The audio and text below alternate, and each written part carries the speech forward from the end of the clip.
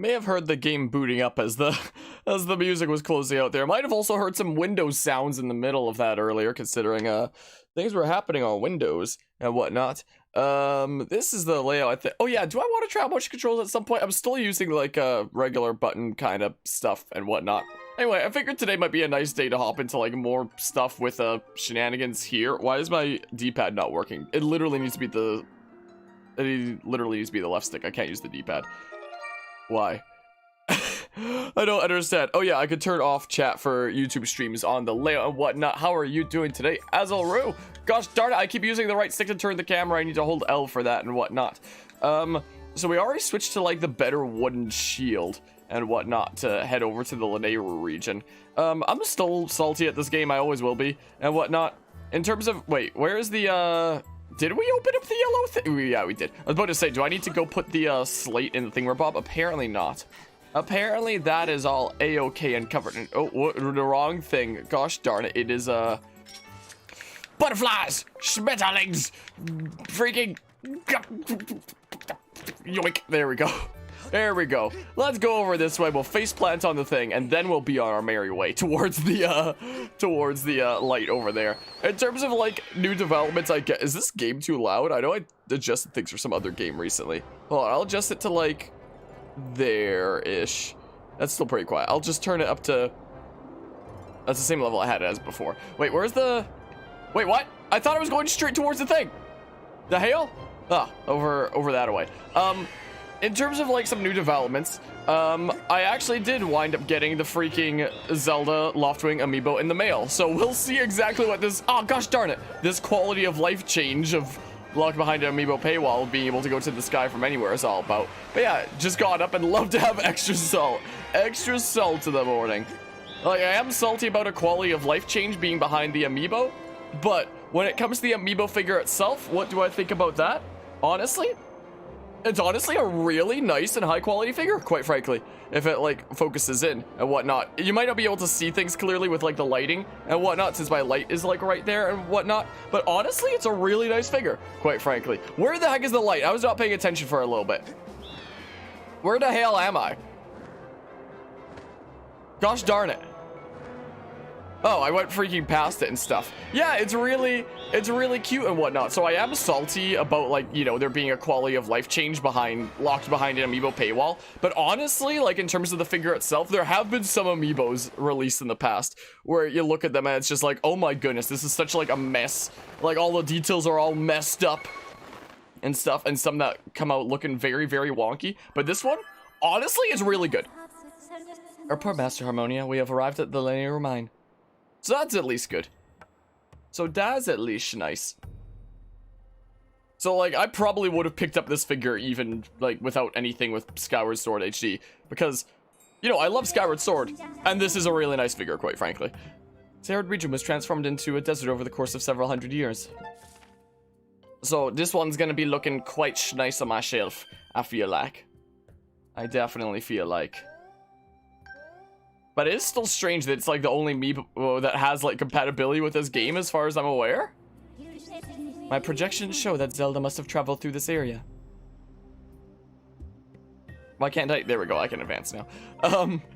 My goodness. Yeah, dowsing. Oh, I hear those like rare beetle thingamabobs that are always a pain to catch. I hear them. But yeah, there have been like some amiibo in the past where they're just like kind of freaking crappy make and yada yada. Luckily, this is not the case. It's actually like a good quality make of a figure and whatnot, and actually turned out pretty well.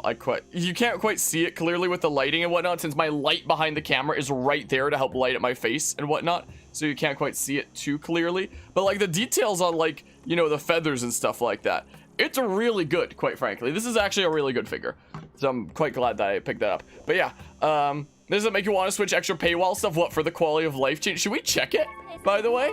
Should we check it? Use amiibo. Hello, Anma. How are you doing? Best startup to your video TikTok ad. Wait, there was a TikTok ad starting this up? Oh my goodness. So, let's see here. If I tap the Zelda Loftwing. Yes, Master. Amiibo recognized. Do you wish to return to the sky? No, I just wanted to see it. So you can return to the sky from anywhere now. But anytime you want to do it, you have to go into a menu and tap this one amiibo specifically. No, nothing else. No other amiibo is going to work for that. I find it rather silly. At least the figure itself is like actually a really good figure that I'm glad that I picked up. I love me some Skyward Sword. And that's actually a really good figure that's going to look awesome on my shelf, quite frankly. Well, there's the goddess cube that's back here. Where is the bug? Oh, there it is. Hold on. Whoa, whoa, whoa, whoa, whoa, wait.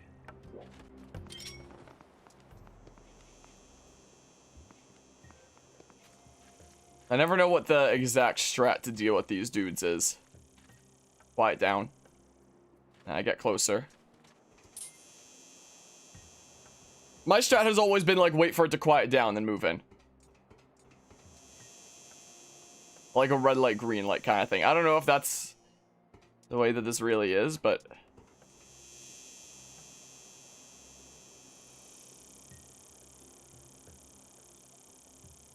Quiet down. What? Yes! You got one Santakata. The larvae of these bugs stay underground for 10 years or longer, and no bug is harder to catch. Yeah, those ones are a freaking pain in the butt. I remember my first ever playthrough of Skyward Sword. Like, I literally did not know how to freaking catch those things, and I was missing them, like, all the freaking time. And it was a pain. Like, I know things now. I don't know if my strat is, like, the strat that's what's intended, but it works, so it's what I do. Is there any reason to bomb these? I think it's just, like, rupees and stuff, right? I'm fairly certain it's just, like, rupees and things. Wait, I'm missing a couple of my bombs. I have 8. My camera position perfectly blocks that. I mean, I could always switch over to this layout, technically. Maybe we'll go on this layout for a little bit so that you can actually see stuff in the top right. Because this camera position might actually be more perfect for this layout. It might well be. Maybe I was wrong in doing like the other one, and this one might be the better one. I don't know. How have I been? I've been doing pretty alrighty. Whoa. Freaking beat Dark Deity last night, and I actually really enjoyed that game, and it may have potentially inspired me to make like a new video essay. Like, from that I might have an idea what the next video essay should be. I have a few different ideas for like future projects. I'm not sure what like the next several video essays should be. I've been working on editing other projects like Creators Collide recently, but oh crap, I hate them. I hate those guys. Like, I've been thinking about doing one on how much can we judge, like, the historical accuracy of historical video games and such, since that was an essay that I already wrote for my use of history in video games class, and I could essentially do, like, a different version of it that is in a video essay kind of format. And after playing Dark Deity, I've been thinking about making a video essay on what I think it means to have, like, passion in terms of making a game and whatnot. Because when I played that game all the way towards the end, it kind of felt like, you know, it kind of felt like the game that I was experiencing there was the developers, you know, making the game that they wanted to play. And I thought that that was, like, really cool. And made me think about, like, other games that I'm playing where it's like, does this feel like the kind of game that's being made as the thing that the developers would want to play? Like, do you want to play the exact same thing from 10 years ago with no textures changed at all, in the case of Skyward Sword, for example? In the case of this. And the answer to that is probably a no. Or takes another release of Pokemon Unite recently. Do you want a game where your opponent can freaking destroy you because they were willing to pay a lot more in the game than you? That's probably not going to be like your optimal gameplay experience, is it? So why are these like the ways that these games are getting shipped out? Because, you know, with larger scale kind of IPs and projects, it's not just like a small team working on something that they're passionate about. All of a sudden you have a design that's being done by a committee that's probably being badgered by a freaking marketing department being like, oh, you gotta do all these things and monetize it in all these different ways, and it winds up being a thing where like some of the like there's still gonna obviously be passions there, but some of it gets lost in the mix at some point. And sometimes it can be hard to find that right balance depending on how things go. Let's give me one of these time flowers or whatever the heck they're called. An ancient flower, that's what they are.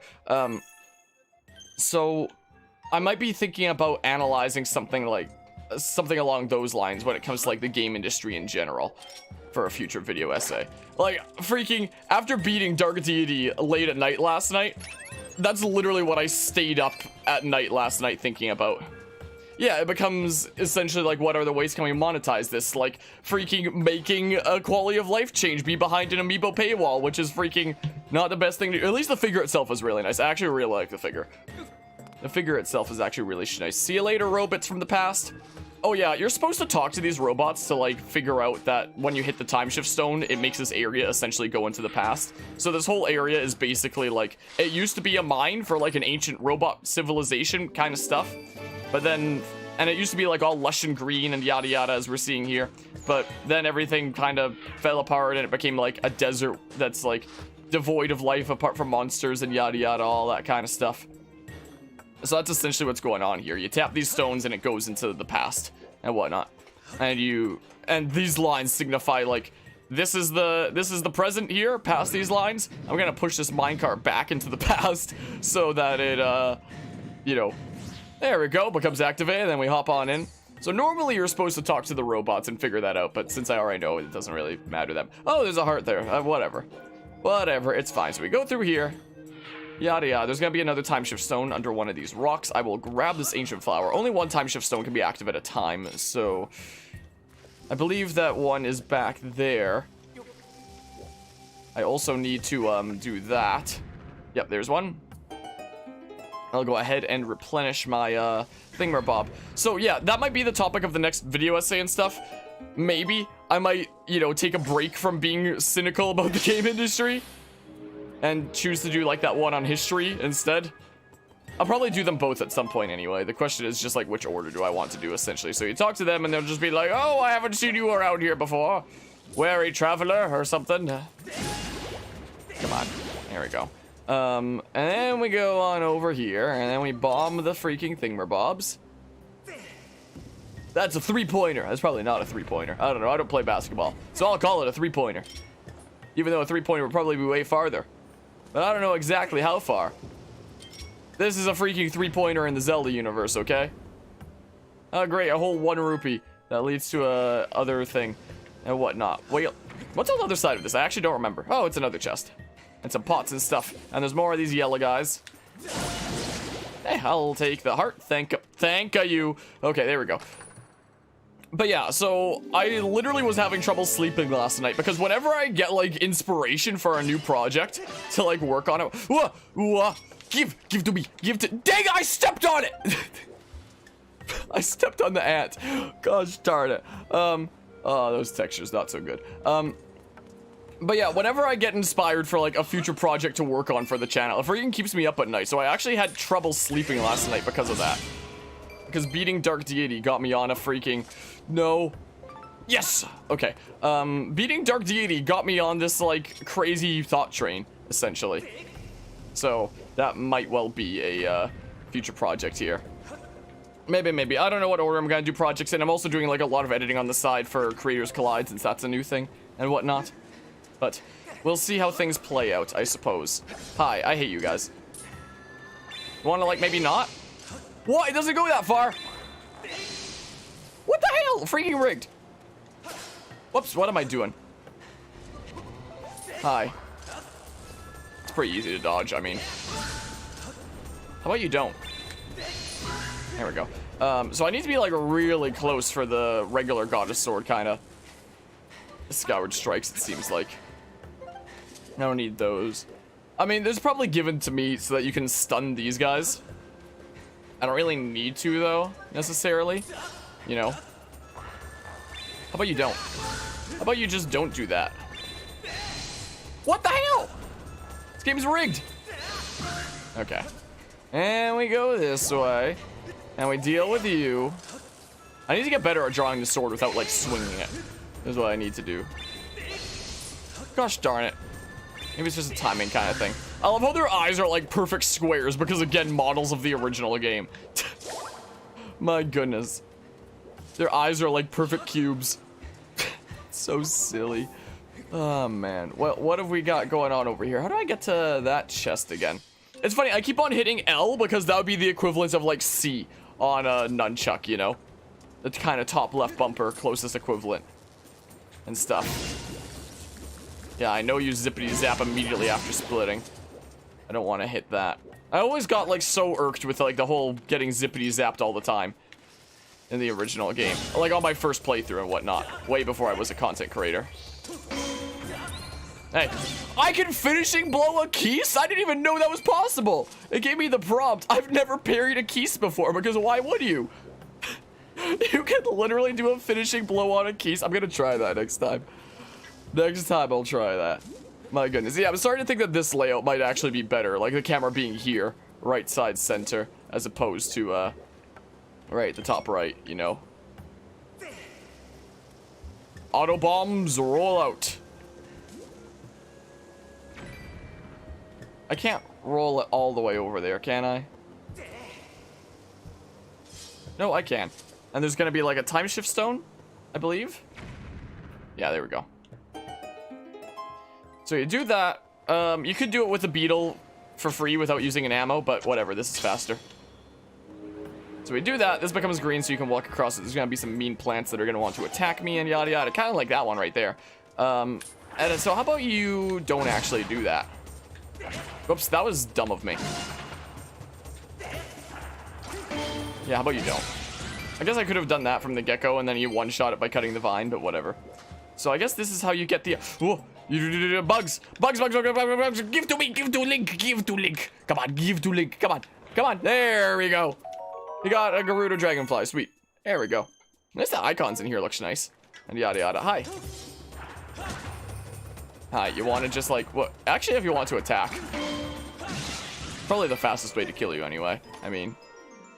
Most likely. What's in the chest? The answer is... bluebird feather. Not that big of a deal. Okay, well, are there things that are of note in here? I don't think there is. Like, I'll check it anyway for fun. Yada yada. This'll probably hit the time shift stone, but we should be okay over here anyway. I don't think this is all gonna become sand. Over here. Like, that'll still become a regular... Yeah, that's still a regular ledge and stuff, so that's a-okay. I'm just gonna leave this dude over here to his mining and stuff that he's doing. Yeah, we're just not gonna talk to any of them because we don't really need to. Don't really need to. What? Who else wants to fight now? What the heck is going on here? Hmm? So freaking rude. Unbelievable. Okay, let's just keep putting these in my pockets. Yeah, I mean... I'm mostly just like kind of coasting, breezing through this game here. Especially after like the most recent playthrough of this game was the whole like Wiimote rifle hero mode shenanigans. That is like the hardest way I could think about playing this game here. What? What? I'm bad at this game. Holy crap. Right after I said we were coasting through. There's an ancient flower over here, so I'm gonna go yoink that really quickly. Thank you. Okay. Okay, and you dropped something too. There we go, the blob. Perfect. In we go. Into the thing we go.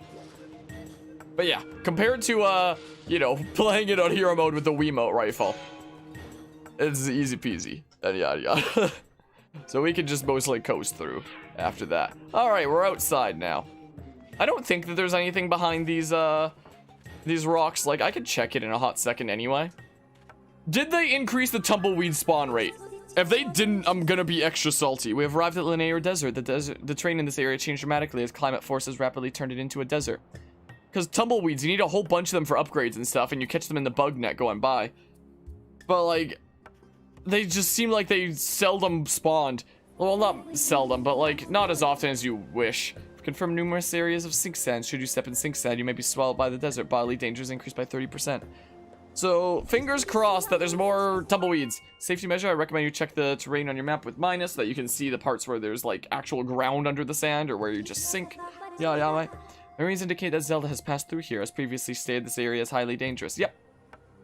Yep, I know. This is gonna be where we get multiple beacons and we can plot out the path under the sand. So just reuniting with her quickly. The motivations behind her actions of the Elder Prophets. Yada yada, all that fun stuff. And yada yada. Linear Desert. Made it through the mine, we made it to the desert. Just like that. Neat. Let me close it, thank you.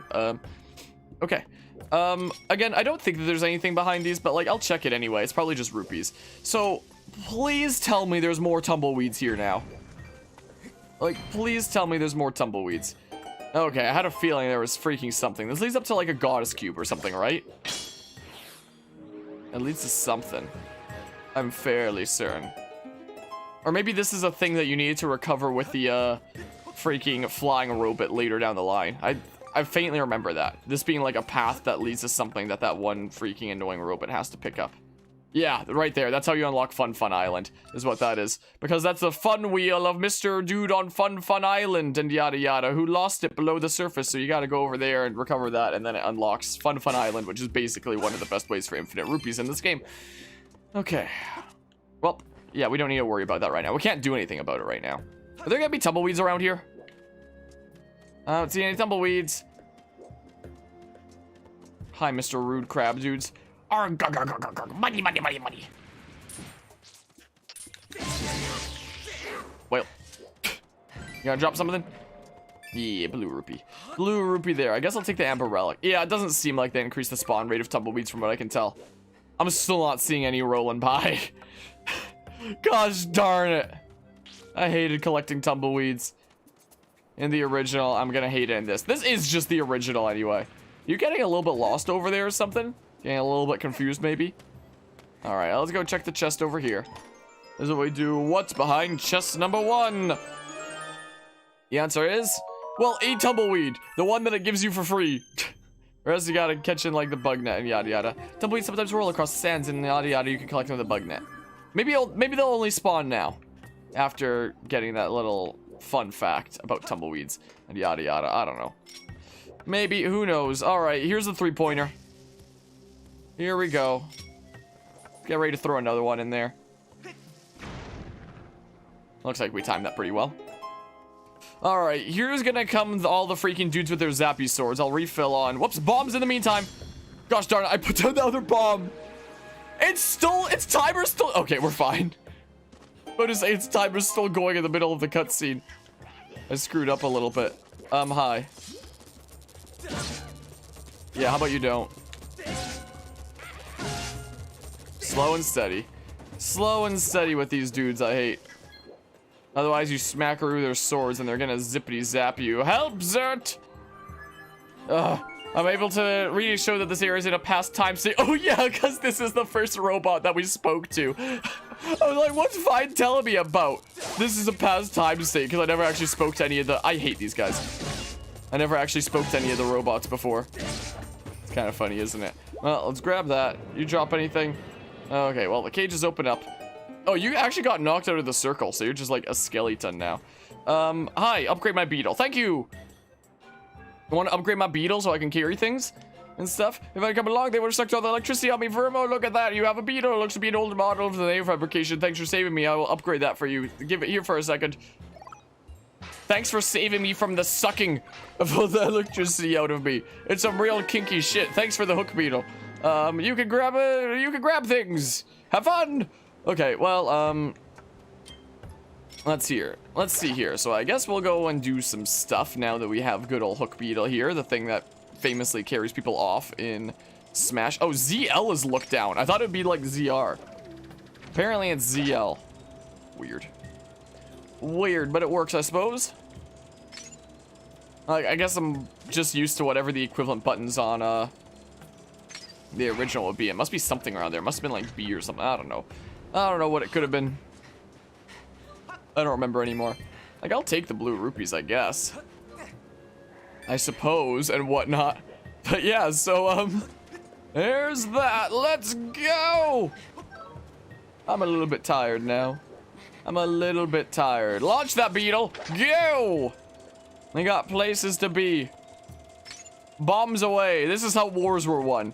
It's just erased from the history books because they don't want you knowing about the hook beetles. Because they're too powerful for humanity to have as common knowledge. We don't want people making their own hook beetles at home, you know. Sure wouldn't want that.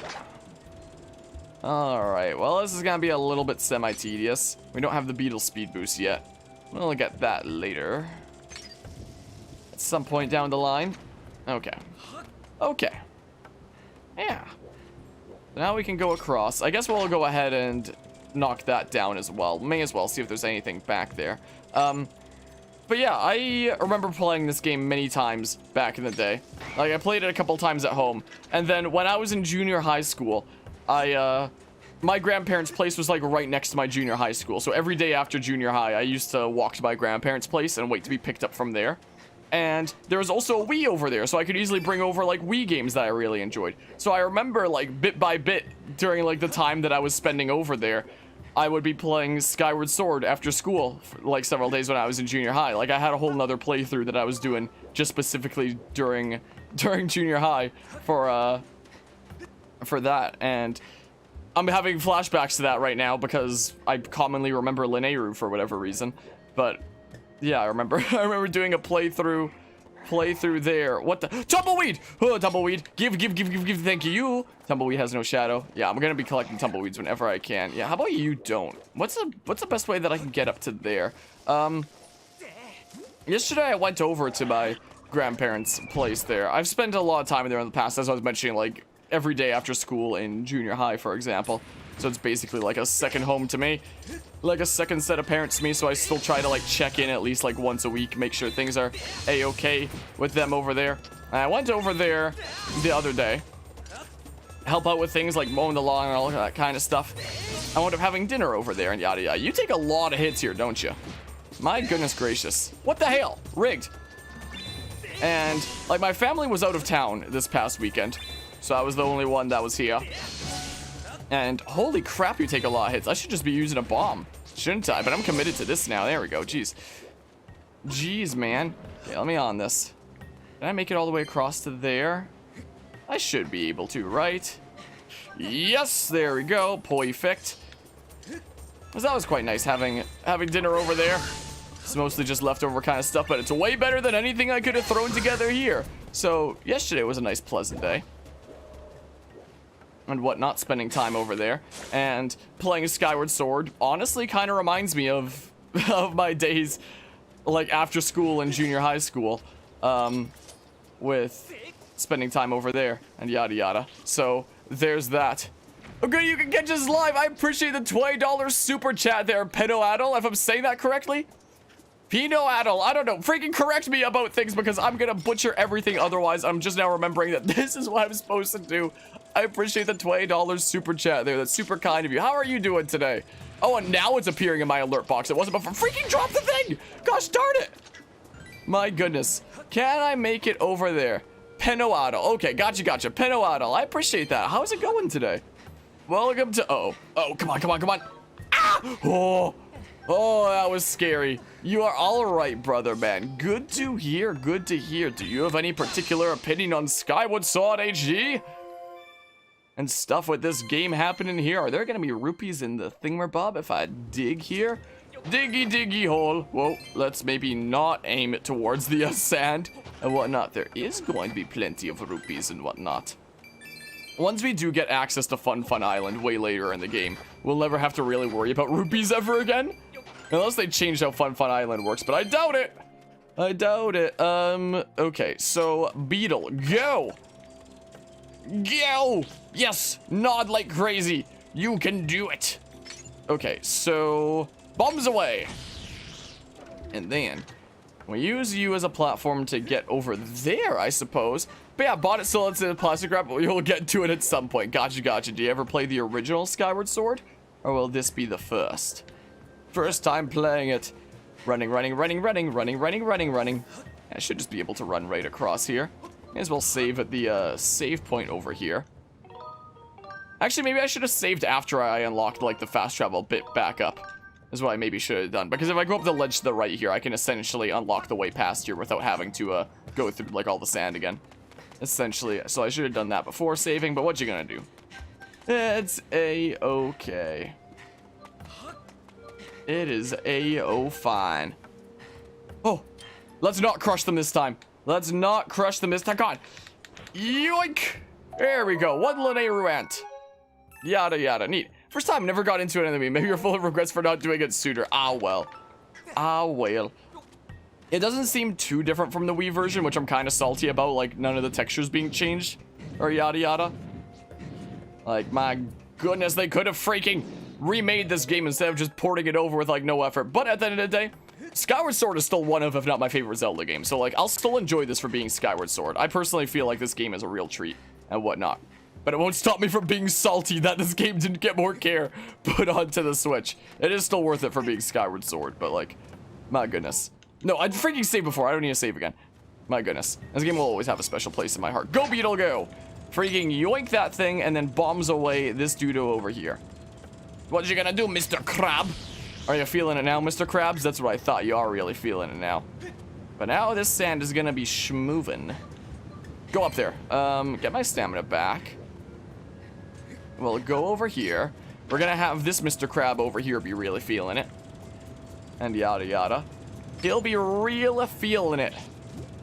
Hi, Mr. Krabs. Smackaroo. Goodbye.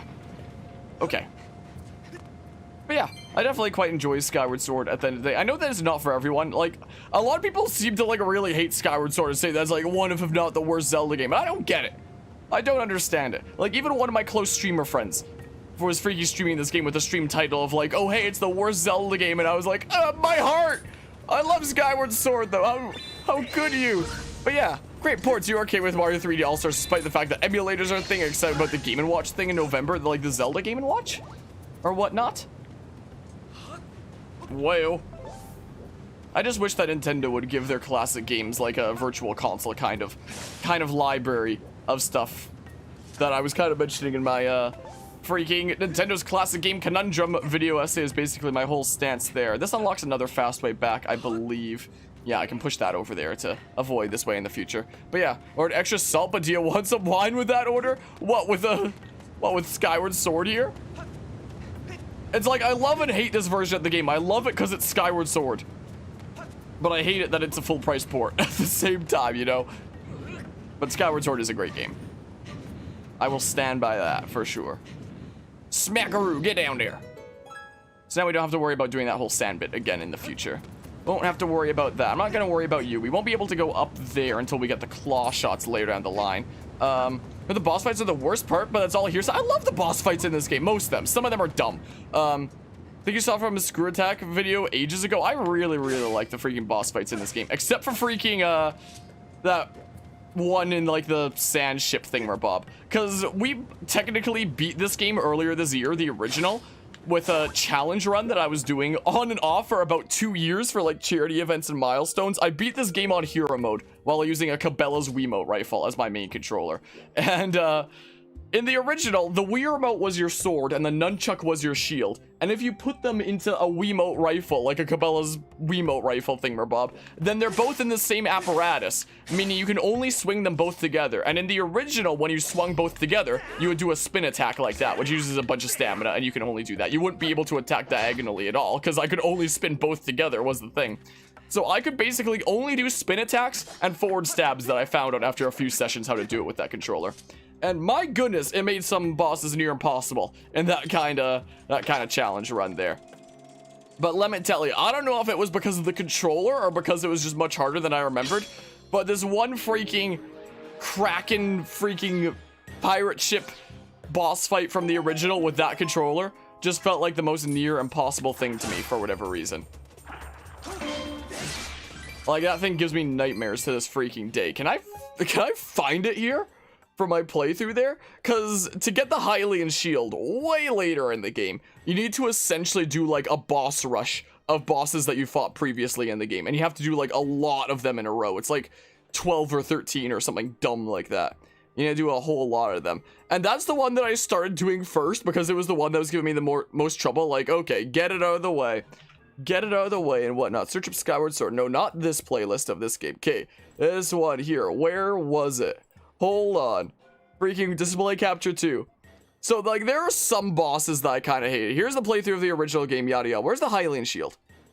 The Hylian shield, that took me freaking 2 hours, and yada yada. And also joining the channel as a member. I appreciate the channel membership there, Pinoado. Oh, I'm listening to my own voice now. Gosh darn it. Where is the one boss that I'm thinking about? This one. I hated this. This thing right here. I mean, when you're using a controller like that, it definitely makes it a little bit harder, to say the least. This boss I hated. For the most part, I really like the bosses of this game. Most of them I think are really good. But some of them, like this one here, screw this freaking boss. Also, the hitbox for hitting that eye freaking sucks. Sometimes I would miss the eye, but it would register as a hit. Sometimes I would hit the eye and I would register as a miss. And freaking everything sucked. That's how I did a forward stab on that controller, was mashing the back of that thing. This freaking I hated this boss. Mostly this bit. Mostly this bit I hated because I didn't know how to deal with like this stuff right there. Like I assume I was supposed to rapidly swing to like take these things out, but I couldn't do that with that controller because I would spin attack constantly. I couldn't do anything but spin attack. So my strategy became run from them, jump off the edge because you don't actually lose any health when you jump off edges in this game for whatever reason, and then get a quick snipe before they could counter attack me. Was my strat. And I got hit there anyway. But that literally became my strat. But hearts don't drop in hero mode. So like I was trying to conserve as much health as I possibly could. So I literally had like a whole strat for doing that stupid boss in that boss rush. That's like the one boss I hate. For the most part, I really like the bosses of this game. I think that they're really well done. But that one, screw that one. It might have just been way harder because of the controller that I was using, since I could only do spin attacks, because you were probably supposed to do like rapid swings at the, gosh darn it.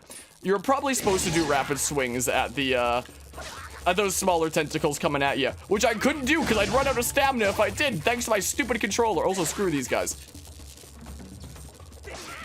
I hate them. My goodness, where'd that dragonfly go?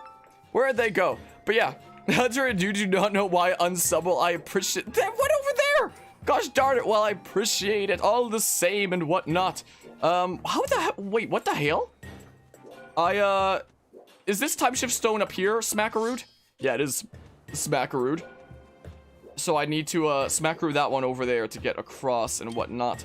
For now, I might just go yoink that flower over there, because I know for upgrades later, I am going to need a whole bunch of them. So, yoink, they're kind of scared of the beetle. He freaking ran out of the area that's back to the past. So he just died. Gosh darn it, the thing was over here. Hello, hello, Reggie Bub, how are you doing today? Wait, where is that? No, bug net. Gosh darn it, it keeps flying away. Whatever. Whatever. Why am I getting stuck on this ledge? Okay, whatever. Whatever, let's go. Let's go across here. We can smackaroo that time shift stone over there if we wanted to go back. But I guess for now, the intended strat is to smackaroo the one that's in this tree over here. But yeah, so I definitely have a whole lot of time with this game and whatnot in the past. I definitely have a lot of fond memories with this game. I do adore this game at the end of the day. I do love me some Skyward Sword. Oh, I'm bad at this game. I take everything back. Holy crap, I'm bad at this game. Whee! Okay, like, look at the rupees on the surfaces here. Since it's unchanged from the Wii, in terms of being ported over, the rupees themselves are so bright compared to the textures that kind of blend together. So it looks like somebody photoshopped the rupees on top of the environment here, rather than them actually being a part of the environment. I see that plant over there. I see you.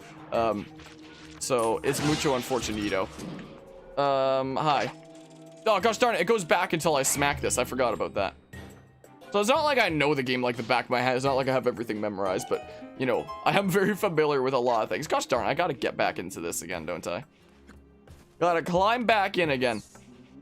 Oh, this bit coming up is where is where that clip happened. At the end of my video essay for Nintendo's classic game Conundrum.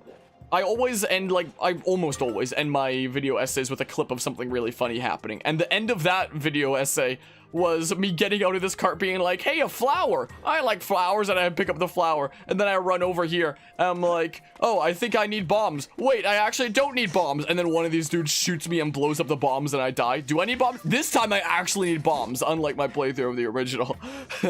This time I actually did indeed need bombs, unlike before. Yeah, you're just being like, oh, there's a Temple of Time over there, but it's ooh. But the way in is collapsed. And yada yada. Just 2 months ago, I was watching you beat the game, so believe you've got experience. Got experience beating this on the harder difficulty while using a Wiimote rifle controller. What am I getting messages about? I'm getting Twitter notifications, apparently. I need these. Quiet down, you. Yoink! Gosh darn it, I hate them! I knew I should have waited one more cycle.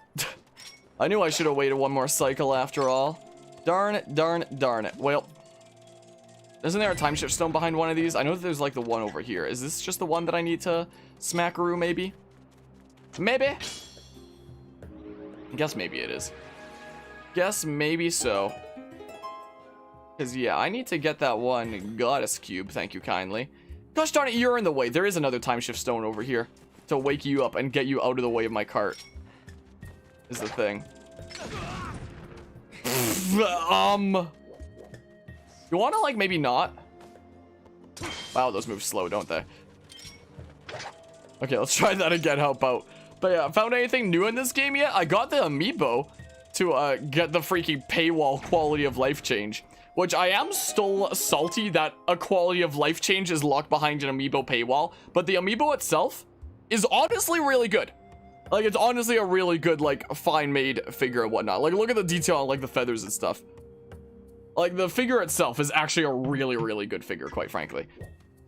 I really quite like the figure. I just don't like the fact that, you know, the ability to travel back to the sky from anywhere is locked behind a freaking screw. I'm using the beetle. Gosh darn it. And Adam, I appreciate the $5 super chat there. I appreciate you freaking generous mad lads. And so I'm just gonna beetle it. Screw it. I'm doing this slow way. I'm wasting all my seeds and stuff. Let's get you out of the way. Get you out of the way, the freaking thingamabob there. Can I just, like, sneak up on you? Okay. What the hell was that? Help, sir. Okay. Let's just kill these guys. Oh my goodness. But yeah, aside from Muse, because not everyone owns those, no, it still just basically seems like the same as the original. I was scary. Thanks for helping me. This is the Temple of Time. Within it is the Gate of Time made by the gods. My job to patrol outside. You need another way in, Fuweep. Linear Mining Facility and Temple of Time are actually connected underground. Linear Mining Facility is right here, so go over there and you'll enter the dungeon. And that'll be the secret tunnel into the Gate of Time so that you can advance the story and see what's happening there. Oh, your map is a little bit out of date. Let's do the one from the past here so that you can see, like, the paths under the sand so you can, like, plot that out and know where it's safe to step under the sand and yada yada. There you go. Have fun!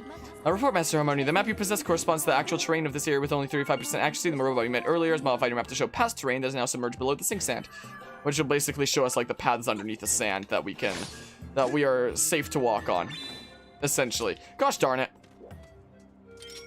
I'm beetling this. I forgot I needed to, like, smackaroo this one from here. But yeah, it really just seems like it is still the original game.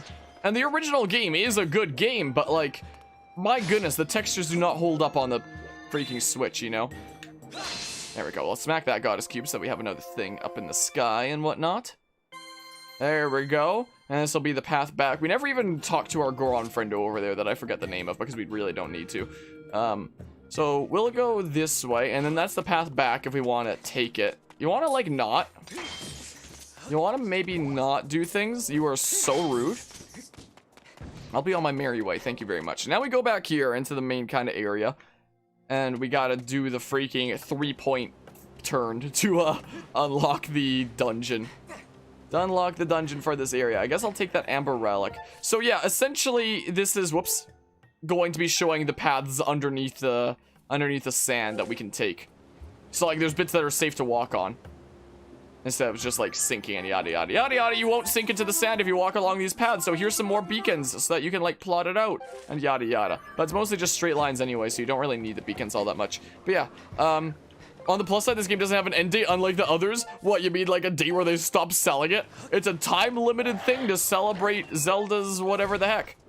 Like, you really don't need the beacons. It's mostly just straight shots anyway.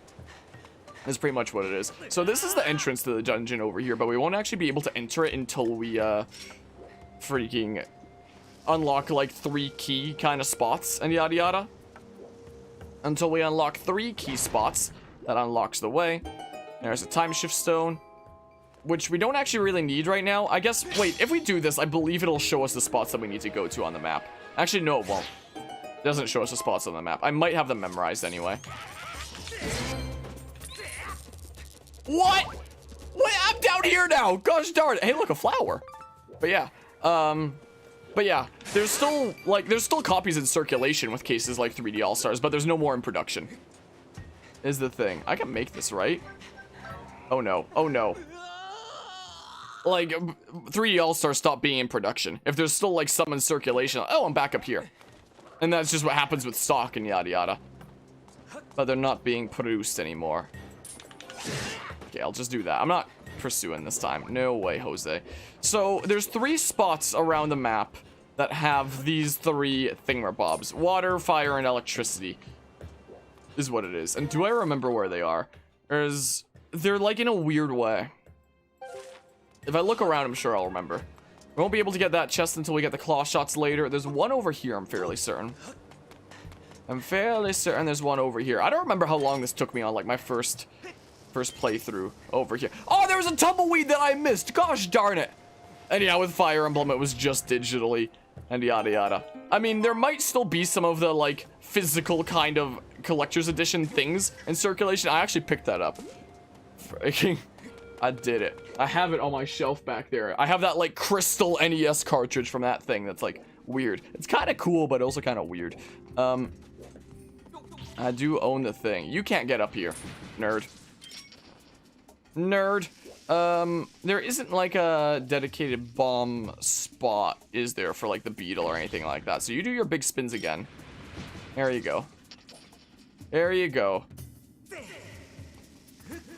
I'll go over here for now, and then I'll go over here for now. Is what I shall do. So there's just rupees under there. I'll blow these up and see what's going on over there. I'm getting some notifications, apparently. Are these just hearts? There's where the time shift stone is. That's where it be. I remember now. Alright, so we smackaroo. Turns out these crabs are actually pretty ancient, considering they're still alive at the time of, like, way back in the past, and they just, you know, become those little doodles. And with their zippity zapping, they essentially become like power supplies that you can put in the thingamabobs over here and yada yada. But yeah, and here's a game that we have to pay for with a bunch of NES games free with the online purchase. Yeah, I guess the whole thingamabob about like localizing that. Let's put you down because you're gonna zap. I probably had enough room to do that. What do you want to tell me? I know already. I know. I put the thing in there. Everything is A-okay. There we go. Well, there we go. There we have it. So now we go through here. We'll yoink the barrels, stab the sword into there, turn the thing, turn it, push in, R to push in. This game's weird with its button controls. All right, so that's the first of 3. Electricity. We just need fire and water now. Is all we need, and we'll unlock the way to the dungeon. Yeah, I know. I just did it. You don't have to tell me, considering I just did it. Give me the things. I need them. I thought there might be chests back here. I'm probably getting confused with like another one of these bits and yada yada. So now we'll make our way out of here. I will take this though. This is a red rupee, I think, right? That's a blue rupee. Gosh darn it. I feel ripped off. I want a refund. See you later, freaking zippity zappacoblin. I've got places to be. Let's have that mini crab not zippity zap me. Perfect. All right, 2 more to go. 2 more to go. So this one's the northernmost. So I think that there's like one over here and one that's like there. It's not a perfect triangle. It's slightly disfigured in some way. I do recall. There's a goddess cube over here. And yada yada. This is a safe path to walk on. But is there any way that like I get up to there? That needs a claw shot, right? I see the claw shot spot. Yeah, I probably can't get up to that until I have the claw shots later. Most likely is what it kinda looks like. You wanna like not be dropping bombs on me, thanks? So I guess I go over this way.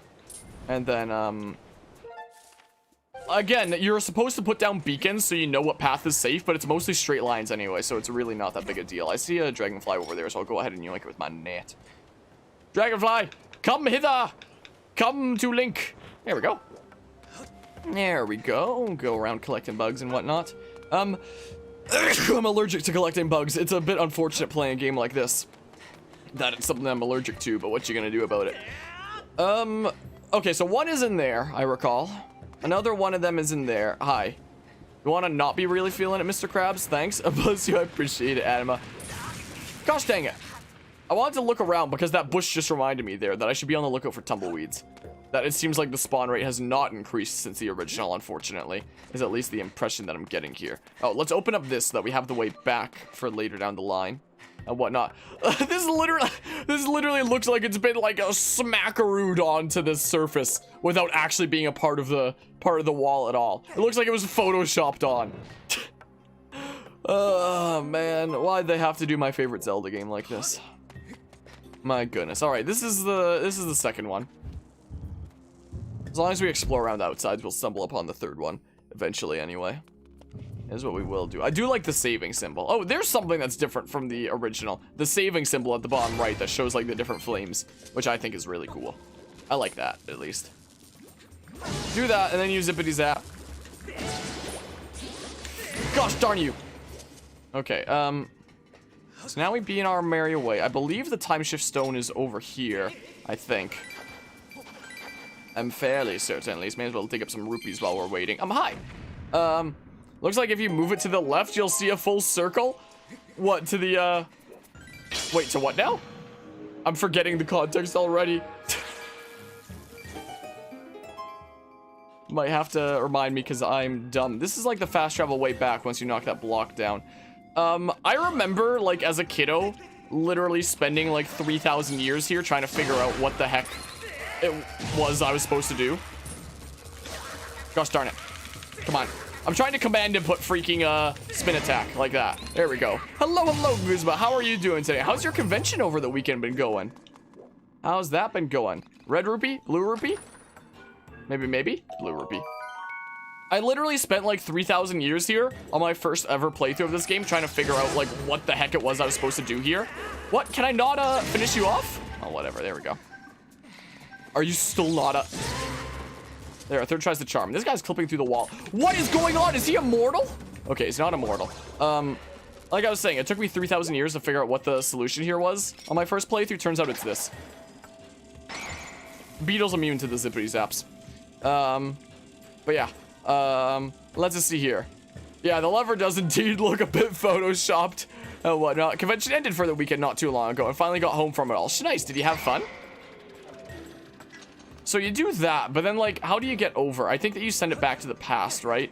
And then you can make your way over as long as you, hold on. Oops. What am I doing? What am I doing here? So let's see here. Let's go ahead and launch. What's an astronaut's favorite time to eat food? Launch time. So then we do that. And then, sure, we'll do some digging. Ooh, that's pretty good. Hey, that's pretty good. So then we should be able to ride one of those crabs over. Wait, unless I put the crab over there with the, oh, I totally did. Gosh darn it. Did I bug it out? Gosh darn it. Look, I literally put the crab from the other time period over here, and now it's bugged through the ground. Oh, no, it is going to respawn. Okay, good. I thought I was going to have to re-enter this area. No, it will respawn. So you go back and grab the crab after you freaking get to that side, is what it is. There we go. You are going to be on the sand, right? Good. Good. I was worried it might be on that ledge. Then you ride this over, is what you do. And then we go ahead and equip the hook beetle again, is what we do. Over 2 months of playing your game and 100% the galaxy map of all 3 games, you're now starting the end game and already starting to get a tier at the ending that is to come. Wait, what game is this? It's really eventful. Pretty crowded. The biggest thing you remember is this Sephiroth cosplay with his theme playing on speakers everywhere you went. So it was playing One Winged Angel where he was going. Mass Effect. Gotcha. One of these days I'll play Mass Effect, especially considering it's like a local thing to here. Yeah, and then we go this way, and then we can push that down to unlock the thingamabob. Especially considering it's like a local thing here. BioWare is like local to here where I live and yada yada. Get some ore. So it'd probably be also kind of semi-important for me to play to like understand, you know, what's being done in the game industry here where I live, you know, essentially. And I've heard great things about Mass Effect, both from like people on this channel and even from several of my game professors, my use of history in video games professor particularly. He was always talking about Mass Effect and yada yada. Like when he was talking to us about how we had to like write an essay on how a historical game abstracts the past. He said that it had to be set in the past of like our real world, so we can't do it on something like Mass Effect. And he said like, I know that we're all recovering from the so-and-so invasion of whatever alien species or something, but we're not allowed to write about that. Like he was always talking about how much he loved Mass Effect. And it seemed like he was a little bit disheartened that in that class, since it was on like historical video games, that he couldn't talk about Mass Effect as much as he wanted to, and yada yada. But yeah, anything you want, my friend, it's yours, as long as you have enough rubies. I mentioned during my Fire Emblem Fates playthrough that I actually referenced that in one of the games that I made in one of my game design classes. One of the game design classes I was in was studying tabletop games. So throughout that course, we had like 3 group projects where we had to like design our own tabletop games with like certain restrictions. And because of COVID, we're doing it all like Tabletop Simulator online and yada yada. And well, one of the freaking games that one of my groups made had like a whole bunch of flavor text to these different event cards. It was like a game that took place in space where we were space explorers and yada yada. And one of the cards was Space Merchant, and we put space before everything.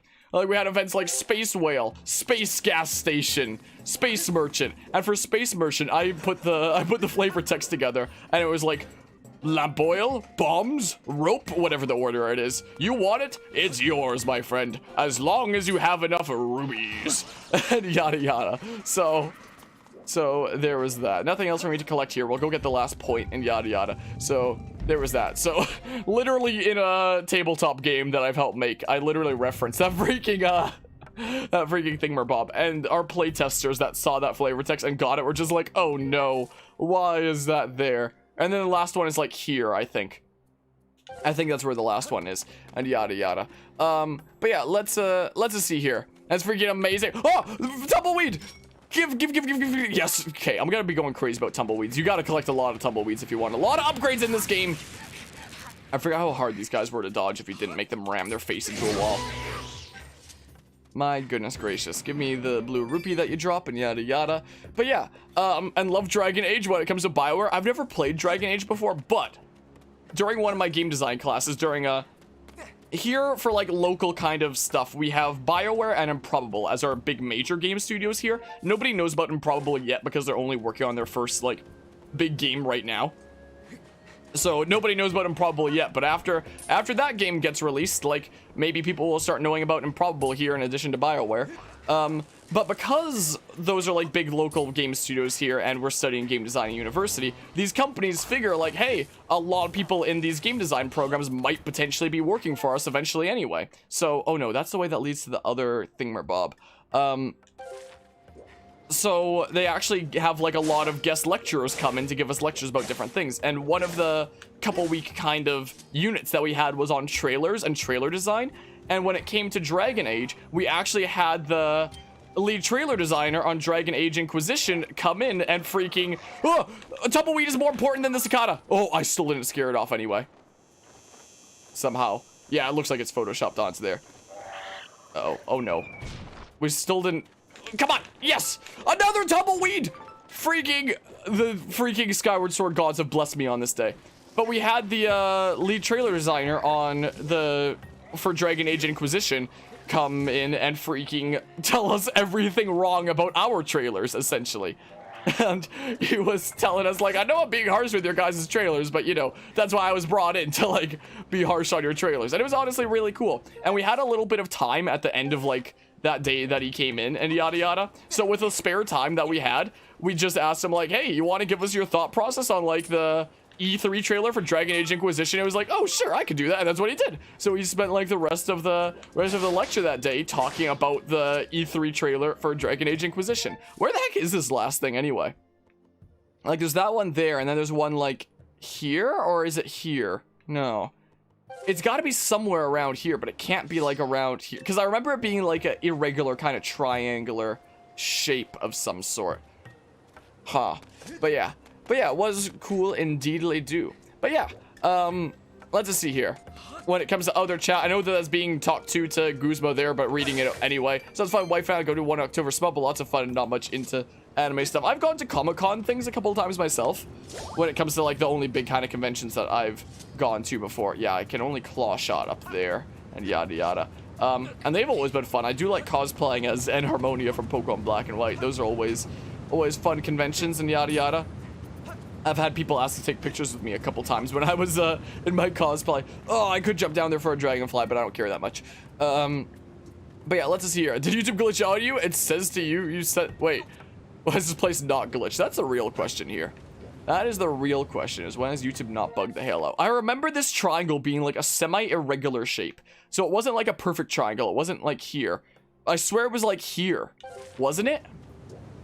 Like it must have been. This is just a way to further in, so I don't need to go there. Wait. Did I just go around for no reason? I did go around for no reason, didn't I? I just remember it being like an irregular shape. So it's gotta be like here, because it was some shape like that, so it must be there after all. Which means that I gotta go around the other way. Because I remember it was an irregular triangle, is what it was. But yeah, But yeah, there's also a lot of stuff based on video games, comic, adult/kid cartoons, a few other stuff too, but mostly anime/manga related there. What was the name of the convention, if you don't mind me asking? I know that when I go to Comic Cons, I have stuff from like all kinds of stuff. Most of the posters in this room that you see like around me and yada yada is stuff that I picked up at like Comic Con kind of stuff. It's usually gaming related stuff that I have around me, but sometimes it can be plenty of other things as well. Like I could just go around the ledge here. I don't know why I'm going through the sands and yada yada. Like for example, a lot of it is off camera, but I have some things like I have an Invader Zim poster up there that I quite like. I have a few different kind of gaming, most of it is gaming things looking around at it, but there are a few other things that aren't gaming. Like I do like my Invader Zim poster called Mechacon. Oh yeah, you had mentioned that to me before, but I forgot, I guess. Yeah. This was the last time they were having it, and they've had it for a little over 15 years. So this is the final one of those, huh? But yeah, if there's anything you saw there, it was probably most of Demon Slayer stuff. There was like quite a few people cosplaying from it too, huh? Gotcha. How the heck do I get around there? Because I swear that is where the next like thing is, right? If I could not target this guy, that'd be great. That's not happening. There's no way I can run all the way over there. I probably gotta play it safe. I'm gonna go try to a convention in 2020. Guess why you couldn't? Good old COVID or something like that. Most likely. Whoa. You want to like not zippity zap me? What did I just tell you? What did I just tell you? I told you not to zippity zap me, and then you just went and did it. Freaking rude, dude. I can't believe it. Okay. Climb up the thing. Jeez. I could have sworn it was in a regular triangle, so the last one must be there. I could have sworn. I can't go up there without claw-shotting things, though. Oh, I have to go all the way around. Gosh darn it. I literally have to go all the way around. It was wrong of me to go this way. I'm full on bombs, so I don't need any more, I guess. Gosh darn it. Maybe I can pick up some tumbleweeds on the way. If I see any. Because we're gonna need lots of tumbleweeds if we want upgrades. And yada yada. So, you know. Tumbleweeds? Nope. No tumbleweeds in sight. Yeah, so I guess we'll go around back to where we were before for like the entrance to the dungeon and whatnot. Hello, Philip. Wait, how do I say this? Philippianese. I think, maybe? Correct me if I'm wrong. That freaking crab is gonna be coming after me, maybe? Yeah, so we'll go back to the main dungeon entrance over here. Fill it. Okay, gotcha. Fill it is what it shall be. Give me these butterflies. Yoink. Put them in my pocket. Oh, come on. Gosh darn it. I think one of my favorite Zelda memes was this one where I saw where it had said like Legend of Zelda Breath of the Wild 2017 as it showed a guy climbing a tree, like some coconut tree, and he's like, a salamander, I'm gonna put this in my pocket. That literally was like Breath of the Wild. This is kind of reminding me of Skyward Sword here with like collecting insects and yada yada. Like a lot of what they wound up doing in Breath of the Wild was originally stuff that was set out by Skyward Sword in the first place. You can see in a lot of places. Yeah, so it's got to be over. Yeah, it's freaking in there, isn't it? It's one of those bomb things I'm remembering now. Gosh darn it. I'm just gonna smackaroo this because why not? How you doing, man? Came for your Pokemon Lessons Magic vid. I'm doing pretty alright. I hope you enjoyed that video. I assume so from being here. There's always a chance that somebody could come from one of those videos and be like, oh my gosh, you're like the worst person ever. I just wanted to come to your stream to tell you that. So that's technically not impossible. But I assume stopping by stream usually means that was enjoyed. And yada yada. Yeah, so this is a path over here. Yeah, agreed. Gotcha. Well, I'm glad that you enjoyed that video and whatnot. And wow, that render distance. Skyward Sword HD, truly pushing the Switch to its limits to truly be the definitive version of Skyward Sword. I hate what they did to Skyward Sword. My goodness. I'm doing alrighty, but I'm freaking salty at cases like Modern Pokemon. I'm salty at freaking what they did to Skyward Sword HD. Hello, Sachi. How go things today? What? Go in the thing. There we go. Open up the thing for the time shift stone so we can unlock this. I love Skyward Sword. I just don't love this version of it. I don't think. But yeah, Guzma started sharing some stuff earlier today in Discord as well as last night. I'm planning on sharing a few more things in there later today. I shall keep an eye out for it in the Discord then. All your shenanigans and adventures with that convention. I can't word today. I am glad to hear that it sounds like you had a good time and whatnot, Guzma. But yeah, grateful for somebody to watch you slog through getting all 28 unknown and soul silver. Oof. Master Harmony, all 3 remote power nodes have been activated. Please make your way to the dungeon and yada yada. But yeah, let's go through here and yada yada. Is there a certain thing that you get in Heart Gold Soul Silver for collecting all the unknown? Or something like that? Is there a particular reason for that? Or is it just for the sake of, like, collecting all the unknown for the fun of it? If you can call it fun. Because that sounds kind of painful. I'm gonna be honest. Like, I've caught them all. But I haven't caught, like, all the forms of unknown. I do have every Vivillon pattern, which is probably even more painful. I never want to do that again. Wait, I gotta look at my map for this. You gotta line it up in, like, the ways that it is there. So blue is all the way over there, like that. Oh, gosh darn it. Like that. Fire is all the way over there. All the Vivillon patterns was freaking painful. Oh, I gotta tilt it, like, down like that. And then the electricity one is, like, straight up like that to unlock the way into the dungeon. Bada bing, bada boom. That's how you unlock the thing, Bob. Time for a cutscene! But yeah, if you didn't like that video, Reggie, I'm pretty sure you have better things to do than threat you with death threats. I haven't gotten too many of those on that video. I haven't gotten some people that seem to hate my guts, but I don't think I've gotten, like, any death threats, at least. So, there's at least that. And also, wait, is this, is that actually Reggie Bump saying that, or is that, YouTube bugging out and whatnot? Because I know Guzma was saying, you know, I know Guzma was saying that, like, names are showing up wrong earlier and yada yada. And that sounded more like it was a follow-up from what Fiddler was saying, but it shows Reggie Bump on my screen. So maybe it was Reggie Bump, maybe it was, I don't even know. My goodness freaking, let's do big spins. We're going into the dungeon. Look at this, isn't this crazy? But yeah, personal sense of accomplishment, you guys. Just for the sake of doing it. I gotta say, when I started collecting every Vivillon pattern, I'm surprised that I collected every Vivillon pattern, but I've never collected every unknown pattern. Every Vivillon pattern is a pain because you can only get the different patterns based on, like, the real world region that you got them from. And even if you get, like, a Vivillon from whatever region, if you breed it and make more Vivillons, it's just gonna become, like, your own region's, like, wing pattern. So you can only get the different wing patterns if they were actually traded from that region. So I had to trade away, like, more legendaries than I cared to admit on the GTS back when that still existed. I guess it exists on Pokemon Home nowadays, but, like, I had to trade away so many legendaries for, like, the obscure freaking Vivillon patterns to get, like, all 20-something of those that I needed. It was so dumb. It's, like, one of the stupidest challenges I've ever done in Pokemon, and I kind of regret doing it. I already regretted doing it towards the end, but I was committed, so I had to see it through to the end, so that's what I did. I saw it through to the end. Like, I wasn't gonna stop part way. I wouldn't let that time just be for a waste, so I saw it through to the end. Honestly, I feel like maybe I should have just taken a challenge like collecting every unknown pattern over over all of the Vivillon patterns. Never try to collect all the Vivillon patterns. You're gonna lose your mind if you do. Take my word for it. I'd lost my mind over it. But yeah, and Guzma, so one thing you've actually been trying to know about this game compared to the original is that if the music was rearranged or if it's the exact same music. It sounds like the exact same music. I haven't noticed any difference. And this game has, like, I really love the soundtrack of this game. If this game had, like, a remastered soundtrack. If this game got a freaking remake instead of a port, I would have lost my mind because I freaking love me some Skyward Sword. But no, instead it just got a freaking port. I'm salty about it.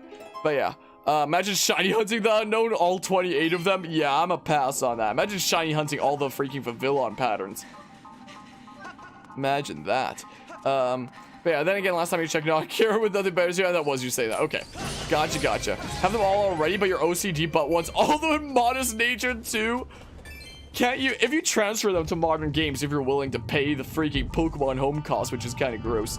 If you're willing to pay for the excess right to transfer it to modern games, there are, whoops, I was gonna move away and then I was gonna parry it and then I just did like neither. Was the thing. Give me that red rupee. Thank you. There is always like the nature thingamabobs in more modern games where you can like change natures at will. Is the thing. This is the dungeon where we get the gust bellows and yada yada. Is the thing. But yeah, because you haven't seen any tracks or videos of the OST on this game, so maybe you're worried thinking they only have changed the graphics. They haven't changed the graphics. They increased the number of pixels, but all the textures are exactly the same. These are the exact same textures as were on the Wii. All they did was increase the number of pixels, which any emulator can already do. So I would not say they even changed the graphics, quite frankly. Like we were showing the render distance on that freaking rock there earlier, for example, which was freaking measly as heck. Don't you move, like, can you jump up to this? I forget exactly how the puzzles here works. You have to pay for bank and home if you want. Oh yeah, you have to pay for bank as well. Is the thing. So we can go up like that. And go through here and whatnot. Nah, they've changed like nothing. They gave some different controls. They made like some small quality of life changes, like Fi not bugging you quite as much, or being able to go from this to the sky from anywhere if you buy the amiibo figure. But it's literally just the original Skyward Sword. I mean, the original Skyward Sword is good, but like, you're gonna charge full price for this when it's been out for 10 years and an emulator can literally do better graphics than this. Like, fans have already made things like a 4K texture pack. If you play this on PC, you can play this game in 4K. If you play this on the Switch, it's gonna have the exact same textures as the original. Like, fans were literally willing to go to more effort than Nintendo was willing to go to for making better versions of this game. Isn't that sad? But there's that. But yeah, let's smackaroo these boxes. What's in here, huh? But yeah, let's see here. No, but the Minted Sword and Shield, but those don't change the actual state nature in the summary screen, so it still treats it. Wait, they don't change the freaking nature that it shows in the summary screen? That's so dumb. What? My goodness. Amiibo is around $70 on Amazon if you really care. Jeez, I was able to snag this at like freaking retail price, luckily. I was able to snag one somewhere. But like, scalpers just ruin it. I love how they freaking make a quality of life change behind an Amiibo paywall, which is honestly, the Amiibo itself is actually a really good figure, quite frankly. It is a really good figure. But it sucks that that quality of life change is locked behind it. And then freaking, they barely even produce enough, and freaking scalpers just ruin the experience. And most people aren't going to be able to go to the sky from anywhere. I mean, unless you want to do something like this. These are NFC tags. All that's inside an amiibo is NFC tags. So like all of these, for example, count as amiibos. They have little sticky notes on them that signify what amiibo they are. Like literally, if I go to Fi here and say use amiibo, I can literally take this freaky little sticker tag here and tap it to my Switch or to my controller, and it's clearly not going to work there because it's not the you know, freaking Loftwing amiibo, because the Loftwing amiibo is the only one that does anything, but it registers it as an amiibo. I'm afraid that amiibo accessory is not one that I can recognize because it's apparently a corn amiibo according to the sticky note there, because that's not something I'd be able to get otherwise there because of freaking scalpers and yada yada. So like technically, if you want to go to the sky from anywhere, you could always order some NFC tags and put some amiibo data on them. Is technically possible, but like, okay, where do I go from here? What do I do here again? I need to recall. You want to like not? Goodbye. Freaking swing! There we go. Jeez. So, oh, we got the key anyway, so that means that we can go back into here and open the locked door. But yeah, if you ever want Living Dex, you're doing it on Ultra Moon. And yeah, when it comes to Living Dex, isn't it kind of funny how the 3DS games literally have more Pokemon available in them than freaking Sword and Shield? Isn't that unfortunate? But yeah, let's just see here. I love Pokemon, but so disappoints. Yeah. But yeah, let's just see here. So if you feed a naive Pokemon a quirky mint, they'll still show as naive, but they'll have the stats of a quirky. That's so dumb. Why is it like that? Like, I've never tried stuff like that, so I wouldn't know. Why is it like that? That's so silly. You see MC cards on Amazon for nearly nothing, so you mean that is nifty? Yeah, that's handy. It is handy if you want to do that. I don't know why I went in my inventory looking for the Gust Bellows when I don't have it yet. Don't know why I did that. I mean, we can always just like, oh. I thought you just blow up on hitting you with that. Maybe not. I mean, hardcore parkour? Whee! Okay. Hardcore parkour. You guys want to, like, not? You want to maybe not? No, I don't want to smackaroo the freaking floating pufferfish. No, thank you. I want to go up this way for now. And then, is there a bomb around here? There is over there and whatnot. But yeah, so you can't always pick up like a bunch of NFC tags, but like, you know, it's still clearly not what's intended. And now me showing that on stream is gonna get me freaking canceled by Nintendo. Just you watch. But yeah, let's just see here. Might even actually find a shiny before finding all 20 unknown with modest. Oh no. Yeah, that sounds rather painful. Like at that point, like, if I was trying to do that, I would myself probably just debate about, like, doing Cheaty Pete stuff just for the sake of getting it done and losing my mind. But, I know that could also be, like, the whole point of doing it being, like, bragging rights to be like, I did that! But at the same time, all it really shows is, like, patience. As opposed to, oh yeah, synchronize can help then. Synchronize can help at least. What does synchronize make it anyway? A 50-50 of sharing the same nature? What is it anyway? Or was it something different? It still doesn't increase the odds of like getting the actual thing that you need though. So that's gonna be blocked and yada yada. Hi. You are so much easier to deal with when I'm not using a Wiimote rifle, aren't you? So much easier to deal with now, huh? Okay, so... this bit. I remember this. 50-50 as far as you know. Gotcha. That's what I thought it was, but I wasn't 100% certain. Wasn't quite sure. Okay, up we go. So... Hi. Darn you!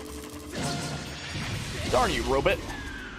Is there anything for me up here? There's a chest right there, but like, how does that open anyway? I actually don't know. I actually don't know how that opens. We're at Cheetah, and I think it's also would probably be for BP and infinite TMs. Yeah, handy stuff like that. Like, there have been times on this channel where for certain games, I've debated about becoming a cheaty Pete for things that are just like grinding. Like, I debated about doing it for my Pokemon Platinum playthrough just for, like, leveling up a smidge off camera, just to, like, save me some time. I did it for, like, towards the end of my Fire Emblem Awakening and Fire Emblem Fates playthrough. Because all it changes is how much time I'm spending grinding off camera. Is all it is. So there's, like, been some rare cases like that, where for some playthroughs on this channel, I have gone to cheaty Pete tactics. 99% of the time, that's not the case. But if it's a game where it's, like, I really want to grind for certain builds, then, and all that changes the amount of time I'm spending off camera doing a certain thing, then I'll do it.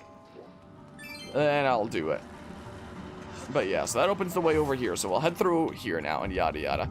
But yeah, describe those who try catching every single Pokemon in the original games. Your only reward was a picture practically saying you did it, clap. Yeah, it would be nice if there were better rewards. Like there's like the shiny charm in more recent games for catching like everything in the Pokedex of those games specifically, I guess. But, you know, there's your whole, like, Pokemon diploma. I probably still have, like, pictures on, like, my old phones of me taking pictures of that on, like, the 3DS games and yada yada. I think it was starting with, like, X and Y that I, first made my living decks and yada yada. So it's probably around there that I have that first image, most likely. Okay, I'm getting tired of this. There. If it did a clock exploit, just slowly grind BPs, you get the power-ups for easier EV training, so there is clock things that you can do in those games as well. I remember in the 3DS games sometimes using, like, Eon clock kind of wacky stuff. So this game exactly is how you remember it from playing the original game? Almost. The UI is a bit different, Fi doesn't talk as much, and there's button controls now instead, and I don't like the command inputs thing. It means that I can't swing my sword as much with button controls, so, like, the ways in which I can swing my sword have kind of been nerfed compared to the original game. Unless I went with a freaking, you know, regular kind of motion controls and yada yada, which I probably could do. Then it'd probably be a-okay. But yeah. This game I feel like looks worse than the original. Because in the original, at least you had like the blur of like the, what was it, 480p, I believe, of the original game. So it's like there was enough of like the graphic blur that like the little not so good kind of bits with the textures and yada yada wouldn't be noticeable because it'd be too blurred to notice it. But since this game has been scaled up without changing any of the textures, and it's now in HD but with the same textures that were meant for 480p, it now means that like all the not so good stuff about the graphics is now blatantly obvious compared to the original. So I literally feel like the graphics of this game are worse compared to the original just because you no longer have like the grace of the blur blocking what's not so good about the graphics, because now it's just like in your face and yada yada. So, you know, even though this has more pixels, I straight up would argue the graphics of this game are worse than the original. That's my opinion. Bluebird feather. Where do I get the Gust Bellows? It's from around here somewhere. I swear it's from like one of these rooms around here that I get the Gust Bellows. But yeah, let's just see here. Don't need the shiny charm to complete your 2-year Mewtwo shiny hunt in Ultra Moon. That's what the current goal there is. So is gameplay experience better or worse than the original? Button controls are interesting. I do like that there is a way to play this game without using motion controls for those who don't really like it, so that you can use like the right stick to control things there. But I feel like it's worse than motion controls. Like, I assume that playing with the Joy-Cons would feel the exact same to the original. I haven't tried it yet. If not better, to be a little bit more responsive than like the Wii remotes. But the button controls at least do feel a bit worse than the original, because, you know, in the original you could like, or I guess with motion controls with this, if I use Joy-Cons, you could do like rapid swings back and forth to do like big damage. But now in the original, you had to do like freaking, you had to shake the Wiimote and nunchuck at the same time, your sword and shield, to do a spin attack, and yada yada. Whereas in this game, rather than using the sword button and the shield button at the same time, and shield is clicking in the left stick, which is such a stupid shield button, by the way. It's so dumb. Now you have to do command inputs. You want to do a spin attack to the left, you gotta do left, right, left to do this. So you can't just run up to an enemy and do a spin attack anymore, because you gotta do like a whole command input about it. And because the command inputs are just like left, right, left, up, down, up, and stuff like that, that means that you can no longer like rapidly swing left and right, because you try to swing rapidly left and right, and you're just gonna spin attack and lose all your stamina. So you can no longer rapidly swing left and right. That option is now gone. You can still rapidly swing like one way if you do a bunch of tapping like that. And that's like the new way to do big damage, is just do a whole bunch of one way. But you can't do like the rapid back and forth with button controls because of the command inputs. Because they made the shield button something so stupid, and they were like, okay, well, instead of swinging the sword and shield at the same time, how about you just freaking do command inputs and lose the ability to swing back and forth like crazy, which I think is rather dumb. Where am I going right now? Where am I going right now anyway? But yeah, so I am not the biggest fan of that. Like, I assume if I played with Joy-Cons and did the motion controls, it would probably feel the same as, if not better than the original. I should hope. I could try it. Can I switch controls? Control mode. I can't change it mid-session? Are you kidding me? Unless I need to actually take out my Joy-Cons. Hold on. Hold on. If I turn on my camera and lean forward. Maybe I just need to take out my Joy-Cons and set them as my controller to try it out. Because I actually haven't tried them yet. Hold on. Let's try these. Maybe I can change it now. Point the Joy-Con at the screen and press. And press Y. Gyro sensor seems... It's already misaligned. Press... If the gyro sensor become misaligned during the game, point the Joy-Con at the screen and press Y at any time to reset it. Ah, there we go. Motion controls. So, like, we can try this compared to the original. So, like, the nunchuck would be the shield. And the right stick would be the sword. So, can I still do... Okay, I can do back and forth rapidly if you do motion controls like that. So, like, command inputs... So, yeah, spin attacks is still going to be both at the same time like the original. So, like, this feels the same as the original now. And yada yada. Is what it kind of does. Feels maybe a bit more responsive. So, motion controls feels about the same, at least. I actually need to get you over here to probably blow that up for whatever reason. Something like that. Let's just see here. There's an exploit in the DNS for getting the Gen 4 events. Very grateful for that. That's good, at least. If you want to play Skyward Sword, you suggest play the original or the HD version. Like, may as well with the HD version, I guess. But, like, at the same time, it kind of supports shitty business practices. And yada yada. If you're willing to play on like PC, on the Nintendo PC, you can literally download custom texture packs that go all the way up to 4K that fans have made, interestingly enough. And yada yada. But yeah, there really isn't a whole lot of reason to warrant playing the Switch version over the original. Like, I guess you can play in like handheld mode and play with button controls if you want, that I don't even like that much, but like, it's alright. It's a version of it on the Switch, I guess. But, like, there really isn't enough over the original to, like, warrant the full price tag, you know? Can I just, like... So I still gotta... I gotta use the left one to pilot it? Why the left one? What the hell? What the... No, it is the right one. Why is it showing red, then? The red Joy-Con is my left one, but I do still control it with the right. So why is it showing red? The hell? Even games like Pokemon Sword and Shield show the correct Joy-Cons on your console and like your room at the beginning of the game. So the Switch can clearly tell what color Joy-Cons are what. So why does that show red there and confuse the heck out of me, thinking I had to control this with motion controls with the left one when I'm controlling it with my right one, the blue one? The hell? Like, this game is so unoptimized, it just feels like so quickly, lazily pushed out. Is the thing about this. Like...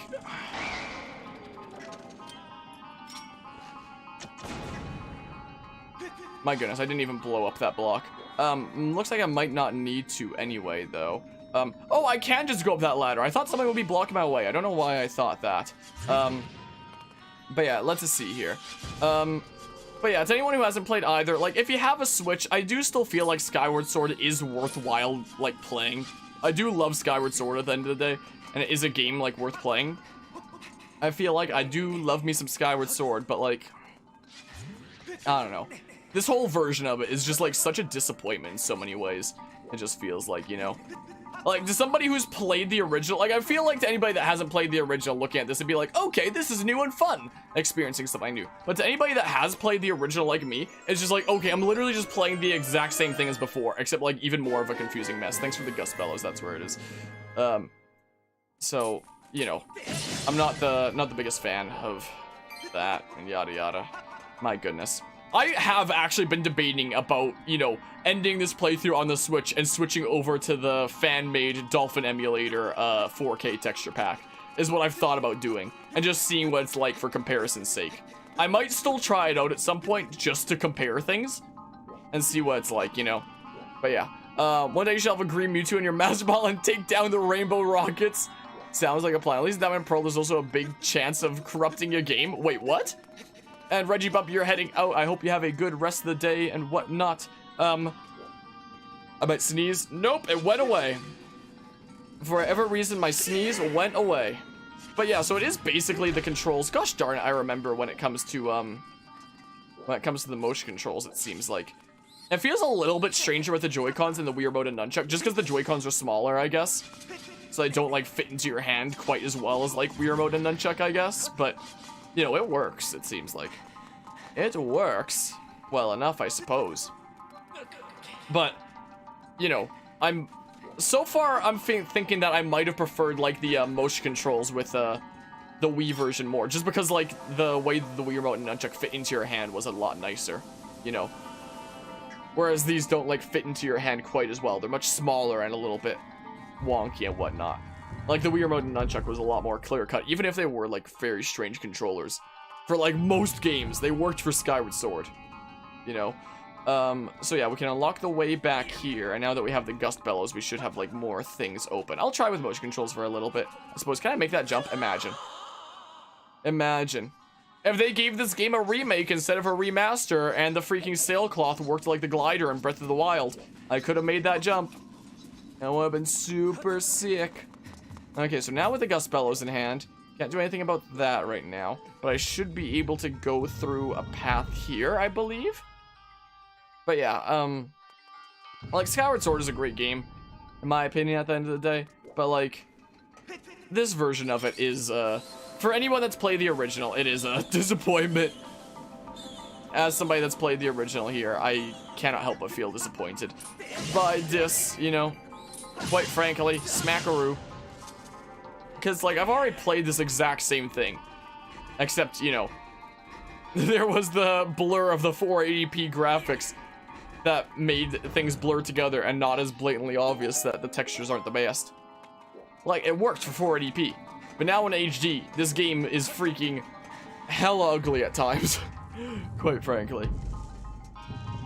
Because Nintendo couldn't be bothered to change textures like fans already have been doing for years. So when your fans are willing to do something that one of the biggest freaking gaming companies in the world isn't willing to do, that says a little bit about your business philosophy. You know? That says a little bit about how much you care about your consumer and the products you're shipping out. I won't stop being salty at this game.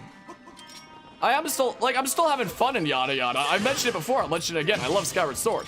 So obviously I'm having fun with this because it's Skyward Sword, and I enjoy me some Skyward Sword. But let's sigh. Okay, stay away from me, you scorpions. Stay away. Scorpion over here is just like, get over here. Is what he's trying to say. There's a time shift stone under here, right? Boopity bop. There we go. As we go ahead and smackaroo that. Now we have like the little rotatey things that look more like magnets and fans, but they're like weird fans. Don't know why they are supposed to look like magnets. And yada yada. Oh, this is very bright. Yeah, maybe I preferred the motion controls in the original. I don't know. Like, this is basically just, in a way, a more responsive version of the motion controls from the original. But just like, I don't know, the Joy-Cons just, maybe I'm just so used to playing with the Wii Remote and Nunchuck after having played this game so many times in the original. I don't know. You move, don't you? Like, it is responsive at least, and yada yada. seems like. So at least there's that. Let's see here. Do you want to, like, not? I want to, like, maybe not do that. Thanks. Okay, I'm going to bring this down. Don't mind me. Bring it on down to Funky Town. Yeah. Send your freaking stupid stuff.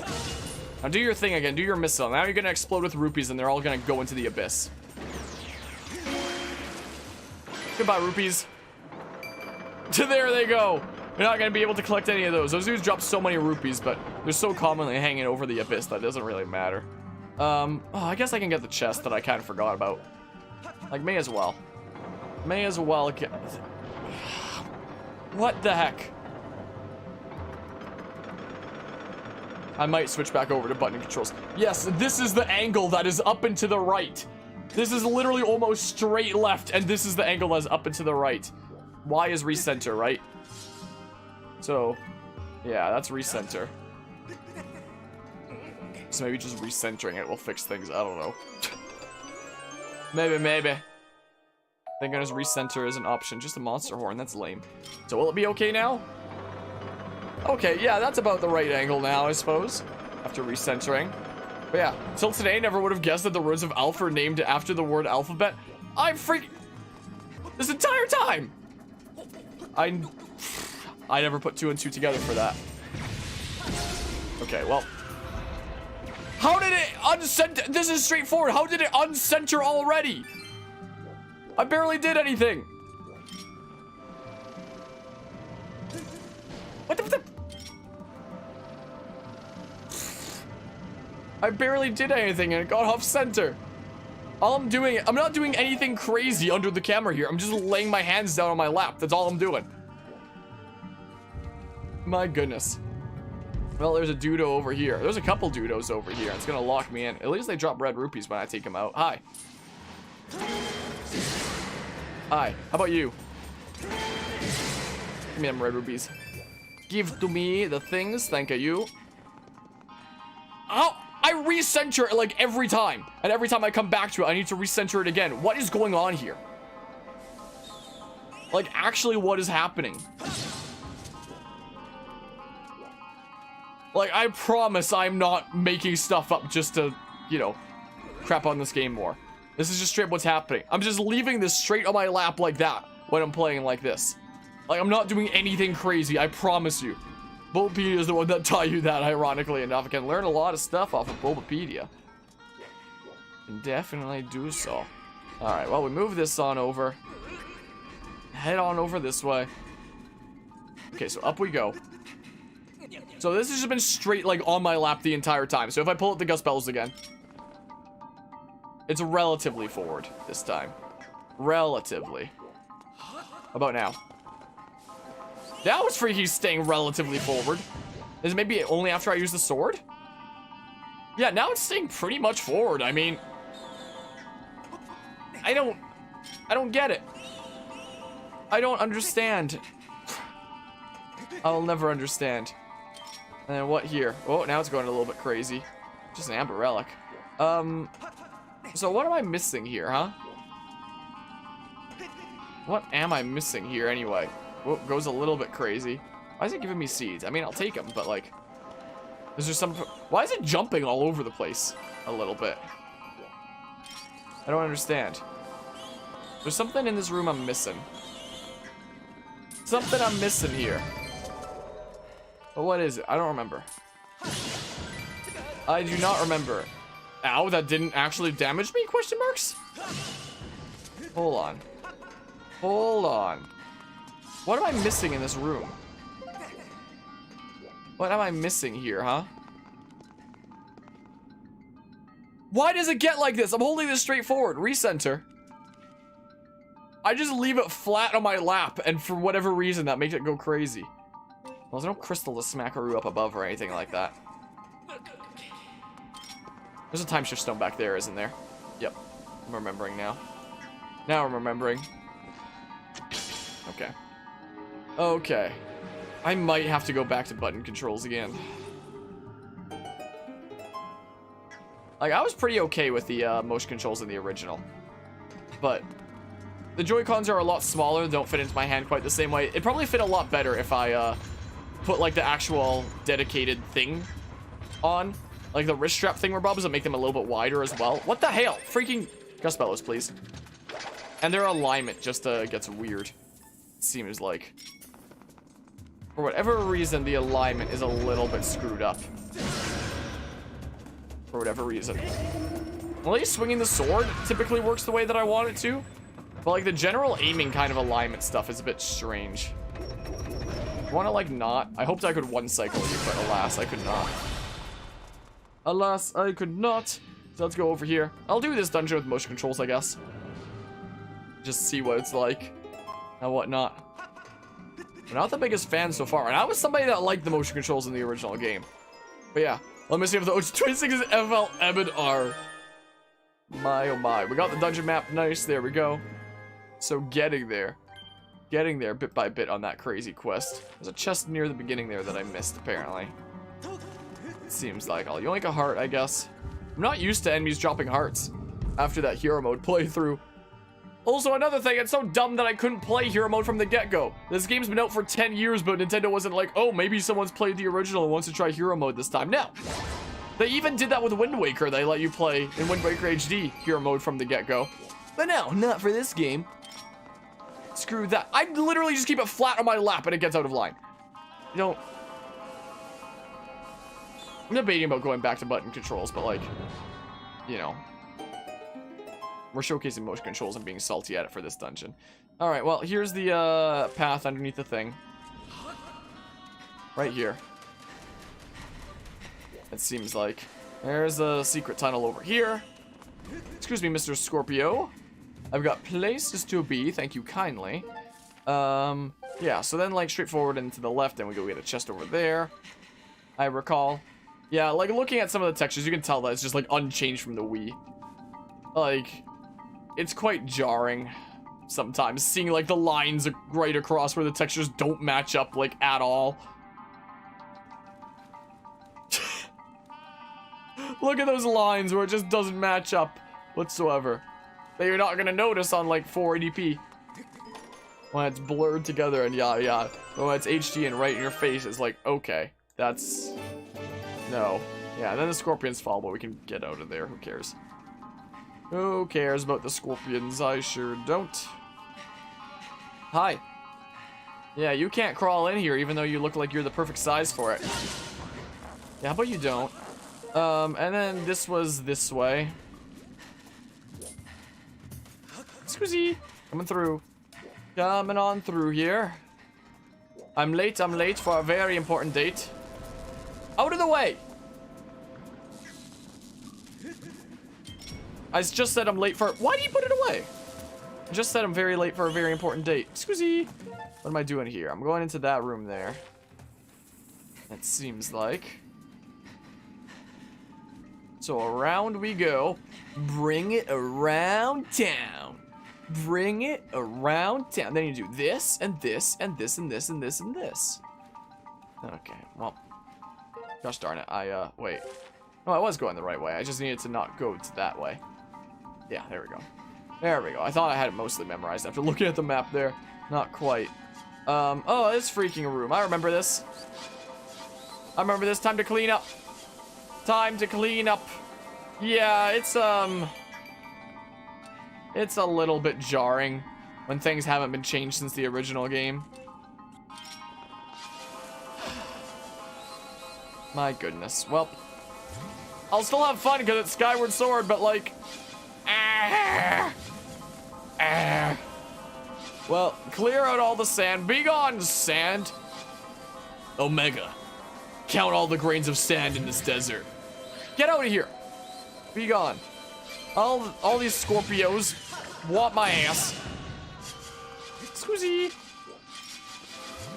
I think it was on my first playthrough ever of this game where, as a kiddo, where I tried to clear out like literally every single bit of sand in this room for whatever reason, just to see if something would happen if I did it all.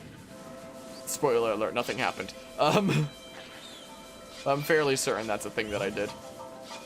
I'm fairly certain. Kaboom!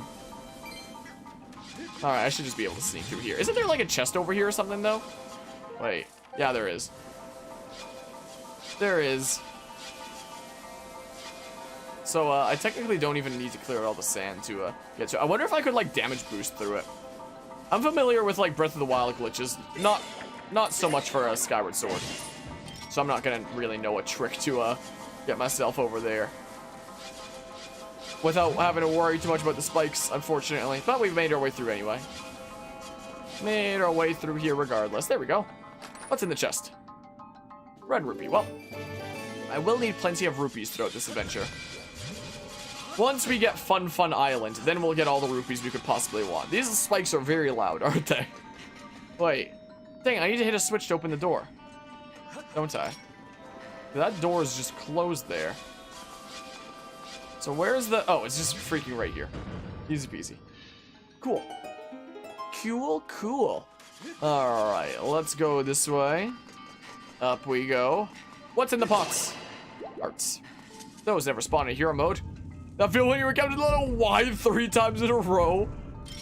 My goodness. How? It was perfectly aligned in the last room, and now it's not? How does this happen? Like, I myself was pretty much just fine with the motion controls in the original game using the Wii Motion Plus. But somehow, to transitioning the Joy-Cons, they somehow screwed it up. The motion controls should, in theory, be better than the original game. How did they get worse? How did this happen? I'm kind of wishing I was playing either the original Skyward Sword now or, you know, freaking an HD texture pack on Dolphin. That's kind of what I wish. It was literally just aligned again a second ago. How is it not again already? How does this happen? All I'm doing is putting it on my lap. I promise you, I'm not doing anything crazy. What is this? Open up the come on. Like, at least swinging feels just fine. Swinging seems to work the way. The sword controls feel like they work the way that they're... Dang it, I must have mistimed that. The sword controls feel like they work the way they're supposed to, at least. But, like, the aiming things like the gust bellows or slingshot and that kind of open viewing just feels like it... Like, let me guess, is it gonna be out of line again? Nope, not this time. Not this time around. Yeah, how about you don't? How about you don't do that, you absolute rude dude? Like, at least the swinging works the way that it seems like it should most of the time. At least there's that. Give me that blue rupee. I need it for science, so we'll go chill on this side now. We'll go chill over here now, then. That's what we do. 3 worst remastered we've seen in the past 5 years: Skyward Special Edition, Dark Souls Remastered, and Skyward Sword HD. Yeah, I never actually played the original Dark Souls, but I played the, I did play Dark Souls Remastered earlier this year. In the month of May, I decided to do something called Mad Lad May, where I was like, okay, some of the freaking super generous Mad Lads around this channel that have made this equipment possible, and yada yada, that have been freaking financially crazy Mad Lads around here, I should do something to thank them. So some of the super crazy Mad Lads I started taking game requests from, and that made me play games like Tales of Vesperia, like Dark Souls Remastered, also like There Is No Game, which I've been meaning to cover since May, and I still haven't yet for Anima. I'll do it soon. I'll play There Is No Game very soon for Anima. I feel bad that I haven't yet. Yeah, Mad Lad May, indeed. They got me playing Tales of Vesperia, and, Dark Souls Remastered. So I never actually played the original Dark Souls, and this was like the first time that I'd ever played like Dark Souls in general. But I was hearing throughout the whole process about, you know, how a lot of things weren't changed for Remastered, and there was a lot of things that I was experiencing in Dark Souls Remastered where it was like, oh, this is a problem that if they're remastering it could have been fixed and wasn't. It was like, oh.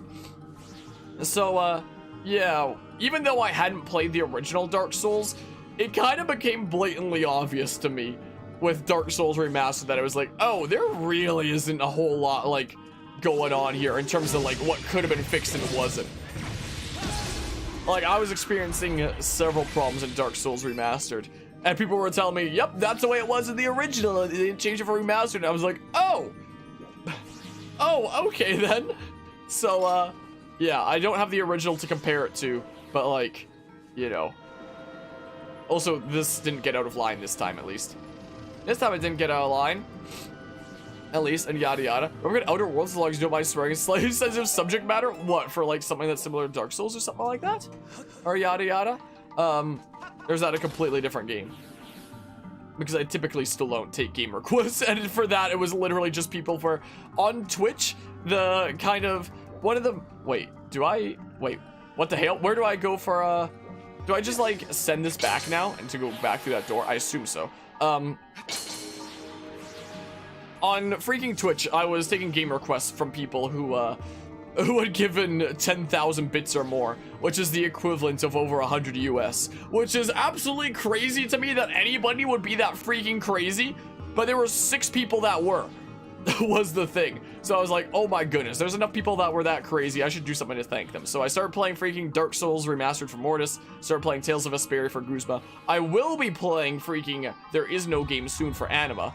And freaking Shuck, Palmadon, and Carvia can still request games from me if they, like, really want to. Just a casual recommendation, gamer to gamer. Gotcha. That's what that is. Yeah, my game queue is a little bit crazy right now as well. Like, if I even just look at, like, Discord for the currently ongoing games, like, in progress right now is Skyward Sword HD. There's Metroid Samus Returns. I beat Dark Deity last night, so that's off the queue at least. We're doing some Pokemon Unite for a while since that's a new release. I don't know how long I'm going to be doing it for. We got to wrap up Super Mario 3D World, as we've been booting up again recently. There's still some stuff I got to wrap up in Watch Dogs, Legion's freaking thingmerbob. I'm planning on doing all the latest versions of all the 2D Metroids in order before Dread, so I'm kind of bum rushing through those a decent bit and whatnot. Freaking next year is going to be Splatoon 3, so I plan on getting through 1 and 2 on this channel sometime before that. So at some point I'm gonna have to add that. The Mario plus Rabbids sequel comes out next year, so I'm gonna have to cover the original before that. The entire Assassin's Creed series is still in progress on this channel, so the next one in that list is going to be freaking Rogue, which I actually look forward to. I had a lot of fun with that game. I don't know when I'll pick that up. Maybe sometime soonish. Maybe we'll start Assassin's Creed Rogue sometime soonish. I'm not sure. It's actually not getting out of line this time. The Gust Bellows. This time it's not, and yada yada. But yeah. So there's all that stuff that I gotta do. I want to cover the Mario and Luigi series on this channel at some point. As I was mentioning earlier this stream, I want to, dang it, I want to cover Mass Effect for something local here and something that a lot of people, including some of my professors, have been telling me to play for a long time. So I want to play that here at some point. I actually really wound up enjoying Dark Souls when I played it. I never thought that Dark Souls would be my kind of game from like what I had heard about it before, but when I played Dark Souls 1, I actually quite enjoyed it. So during the Steam Summer Sale, I did pick up Dark Souls 2 and 3, so I plan on doing those at some point. My goodness, there's too many games, not enough time. That's my motto when it comes to this channel. Gosh darn you! I can finishing blow the dang, I started doing the command input for the thing. I need to shake them both at once. I started doing the command input up, down, up kind of thingmerbob there. Oh my goodness. Getting used to the button controls because I've never done a finishing blow on it keys and yada yada. My goodness. But yeah, content is great. I want it to be generous because you're curious to see how the channel goes and everybody to spend on better equipment for streaming videos makes for better content. I appreciate that, Guzma. Freaking generous mad lads like you have made it possible for me to get the freaking graphics card that I'm running now. I just recently got the freaking RTX 3070 after being on a back order for that for freaking 10 months, literally. What a long waiting list with the whole COVID and chip shortage and everything with that and whatnot. So, like, I'm very intrigued to, like, you know, play. This is a console game on the Switch, so of course this isn't going to improve the graphics here and yada yada. I am encoding the stream with a RTX 3070 right now. Like, that's what's making the stream possible, so that's nice that, you know, that graphics card can encode the stream without taking resources away from the CPU. At least, and yada yada. But I look forward to trying out more games that can really push this graphics card. And, like, when it came to, like, other things with this channel in terms of, like, games and this graphics card that I was able to afford because of generous mad lads and yada yada, I actually enjoyed Tales of Vesperia in a way. There were some frustrations with that game. It's one of those games where it's, like, not the entire way through was fun, but I'm really glad that I went through that game to see, like, a part of history of, like, you know, pretty significant RPGs in the game industry and what's inspired a lot of other games, and it was cool to see that lens into things. So even if there were frustrations along the way and I wasn't always having fun, like, it's an experience that I'm glad that I did because, you know, it gives me that experience and that lens and yada yada. And I did still enjoy it at the end of the day. Oh, this is the counting puzzle thing, Bob. Oh, come on. Did still enjoy it at the end of the day, even if there were lots of stresses along the way. And yada yada. And now that I got my new graphics card, after all, I'm thinking that when it comes out later this year, I probably will actually pick up Tales of Arise after all. I was debating about it for a while. Now I'm leaning more towards picking up than not, especially now that I do have the graphics card that can do it justice and such, you know?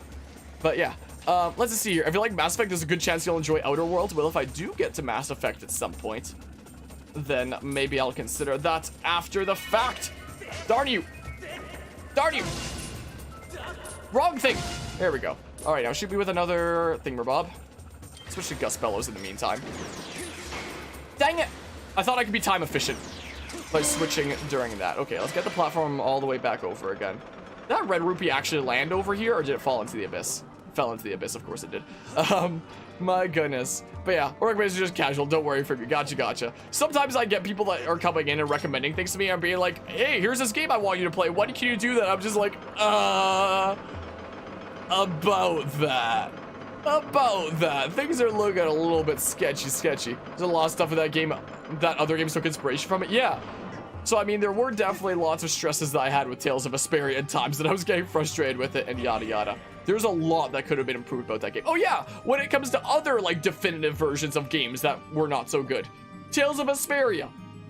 I'll definitely say that. Freaking, like, Skyward Sword HD is not a good definitive version of this. Freaking Dark Souls Remastered was not a good definitive version of Dark Souls. Tales of Vesperia, Definitive Edition they called it, huh? No objective markers anywhere. I was just freaking running around figuring out what the heck I needed to do or look up guides all the time because there were no objective markers. Because like a decade after it came out in like 2007 or no, it came out in 2008, I believe. And Definitive Edition came out on the Switch in 2019. So literally like 11 years later and they still couldn't include objective markers. So I was a bit salty about that. So there's definitely a few games out there that didn't have the best of Definitive Edition. So Tales of Vesperia, it was an interesting game, and I'm sure that if I played it like at the time in 2008, I would have been absolutely blown away. But like, you know, if you're gonna make Definitive Edition, quote unquote, 11 years later, and there's no objective markers in a game that desperately needed objective markers among a lot of other changes, I'm gonna be a little bit salty about that, you know? But yeah. Great to hear. And yeah, if you don't have an Xbox or PlayStation, which is just getting it for PC, sadly don't have it for Switch though, but probably get it for PS4. Yeah, and with this graphics card that I have now, my PC might be stronger than an Xbox One or PS4, or PS5 even. Maybe. I'm not 100% certain, is the thing. Because now my graphics card that I have is like a super high-end graphics card. But my motherboard and CPU, they're not like super high-end. They're kind of like average for a gaming PC, I guess. They're not like super high-end. I have a lot of RAM. I do have 32 gigs of RAM in this machine. So at least has a whole lot of that. So like the graphics card specs are up there. The freaking RAM specs are pretty good. The CPU and the motherboard are pretty average. But even with the graphics card, like I was talking about this during Watch Dogs Legion.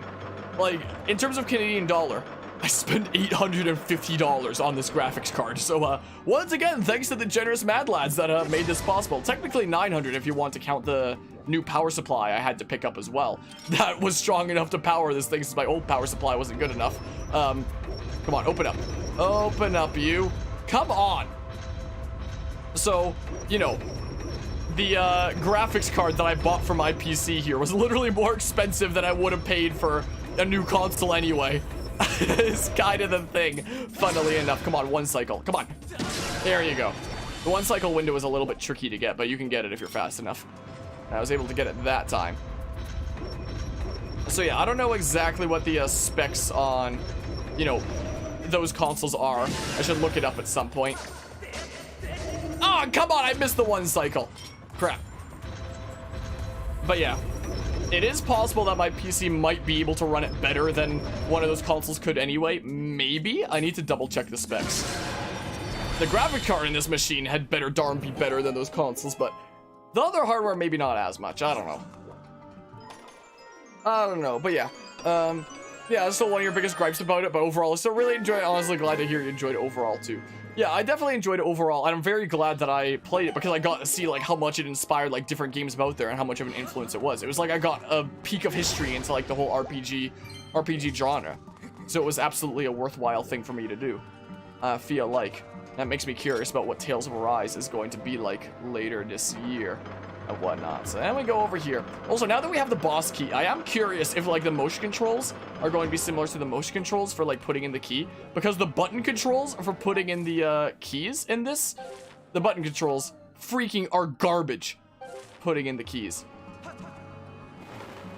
Okay, so yeah, still that button, yada yada. Okay, no, but you don't. So yeah, that's that whole situation. I really hope that motion controls for putting in the keys are the same as in the original, because the button controls for putting in the keys to get into the boss rooms are like the most god-awful thing in this game. Alright, let's just see here. So we'll make it over to the boss room. I guess we'll go ahead and save here first. Was there this other day that you're almost done with uploading the series on the channel? Can't wait to see the final boss battle against Duke's one of your favorite video game final bosses. Yeah, Duke really intrigued me there. I love it when games have a final boss that's not just like, oh, here's a generic big bad for you to face off. Or it's like somebody that is like a very human character that you've seen throughout the story and has like believable motivations for what they believe. I freaking fat fingered the ZR button by accident. That was a mistake. My goodness. Well, come on, let's go. Stick behind the thing. Stick behind the thing here. So can I use the Joy-Con motion controls to take out the boss of this dungeon? Finally got F. You can finally press F to pay respects with unknown. And yada yada. Alright, are the motion controls the same as in the original, or did they screw it up? No, it's the same, it's fine. It's just the button controls of this suck. Because it's like nice with the motion controls, you can rotate this like whatever way you want. But with the button controls only having the, you know, right stick and yada yada, you just feel like you're shot in the foot in like ways that you can rotate it, you know? How is this done again? It's like, I don't remember how this is done. Maybe like here you have like the free rotation, so you can rotate it whatever way you want to rotate it, you know? Unlike the button controls where you just like can't. So like if I want to just purely rotate it like that way, I can. Unlike button controls where it's like you can't. And yeah. Coolest thing is they didn't kill them either, just let them live. They only stop fighting once you have better understanding what they're really trying to do in the movie. Yeah, that's something else that I liked about it. I thought that was rather neato. And they're just like, hey Duke, see you later. Like, see you around or whatever the heck. Why am I having trouble with this? What way does it rotate in? Why am I dumb? It's gotta be like this, right? Oh, come on. No, rotate the way that I want you to. Gosh darn it, no! I'm trying to get what's currently to the left at the top. Maybe it's not as... It's gotta still be the same as in the original, though. It feels like it's the same as in the original. I'm just... screwing things. Maybe it is different. I don't know. I might be losing my mind.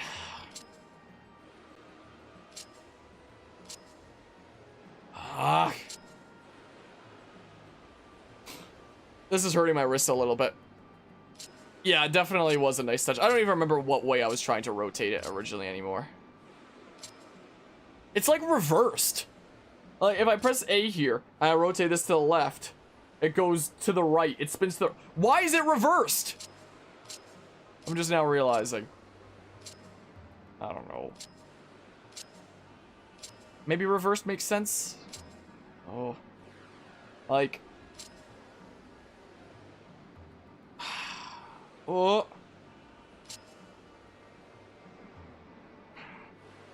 I can't with this.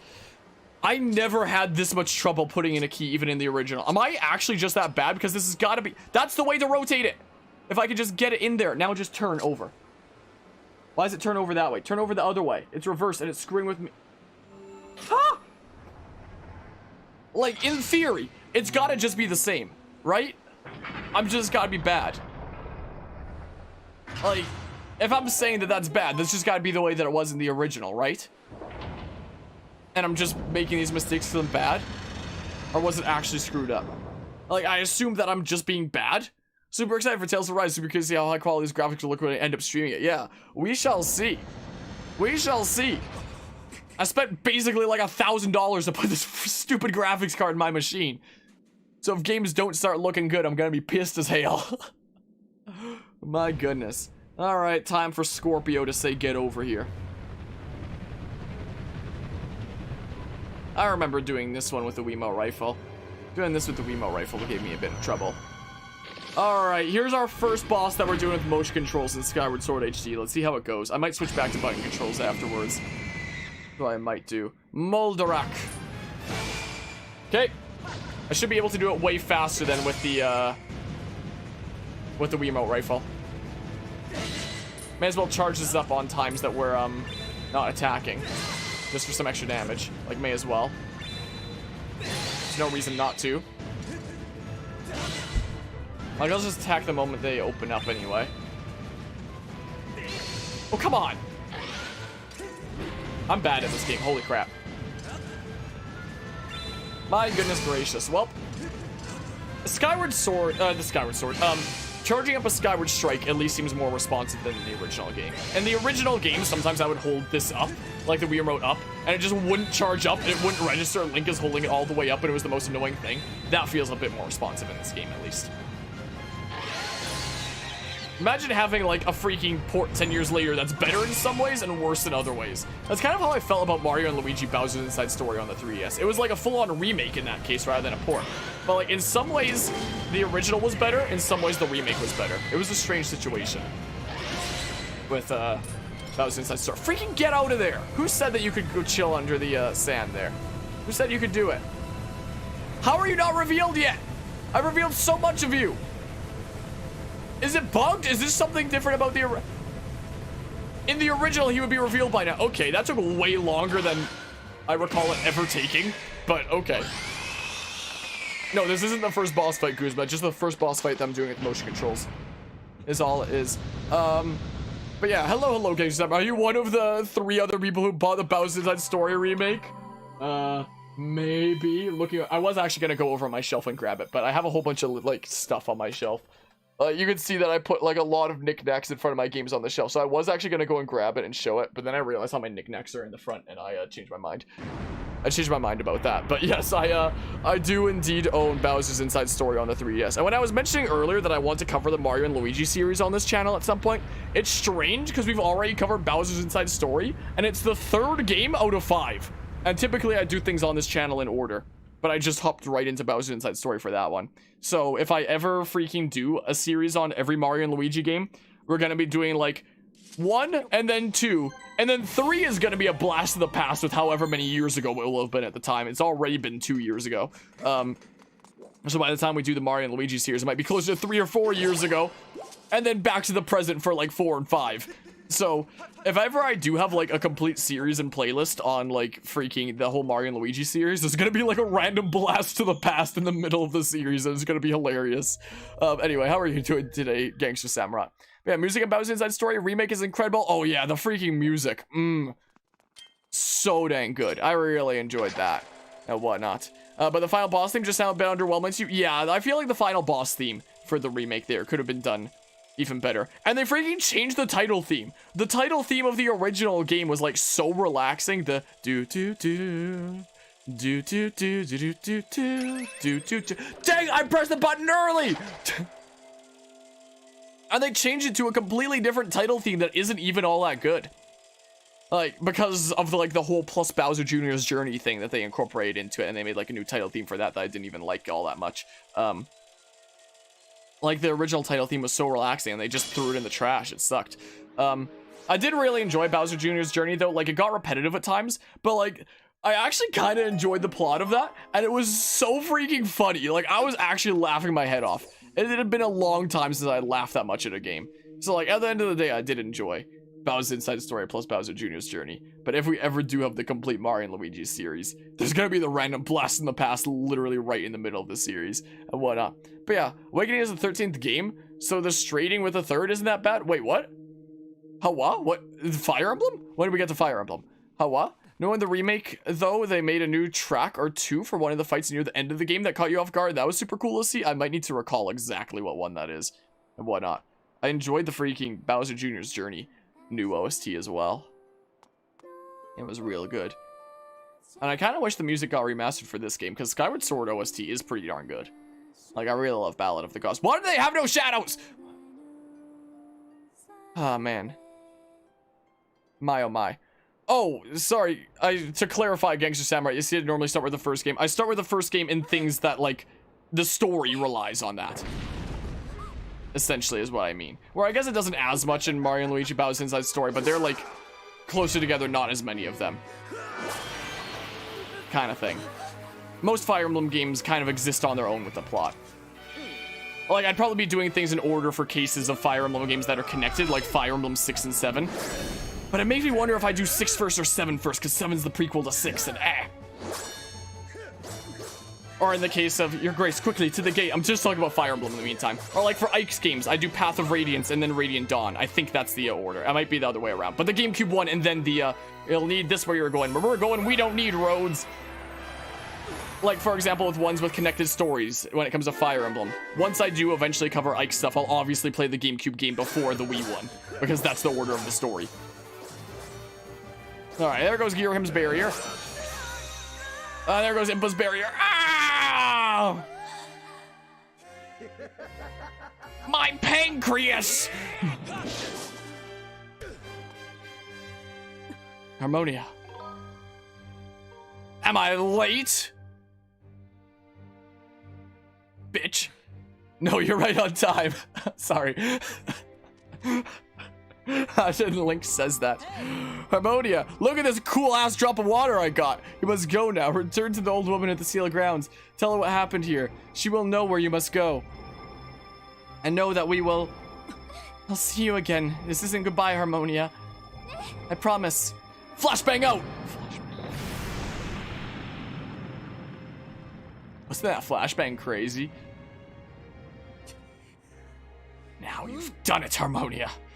I blame myself. I should have reprimanded you the last time we met, but instead I was soft.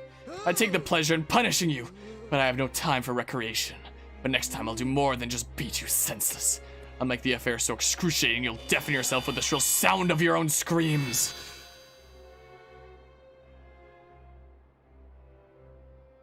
Someone needs to get that guy a Snickers. You're not yourself when you're hungry, Girahim.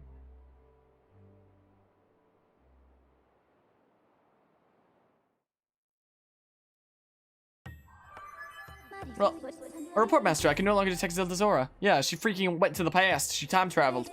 The moment the game was destroyed, Zelda's friend. What? I was not trying to skip past it that fast. Zelda's companion instructed you to meet with the Ancient One in the Sealed Grounds. This corresponds with records in my memory. I propose that we travel to the Sealed Temple and go talk to freaking the old lady over there. But yeah. Yeah, or give him like a Kit Kat or something. But isn't it the freaking Snickers where it's like you're not yourself when you're hungry? That's what Girahim needs.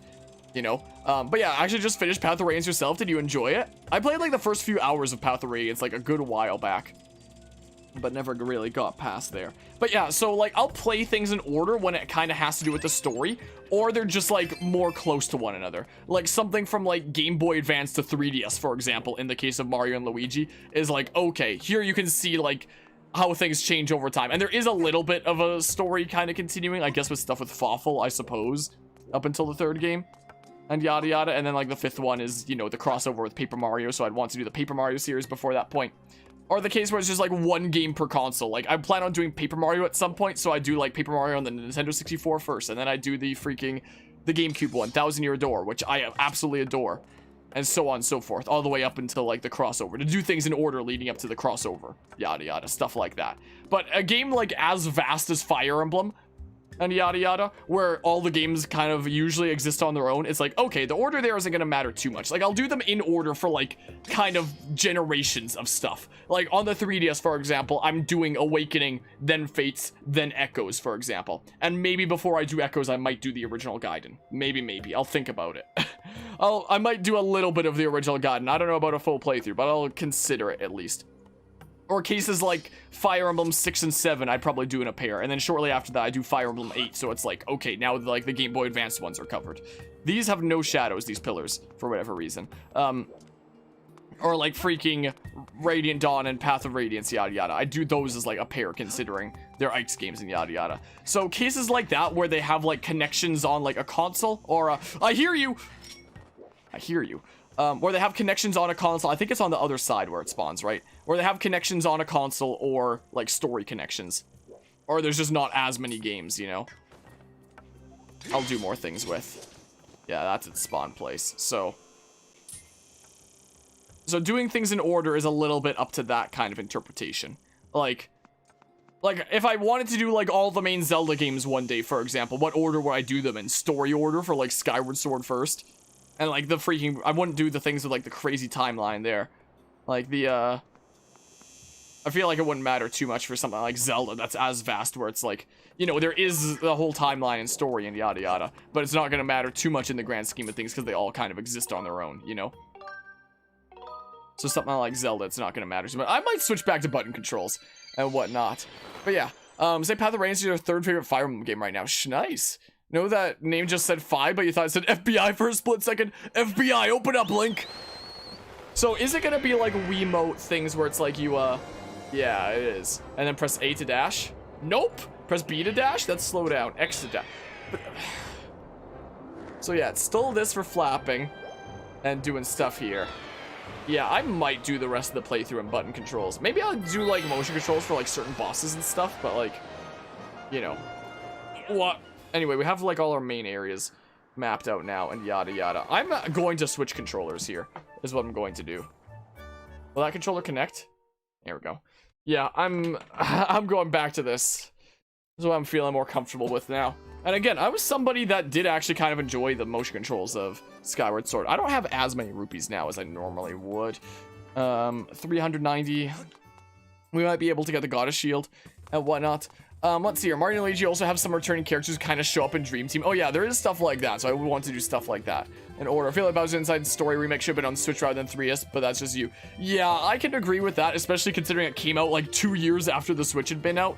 But at the same time, how would you do certain things on the, like, they had the engine already from the Superstar Saga remake and whatnot. I guess I can't jump in here. They already had the engine from the Superstar Saga remake. And how would you do Bowser Inside Story on the Switch for, like, the touchscreen Bowser boss fights? So, in that sense, whoops, scoop. In that sense, it kind of made sense to put it on the 3DS since they had the engine already. And that's a game where a lot of it relied on the, you know, DS stuff. If it got a remake on the Switch, it would need to be, like, very, very different in how it handled, you know, the freaking Bowser boss fights and other things. Do you have the Goddess Shield now, or is that later? That's later, darn it. Let's see here. I do have both shields since I had the inventory space and yada yada. What can I upgrade here? But yeah, and I had fun with the remake as well. There were just some things that, like, were better in the original. Like, in the original, you could do, like, the Bowser speed punch where he, like, slides across the ground right into a loading zone, and that could, like, speed you up and whatnot. Like, there's the end lag after the kind of Bowser super punch thing, Bob. So you wouldn't want to do that to get from point A to point B. But if you're right in front of a loading zone, you could Bowser super punch into the loading zone for the extra speed, and then you're through the loading zone and you keep moving. But for whatever reason, in the remake, if you do a Bowser super punch into a loading zone, you actually have to wait until the freaking animation ends before the loading zone puts you on the other side. It's the stupidest thing. Why did they make it like that? So you can no longer do that to be faster and whatnot. I need a freaking evil crystal for a better bug net. That sounds about right, doesn't it? I need Dusk Relic. Might not be able to get those until Silent Realms, maybe. Hornet Larvae. I freaking need to take out another freaking beehive, or hornet hive, or whatever to hail for that. Alright, I do have the tumbleweeds for the best wooden shield. At least. So what's going on with this? I need Elden Ore, Monster Claw, Ornamental Skull. Does this need Monster Claws as well? This does need Monster Claws, so I may as well make the best wooden shield instead of a slightly better, you know, iron shield. Is what I'm thinking, you know? I might make the best wooden shield that I can get. I need a bunch of Monster Claws for that. So I guess I'll make the best wooden shield I can, I suppose. Yeah, I'll go ahead and upgrade it. But yeah, you remember that? Caught you off guard when you first got into the remake? Why would they change that? Why would they literally make it worse than the original there? They take away a fun tool like that. I don't get it. Hold on, here you go. There we go. We never had a brace shield in my playthrough of the original game on this channel, so here's something a little bit different in terms of my playthroughs of this game, I guess. Whoops, what the hell am I doing? There, look at that. How cool is that? There we go. What do you want? Here's something that'll put fire in a young man. The new potion epic concoction is finally ready. I call it a stamina potion. Drink this up, your stamina won't go down, and yada yada. I don't care. Do we have any new goddess cubes around here for me to smackaroo? There's that one, but I need to, like, get the diving skill before I can do stuff there. There's gotta be some new goddess cubes in the sky, because I know I smackarooed a whole bunch of them beaches and whatnot. So, let's go see what new upgrades I can get. And maybe I should open up my guidebook. I still have, like, my guidebook over here to make sure I didn't miss any goddess cubes when I was in Lanayru. Maybe I should have done that before I left Lanayru. Like, any other ones that I could get. Like, hold on. Where is the... Hold on. I'm going to the legend in the beginning. I am glad that I have this freaking guidebook here. My freaking metal bookmark just fell out again. I've had this for a long time, so it's nice to, like, be able to put it to use and whatnot, you know? Like, swords, yada yada... So let's see here. Let's see here. So secrets and side quests. Where's goddess cubes? Goddess cubes and goddess chest guide is on page 366 of this freaking hefty book. So right towards the end. But yeah, love's face. Whose? Is that supposed to say Link scares you and you feel threatened by her already? Wait, was that the person at one of the people at the bazaar? I didn't even read her name. Was that the potion lady? I assume it was. So 366, huh? So 366 here. So let's see. So now with Lanayru and whatnot. So we got past Elden. We collected all the goddess cubes there. So then, the ones in Lanayru. I got the one that was like at the beginning area where we landed. The next one was one behind this one cactus. We should have... Hold on, let's go into the sky first. Because it'll say where they are in the sky. So that's a better way that I can double check that I got them. And whatnot. That'll be a better way to do that. So let's go down this way, use the good old Breath of the Wild whistle button, and we'll have a look at our map in the sky to see if I missed any goddess cubes while we were exploring around. Hello, Hawks. How are you doing today? So we have 3 new goddess cubes that I sent up. So let's see here. So that one, yeah, I for sure got that one. And whatnot. This one I think I got. And this one is head south to the small floating rock isle, some call Volcano Isle, just east of the Lanayru Beacon. Just east of the Lanayru Beacon. Yep, so I definitely got that. Let's see here. I definitely got that one. And that's Beetle's Island, which is over here. So, were there any ones that I missed past that? Nope, not yet. There's ones on, like, returning to Faron Woods and doing stuff there. Okay. So, we do have all the goddess cubes that we can have at this point, it seems like. Let's just put the guidebook down right there. Nice, bright blue book. It is nice to be able to put these to use and whatnot. So, yeah, we'll go ahead and put a beacon there. Maybe we can do another Lumpy Pumpkin quest now. Maybe.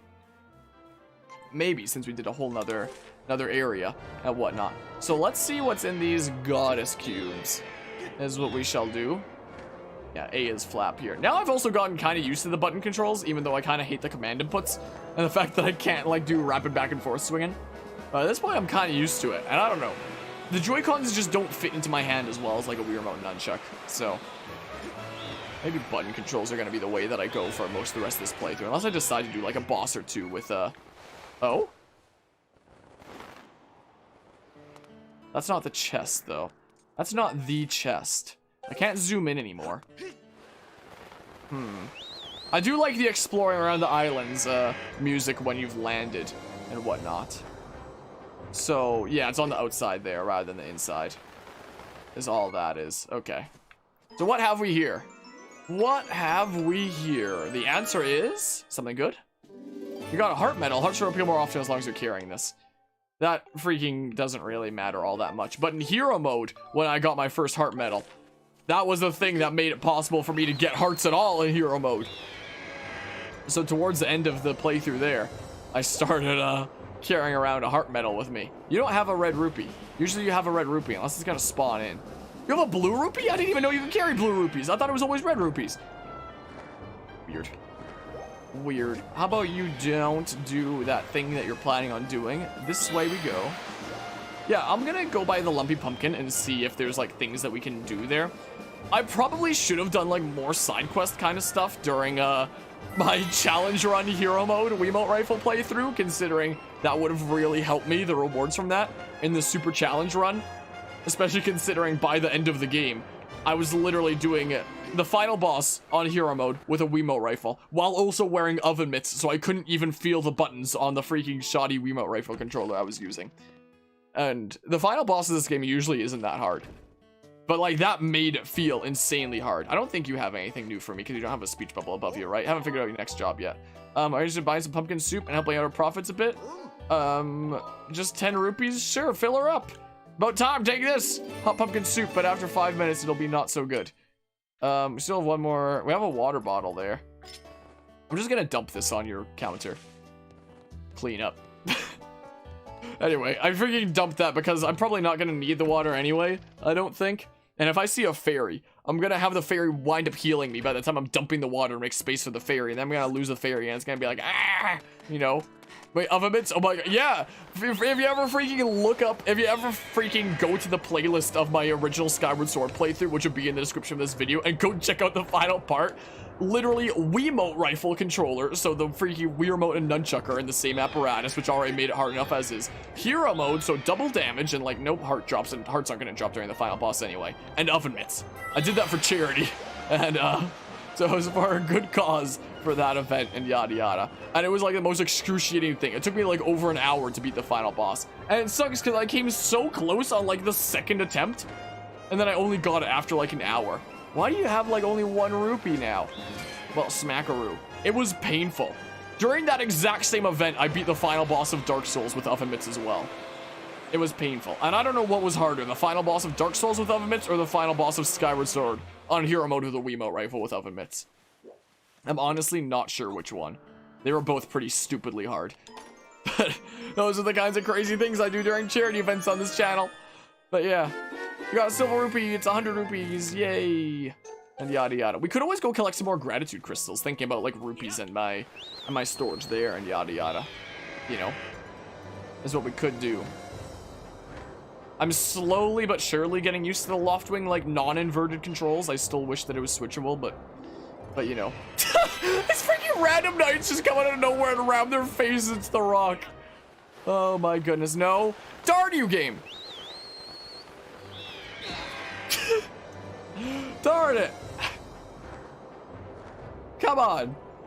I want to go forward, and you hold too far forward and you just do a dive. Okay. Wow, I freaking pulled out my sailcloth at the perfect time to take no damage, not face plant. And you didn't even see the sailcloth come out. A piece of heart. Cool. Do I want to go back to Skyloft and do some gratitude crystal stuff? Because what upgrades can we get from Beatrux, as I like to call him? His name is something else, I forget, but I just call him Beatrux anyway. Because we could always do that. Because we've got to have like a whole bunch of other stuff available now that I like have never ever done in this game before, essentially, you know. Also, speaking of stuff about like decking out this save file, I wonder if it's still possible to pull off the back in time glitch. Because you can, in theory, beat this game in under 10 minutes, start to finish, if you use the back in time glitch, which is a glitch where it copies like your data from another file. So like, it can benefit you to have a file that's decked out. It doesn't count as an actual like legitimate speedrun that you can submit because the glitch copies data from another file onto that file that you're speedrunning. So it's not like a real speedrun. But you can still beat the game in under 10 minutes. And the more decked out you have your other file, the more ready you're gonna be to like go straight to the final boss once you do the back in time glitch. So I wonder if in this version the back in time glitch is still possible, because before it involved like restarting the game through the Wii menu. My stream manager froze for a second there. Am I dropping frames? Apparently not. I should be okay. What the hell? I was looking over at OBS. I was looking over at OBS there. So are there a significant amount more of gratitude crystals I want to get? Like, we did do some side quests in the playthrough of the original game. Like, I know that I did the whole one with, like, the love letter thingamabob in the playthrough back then. Let's put my controller over here. I don't have space. I need to move my freaking Zelda amiibo there. Oh, why not? Hold on. Where was the gratitude crystal thing in this guidebook? It was, let's see here. I hear Beetle there. I can't afford any of his stuff right now, I don't think. So let's see here. 330 is gratitude crystals collection guide. So let's see here, page 330. Again, these are all things that you could Google, but there's just something so satisfying about having, you know, a decked out kind of book that tells you things. I'm glad that I picked up this thing of like Zelda guidebooks and yada yada. So let's see here. So all the gratitude crystals that I got before, if I open the menu, we're at 28 currently for our gratitude crystal count. And let's see here. So we did all these things in order, and this is what brought me up to 28. So it is now that we can do some stuff, now that we have the Gust Bellows. So after completing the linear mining facility dungeon, oh yeah, we can go into that one, like, super dirty house. Where is that? Enter Pipit's house in Skyloft after acquiring the Gust Bellows. I don't know where that is. Kukiel's house. I've gone into it before. Pipit's house. It's over there. Because apparently we should be able to use the Gust Bellows to clean out this house, get some gratitude crystals, and continue on this quest line. Was it this one? Was it, I haven't gone into this one. I think when you go into it for the first time, it'll then show on the map which one it is, so it benefits me to, you know what house this is. Okay, who knows? But it should now show up on the map saying what house this is. It should well do, right? Yeah, now it says. Potion shop owner, Birdie's house. Okay. Okay, so it was this one here. This one here is the one that needs gust bellows. I mean, in theory, if you just brought something like the gust bellows into a place like this, it would just blow it all over the place. It's not like it would magically get rid of it, but... Harmonia, welcome! So here's the thing, Harmonia. My house is terribly dirty. Pippet is always telling me to do some dusting around here, but I can't bring myself to do it. So I want to ask you if you wouldn't mind cleaning it for me. I'll even pay you. I'm on it. Here we go. You will, great. What's that, a broom? You know, I don't even know where I keep that crazy thing or if we ever owned one. Most of the time, I just wait for a good strong wind to come along and blow the dust away. So, look, I don't really care how you get the job done. I just want you to blow it all away for me, so I leave it to you then. Freaking. This random lady alone at home wants a blowing from Link. When nobody else is home, is what you're telling me here.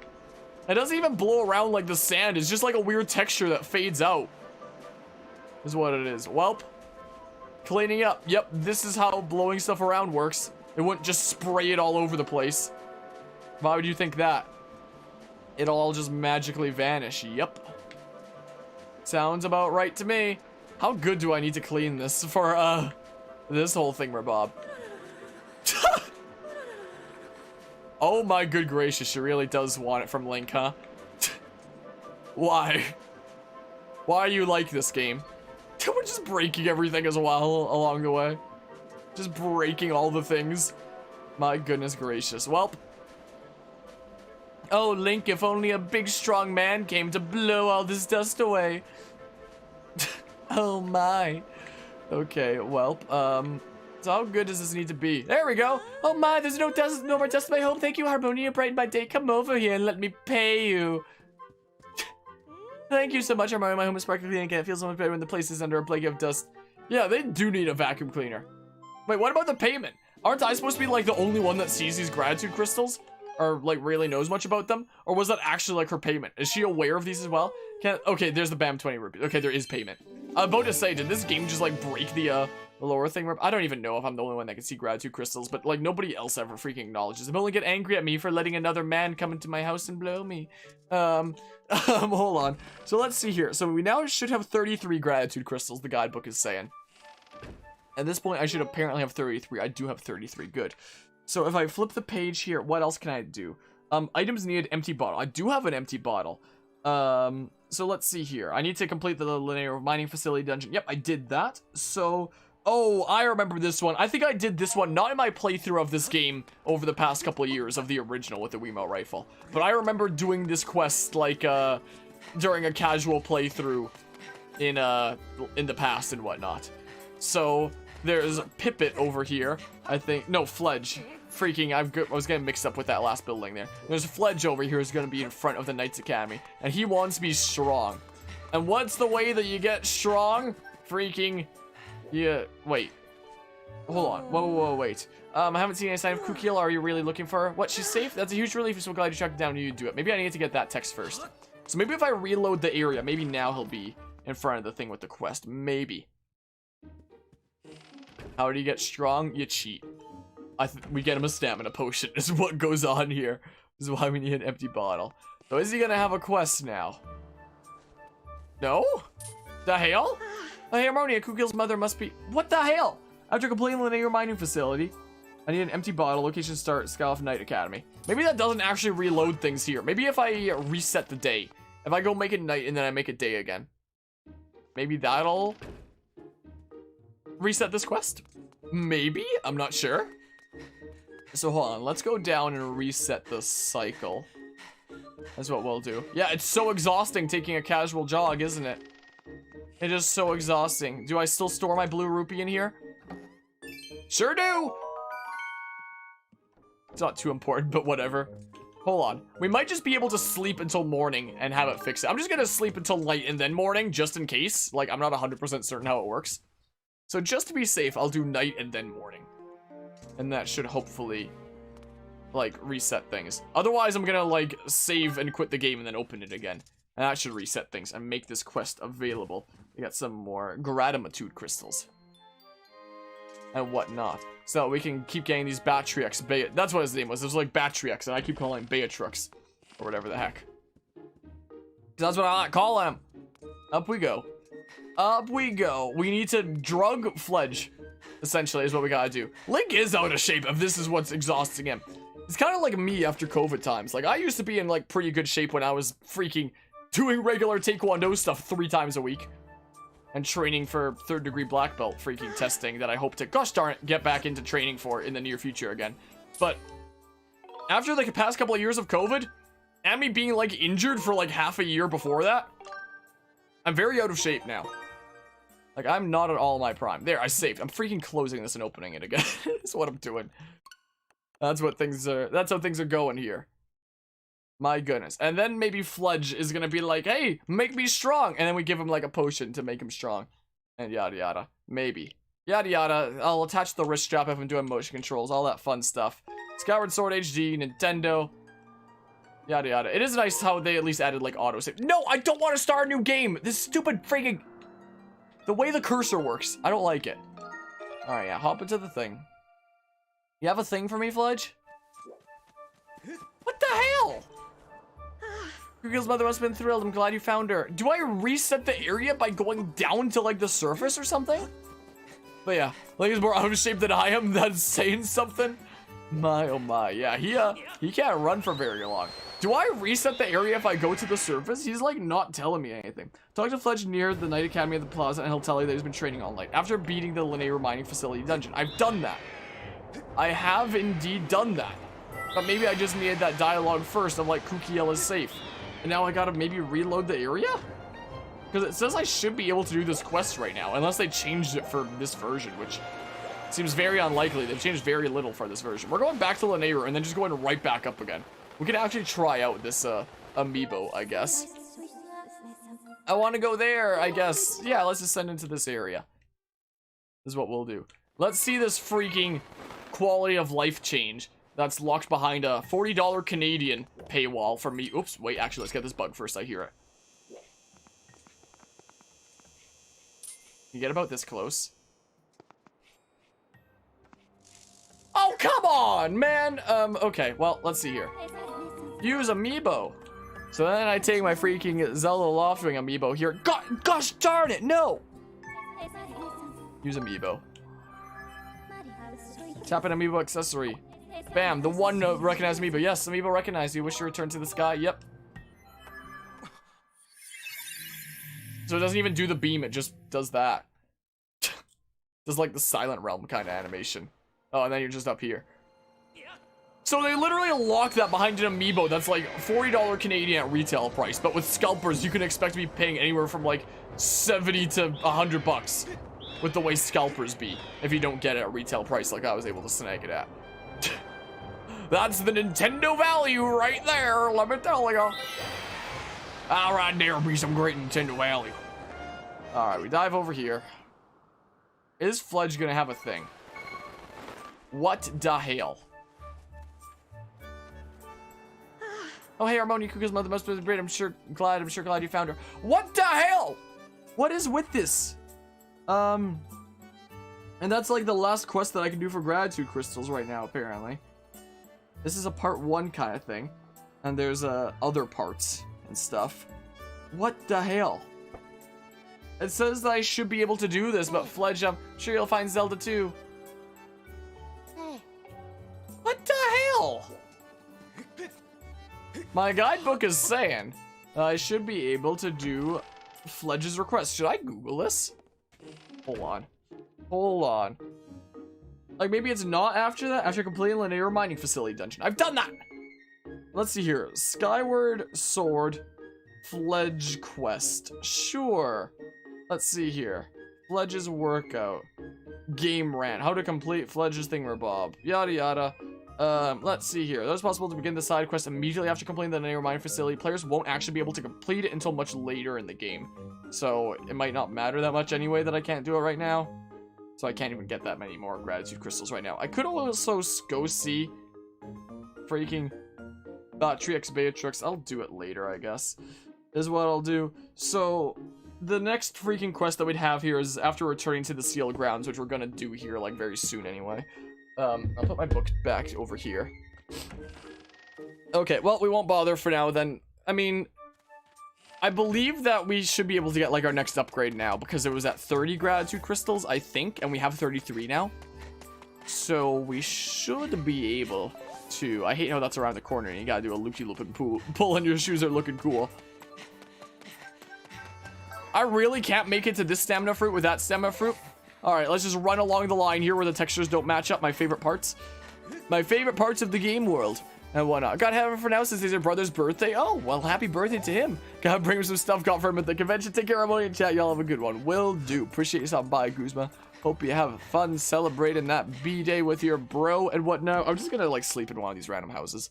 That's what I'm gonna do. How did I get dusty again? Welcome, Harmonia. Might as well dusty again. I'll give you some pocket money. Does she just give you, like, a red rupee every time you do it or something? Oh my good gracious, I would not want to sleep in a place like this, but this is what it's come down to now. I'm gonna sleep in your house. Okay, are you just gone? Nope, you're still kind of here.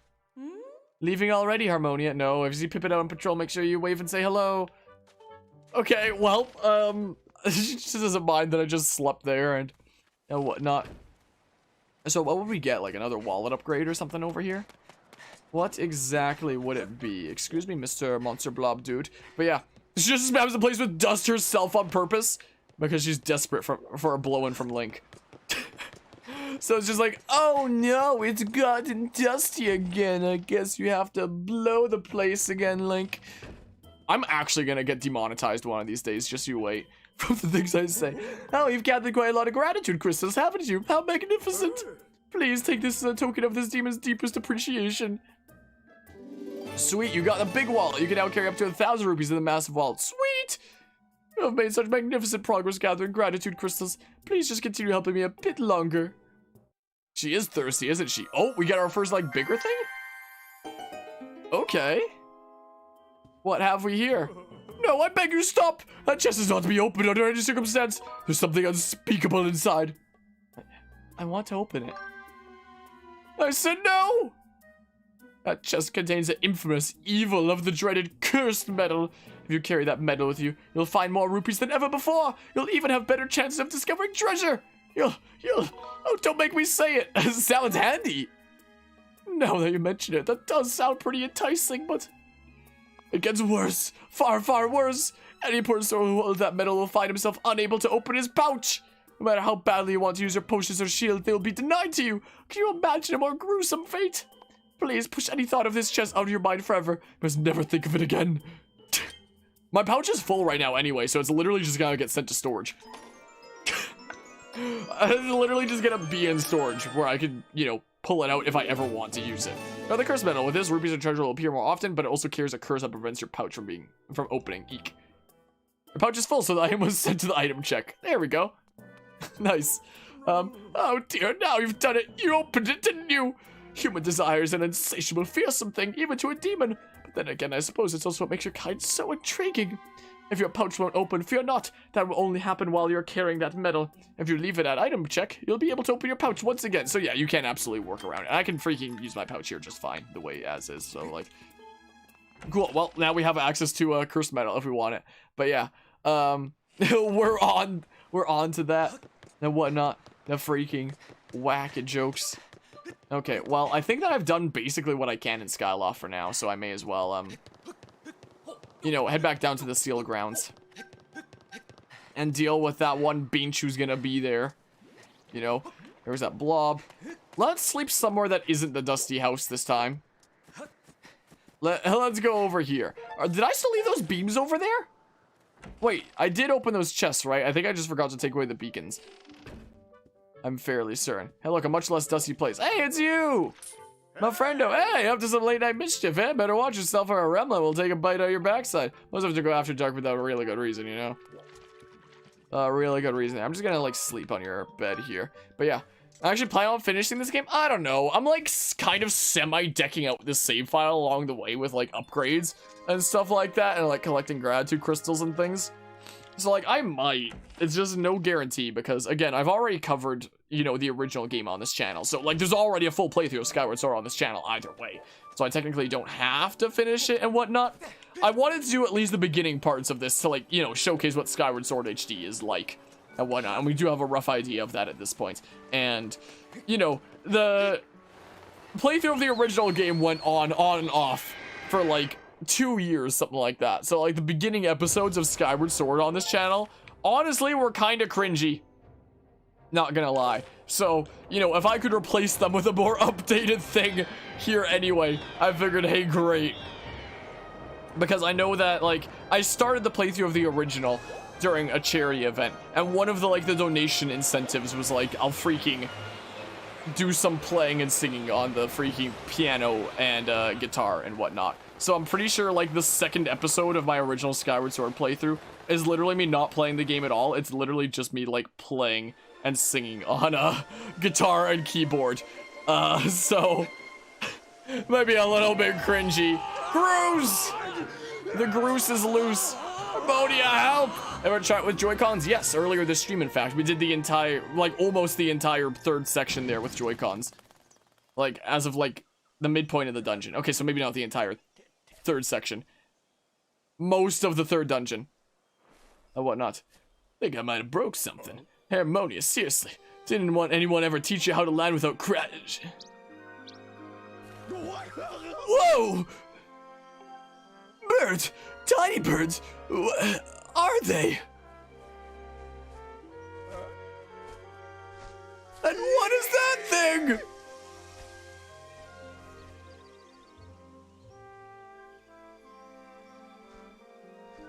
Let's follow the map right into a wall. But how? Why? What? Where am I? What's going on here? Ever since Zelda vanished, you've been zipping in and out of town all in a hurry. So I figured I'd tell you, you might lead me to Zelda. But this is so wild. Seriously, what is that thing over there? And what's with all these trees? There are so many. Just give it to me straight, I can take it. Where are we? Is Zelda here? What's the deal with this place? If there's supposed to be nothing below the clouds, what's all this?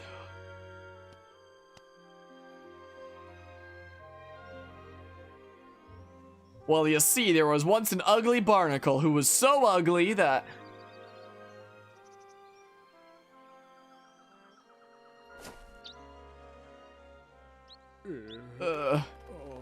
Whoa. You're kind of imploding my mind right now, but I think I get what you're saying. Those birds look like they were photoshopped on top of Groose that was already here rather than actually being part of, like, happenings here. And Groose looks photoshopped on top of the environment behind him. And if I got this right, Zelda is down here somewhere and she's okay. She's okay. Wow, that's so great. Carrying that is such a huge weight off my mind.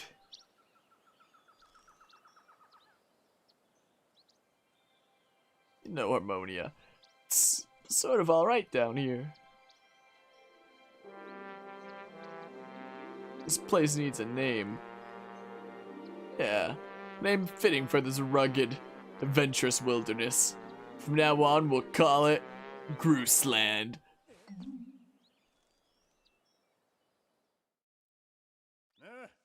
So let me see if I got this right.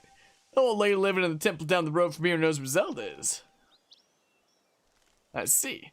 Alright, Harmonia, thanks for getting me here. You've done a good job. You can head home. Big Groose will handle the search for Zelda from here. Yep, we'll track her down, save her, and then give her a lift back to Skyloft. And when we get back, I'll ask her if she wants to make our whole going out thing official. The two of us will get some quality time together. Anyway, the point is your work here is done. I got it covered from here. Now, it's off to find that old lady you were talking about. Catch you later, Harmonia. Smell you later. Oh, by the way, we can get bird feathers from here. Turn my camera back on and whatnot.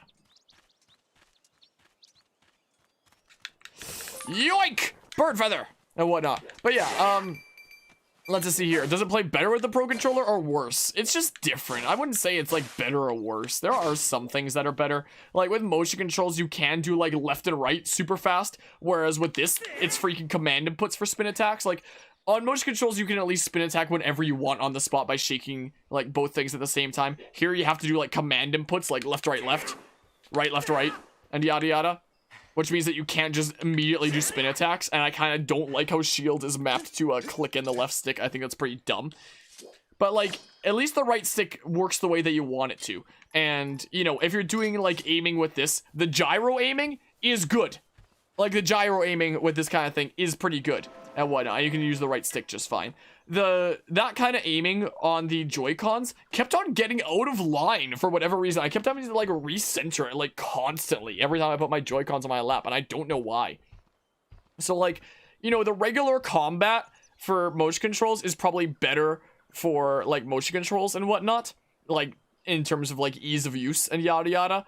But I mean, it can also be easier just to have a controller that you're using over swinging something around if that's your preference and yada yada. But things kept getting out of line all the time for Joy-Cons, so at least that's a little bit more consistent with a Pro Controller being able to do stuff like the aiming feels good. The aiming definitely feels good and yada yada. That map is so blurry. I don't know how you read anything. Blame the developers for that, not changing any of the textures. Or blame the overall company, I guess, for not letting the developers change any of the textures and just pointing things out. Hey, I'm back. We meet again. I'm keeping busy too, checking out the wonders of the world. So you want to hear some of my research? Yeah. I'm okay, but we made a huge discovery. I was doing my field research. Get this. Apparently, there's walls and statues that respond to beautiful tones. Right? Oh, yeah, we got the harp. I forgot about that. Right, this is the kind of thing. So, yeah, I've seen the butterfly. Play the harp near the butterflies, and then freaking stuff happens. The birds are back. Like, this does generally, dang, I scared them off. Does generally feel pretty good for, like, the right stick kind of stuff. Like, it's like when it comes to motion controls with Joy-Cons, it's like, the combat is good and works the way that it should, for the most part. But, like, the regular aiming kind of stuff is not so good and keeps on getting, like, out of center all the time. But with, like, button controls, it's like the combat is not as good. Like, it goes the way that you want to more of the time, but you can't just spam back and forth anymore. You can still, like, spam one direction, I guess. But it sucks that, like, the way that the buttons are mapped is freaking dumb and weird and stuff. So, like, I guess motion controls better for combat. Button controls better for, like, regular aiming kind of stuff. And just using, you know, a regular controller if you don't want to be swinging stuff around, I guess. Like, when I was doing the Wiimote rifle challenge, I was worried about swinging that Wiimote rifle around and hitting this microphone all the time. It was a constant worry for me. But yeah, are the problems with Steam? What day is today? It's freaking Sunday, so it's not Tuesday maintenance. Tuesday is their maintenance day. Maybe Steam's just down 2 blue rupees in a patch of grass? Whoa! Whoa, this is a very rich patch of grass. What the heck is up with that? Okay, well. Like, I'm getting more used to doing the command inputs, but it still means that I can't do it like constantly. And I mean, I'm used to my playthrough of the original game being just spin attacks, considering I could basically just do spin attacks with the Wiimote rifle. Can't log in. Strange. Very strange. Maybe Steam's just down today or something. Maybe. Huh? You gotta be kidding me, Granny. You're messing with me. Say it again. I dare you. I only speak the truth. 5 plus 3 is 8. You are not the one who will save her. The spirit made in your Zelda can only be saved by another. John Wick is his name. It has been his fate to do this thing. Do the thing, and in doing so, save us, as it was decided long before you were brought crying into this world. Shut it, Granny! You obviously don't know me well, because if you did, you know that if anyone's gonna save Zelda, it's Groose. How could it not be me? Plus, if it ain't me, why'd I even be here? If I'm not up to the job of being the hero, just who is? Huh?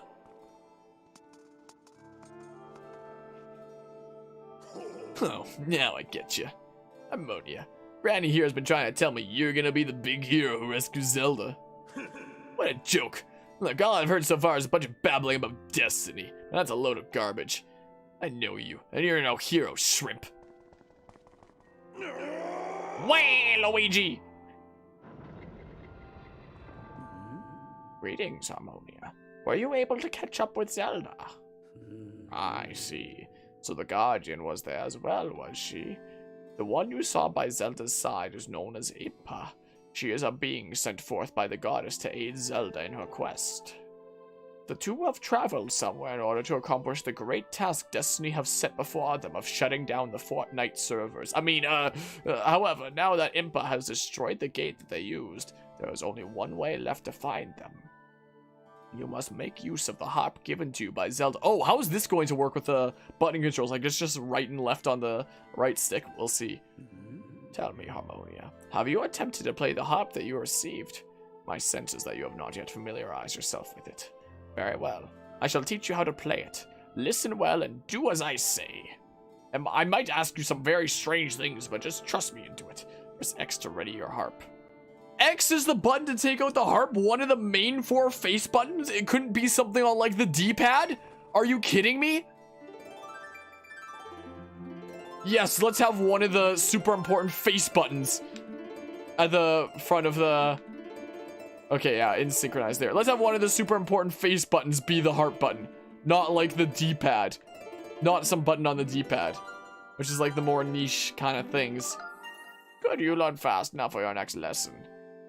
Focus and play in time with the pulsing of the circle of light. When your timing is right, I shall join my voice to your harp. I call this song a wrecking ball. Listen well, for the song I sing will be of great help to your journey. I call this one #1 Victory Royale. Listen well, Link, for it will help you on your journey. Yeah, so it is just the right stick here. Is what it is. It seems like without doing motion controls, there's just one speed for strumming the harp. So I always like strum to the end, like before the beam of light gets there.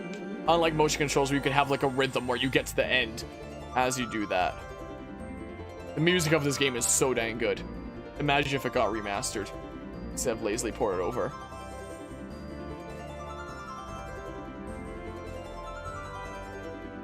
The music of Skyward Sword is so good. If only it got the care of being remastered for this version. But no, the light is kind of clipping through Impa there. That's not how light works. Oh, now it's different. You learn the Ballad of the Goddess. It's a mysterious melody that has been passed down from ancient times. The sound design of this game is real good.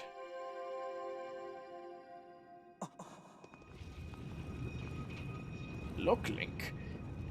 Isn't this the most fucked up game of Tetris you've ever seen in your life? The harp you hold is known as the Goddess's harp. It is a divine instrument of the goddess who once watched over this land. The melodies it brings to life have the power to produce a variety of strange and otherworldly effects. The great slab standing before you is known as the Gate of Time, with a theme that's like really I love how this theme is relaxing and sad at the same time. Imagine if it got remastered. It is the last of its kind in existence. The only portal binding our world to the one where Zelda now resides. If you manage to open the gate and pass through, you will likely end up in the same place as Zelda. But you will need to endure many hardships and put yourself in great danger to awaken the gate from its dormant state. Though your journey will put you in harm's way, Harmonia, you must endure. It is your fate as the chosen hero of the goddess.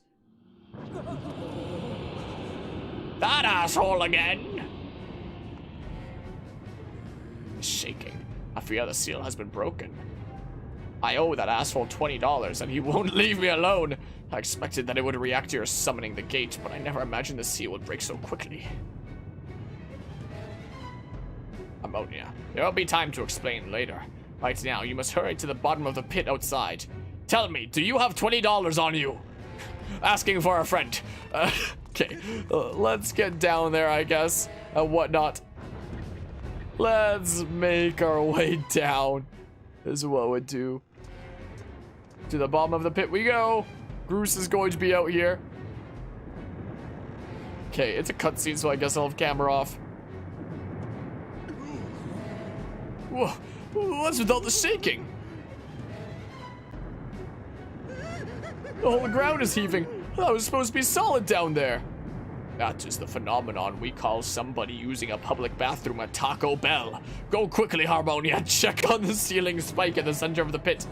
There's nothing that you about these chambers. That monster could free itself at any moment. Approach the pit with caution. Approach the Taco Bell public bathroom with caution.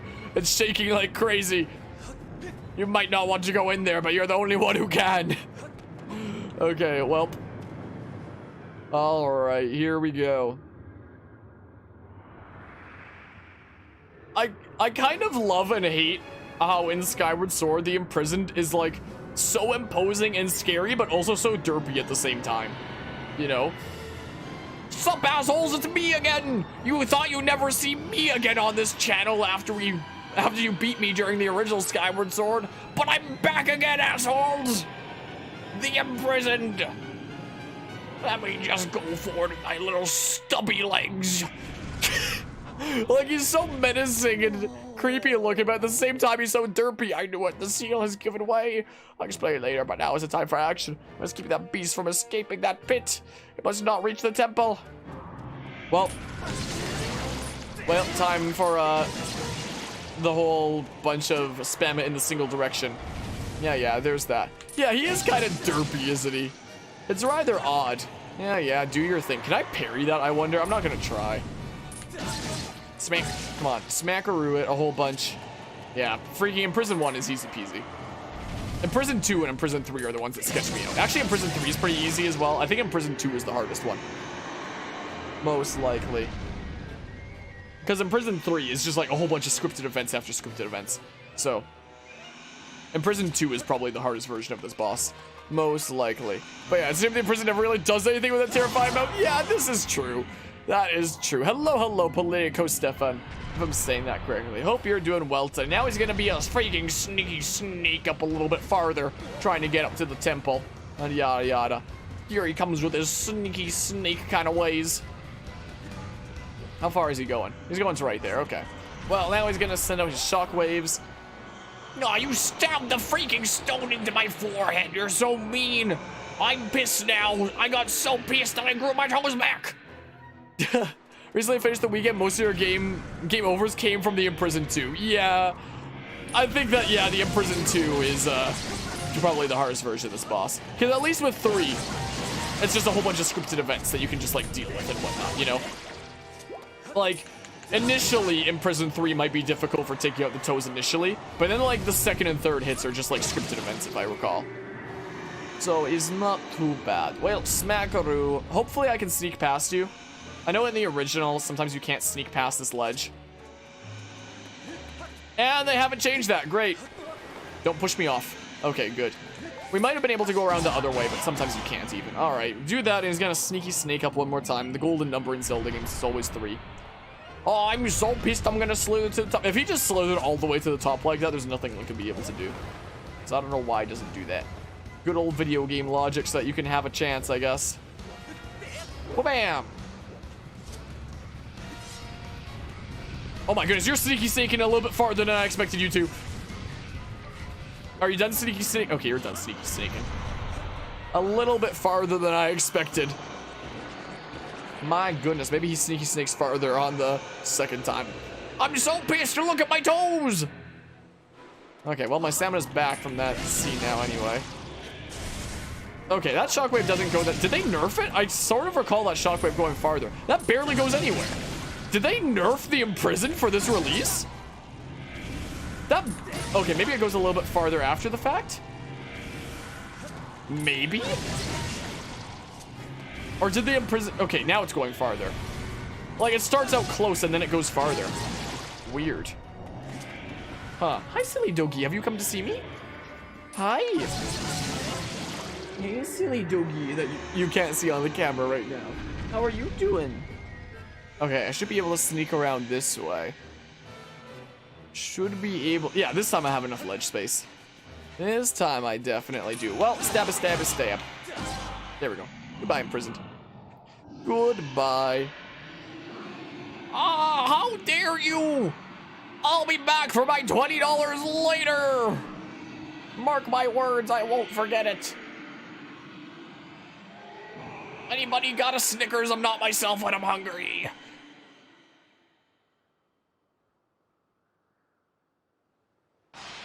Michael Bay. I don't know if you can hear it, but my dog's literally rolling on the carpet in the other room right now. Just next door. Rather content and whatnot. Like, that animation's always cool. That's always neato. And whatnot, yeah. He had a good roll over there. Now, Harmonia. Strike that asshole with a Skyward strike and restore the seal, quickly! I wonder what happens if you just leave it long enough. Dang, I didn't want to go. Hi, Silly Doogie. Do you have a good roll? Gosh darn it. I went up. That was a mistake. Let's not go into this wind gust. Imagine it just comes out again if you leave it long enough. Imagine. Smack! Get smackarooed. Triangle. The power of shapes. Wha-bam! There we go. I did the thing. There we go. Jeez. My goodness gracious. Cool. Always cool, clean animations. The pillar has no shadow at all.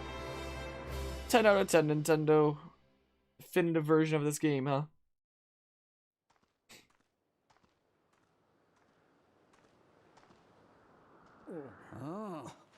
Oh, I thought, that's nice going, Harmonia. It's the old one. I thought it was gonna be Groose. Though the imprisoned had only just begun to awaken and crave that $20 I owe him, breaking its bonds, I'm impressed you were able to restore the seal, keeping it active. Unfortunately, you have only succeeded in buying us a little more time in which to get that $20. The behemoth you beat back into confinement is a horror of unspeakable power. A Fortnite gamer. Judging by what I saw, I would not be surprised if the seal gave way again soon. So you are left with precious little time to complete the task with which you have been entrusted. Return to the sealed temple, Harmonia. There is much to discuss. Do you know any way to get $20 fast?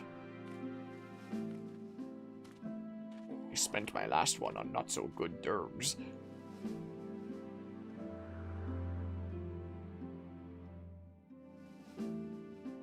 Ah yes, back to our Tetris 99 game we were playing.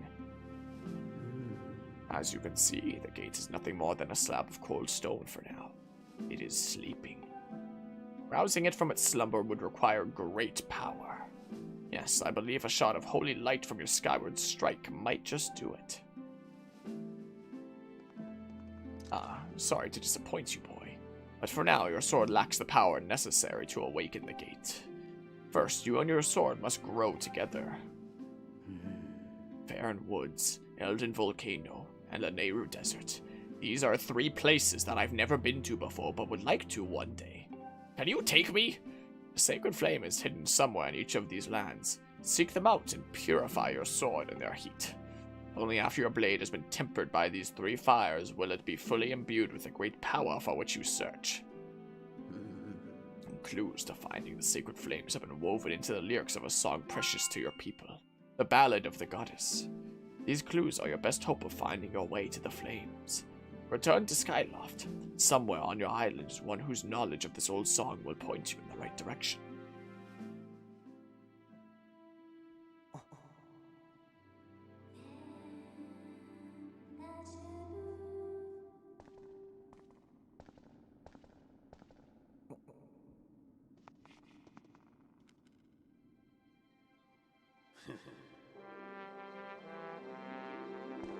You gotta love Groose.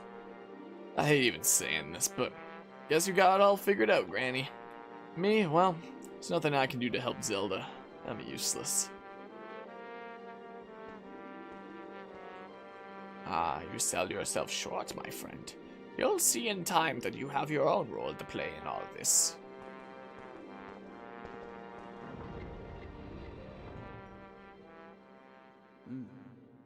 Harmonia, go now. Trust in fate to guide your feet. Your mission depends on it, as does Zelda's fate.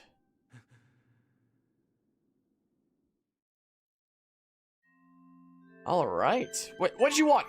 What is it?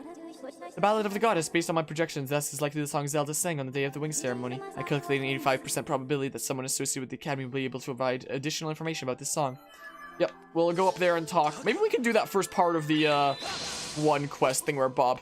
10 bucks for the voice talent, been around with so much housework to catch up. I appreciate the $10 super chat there, Pino Adult. Gosh darn, am I already forgetting how to freaking pronounce things? I apologize if I am. I'm gonna also scroll up and double check freaking thingamabobs, because the answer is... It was freaking... What the hell? It was... Pino Adult. Yeah, I got it right. Good. I was just double checking because I always swear that I'm gonna freaking... Dory, Potato of Prosperity. Well, I appreciate the $10 super chat. My goodness, freaking generous mad lad out here doing generous mad lad things. And now it's only now appearing in the freaking alert bar. Oh yeah, X is the button for...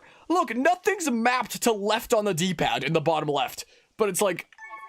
What? And then I press down there. Wait, speaking of pressing down. I have the power of the credit card to access the quality of life change. Heck yeah! Pay to win, Noah. Heck yeah. There we go. My good gracious. My, oh my. I know that in the Discord I have like roles for on Twitch when it comes to like the equivalent to things of super chats there, which is bits. I have roles in the Discord server for that, but there's nothing like that for freaking what YouTube stuff. So I'm starting to wonder if I should make like roles in the Discord server for those that have done like super chat stuff before, because I have the equivalent thing for like Twitch bit badges over there. Like we have color roles in Discord for like every bit badge that's there, but we don't have anything like that for YouTube, and YouTube doesn't even have badges for like super chats, which I feel like is a missed opportunity there. Because freaking badges are cool. I like badges. When I do something in somebody's stream, it'd be cool if it results in a badge. But YouTube hasn't done anything like that yet. Maybe sometime down the line. The dude isn't even here right now. But maybe I should make like a role in Discord anyway. But yeah, power of the credit card. This was Zelda, not the Pokemon mobile. Okay, there's more so power of the credit card in that game there. But still a little bit when it comes to the whole Zelda Loftwing amiibo, which at least it's a really nice figure. I do quite like the figure. So like that the freaking quality of life feature is locked behind that. So I probably have to go in here and have a chat who's gonna tell me about like Levias. Is it that part of the story when we get to like the Isle of Songs? We're really freaking zooming through this game, aren't we? You're back, Harmony. Good to see you're still in one piece. So how's it going down there? Are you any closer to finding my Zelda? Yes, Morgan Freeman, I see. My dear Zelda. Things must be terribly trying for her down there. And it can't be easy for you now either, can it? What? What's that, Conscience? Kill them all? You want to know the lyrics to the song Zelda sang on the ceremony of the day of the wing ceremony? You know, I'm not much of a Sing it! I call this one Let's Bake a Cake. Minecraft. Listen, as I said, I wouldn't feel comfortable serenading you. But if it's the lyrics you're after, I can recite them for you. Let's see. It goes something along the lines of Creeper. Aw, man. Creeper's gonna steal all our stuff tonight. So baby tonight. Wait, how does that song even go again? Gosh darn it. You can look it up on YouTube. It's a real slapper, let me tell you. This is really slow. O youth, guided by the servant of the goddess. Unite earth and sky, and bring light to the land. That's the first part, but as I recall, there's a second verse to the song. Maybe that's the part where it goes Creeper, aw man. O youth, show the two whirling sails the way to the light tower, and before you a path shall open, and a heavenly song you shall hear. Oh, this is the part where we get the freaking robot to help us pick up stuff from the surface, because we gotta get the freaking windmill stuff thingamabobs. So maybe we can unlock Fun Island from here. I believe that's the whole thing. The light tower mentioned in the song is a real place. I'm sure you've seen the tower in the plaza. I don't know a thing about two whirling sails, though. It sounds like the song is suggesting that if one shows these whirling sails the way to the tower, something will happen.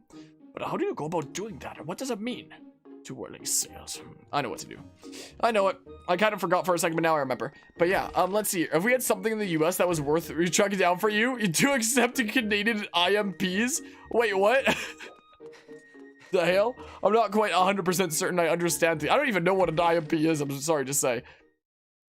I'm not quite certain. All right, is the Fledge out here? Nope, Fledge isn't out here for me to drug with a stamina potion yet.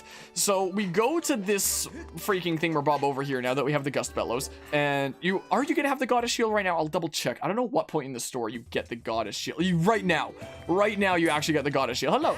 I've got something new in stock for you, friend. It's a very mysterious shield called a Sacred Shield. Oh, whatever. The upgraded version is like Goddess Shield, so I don't know. I suggest you linger and give it a good look. Game Armed Forces ration. Well, news to me. Got all 28. A no with modest nature. Unbelievable. Congrats on that, Sachi. My goodness. Absolute crazy mad lad there.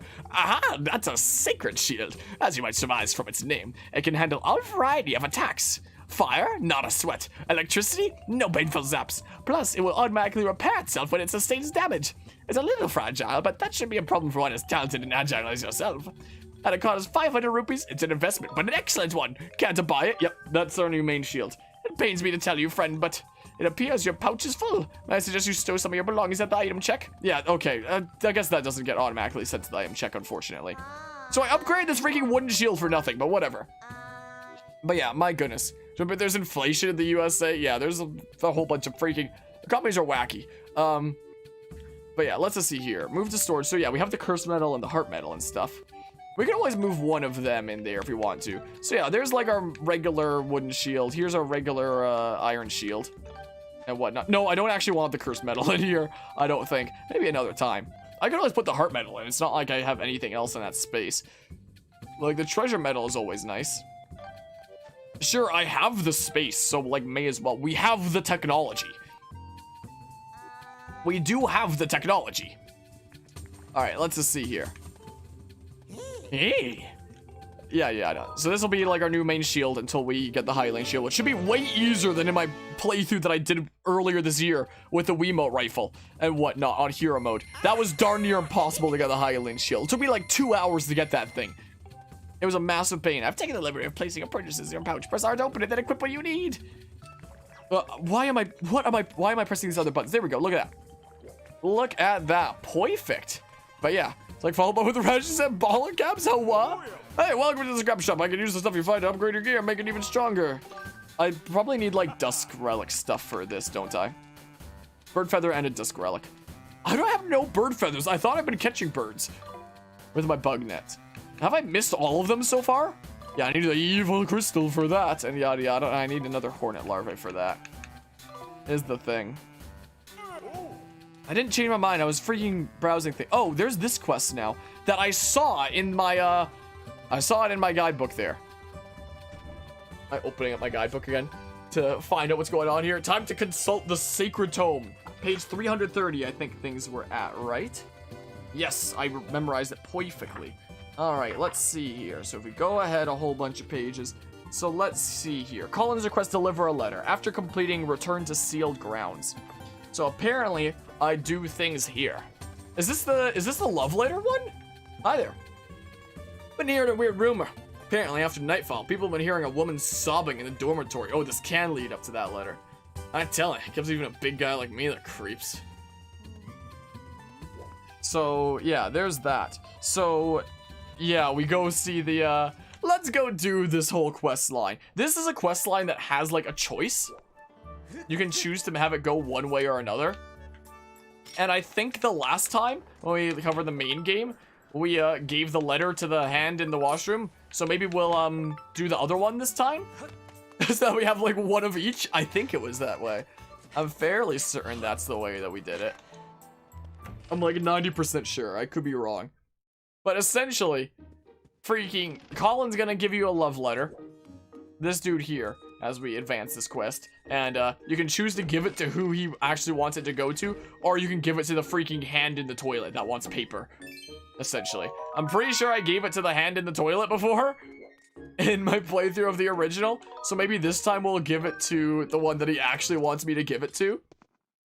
Just to change things up and whatnot. That is probably a good idea. So we have like one of each on the channel, I guess. So it's like we're really covering Skyward Sword, you know? So weird sounds, huh? Weird sounds over here. What kind of weird sounds? Oh! Oh! Somebody Please, somebody help me. Restroom.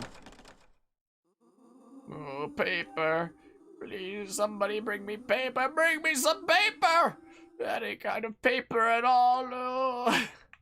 Yeah, the emphasis on the any kind of paper at all. But yeah, because what we're crying is a man's greatest weakness. I can agree with that. I can agree there. Alright, let's see here. Now we sleep until morning, so now we should be able to talk to Colin. So, yeah, we have two options here in the guidebook. Well, I'll get the letter from him first, I suppose.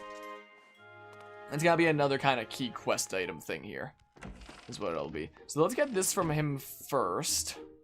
And we'll go through, like, the options. He's looking at his letter. And whatnot. No, I guess we have, like, a proper cutscene for it. Should I give it to her?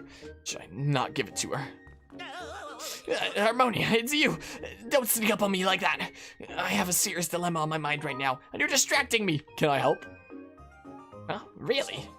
Normally, I would never ask someone like you for help, but these are dire times. Come to think of it, you might be just the person I need. You seem to be pretty good with the ladies. I can't believe I just said that, but whatever. Let's do this. Harmonia, I have a task for you. Your mission is to infiltrate the secret facility so listen up. Your mission is to take this piece of paper to a certain person. It's a very important piece of paper. Make sure you deliver it. Link looks over at the bathroom. Huh? What's your problem? Why are you looking at the restroom? What? There's someone in the restroom at night who wants paper? You fool! How dare you? This is no ordinary piece of paper. It's a letter. A very special one at that. I put my heart into every word. I guess you could say it's sort of like a... Alright, fine. It's a love letter. And that is why you will not, under any circumstances, ever allow it to be used as toilet paper. Do you hear me? Do you hear me, Fiora? So listen up. The person you must give it to is a girl, an upperclassman. Her name is Kran. You know who I mean, right? She's the one with the round hat. She's really cute, you know the one. And don't you dare, not even by mistake, even think of giving it to that weirdo in the restroom. Swear it! Here it is. I'm trusting this letter to you, so don't read what's inside. Do you hear me? You received Colin's letter. Can you believe this letter might actually contain heartfelt words from Colin? Take extra care that you don't end up using it as scrap paper. I'm counting on you, Harmonia. Get to it. If you don't mess this up, maybe I'll let you be my sidekick. Okay, so yeah, we have that item there. So there's like some other key things. I don't know what the third one is. The second one is like that rhino beetle from Beetle. I don't know what the third one is. How much voice acting bad they should have hired you if this was a tree master. I appreciate the kind words there. I was in drama classes for 3 years in junior high school. For like apparently like the years of high school and junior high is different in the States compared to like Canada. So I guess I should clarify that was like grades 7 to 9. Those 3 years, and then high school is like 10 to 12. I think that like high school in the US, people have told me was like 9 to 12, something like that. But anyway, I took 3 years of drama classes then, and I freaking loved those. There were drama classes in high school as well, but I couldn't take them because I was busy taking freaking 3 languages if you count English, German, and Spanish. And I didn't even get to take all the sciences, and I was taking options like computing science. I literally never had a spare throughout all of high school. And I didn't have enough space for drama. 9-12 usually. What actions were I a part of? I wasn't a part of like anything major that happened. I was part of an improv team for a little while.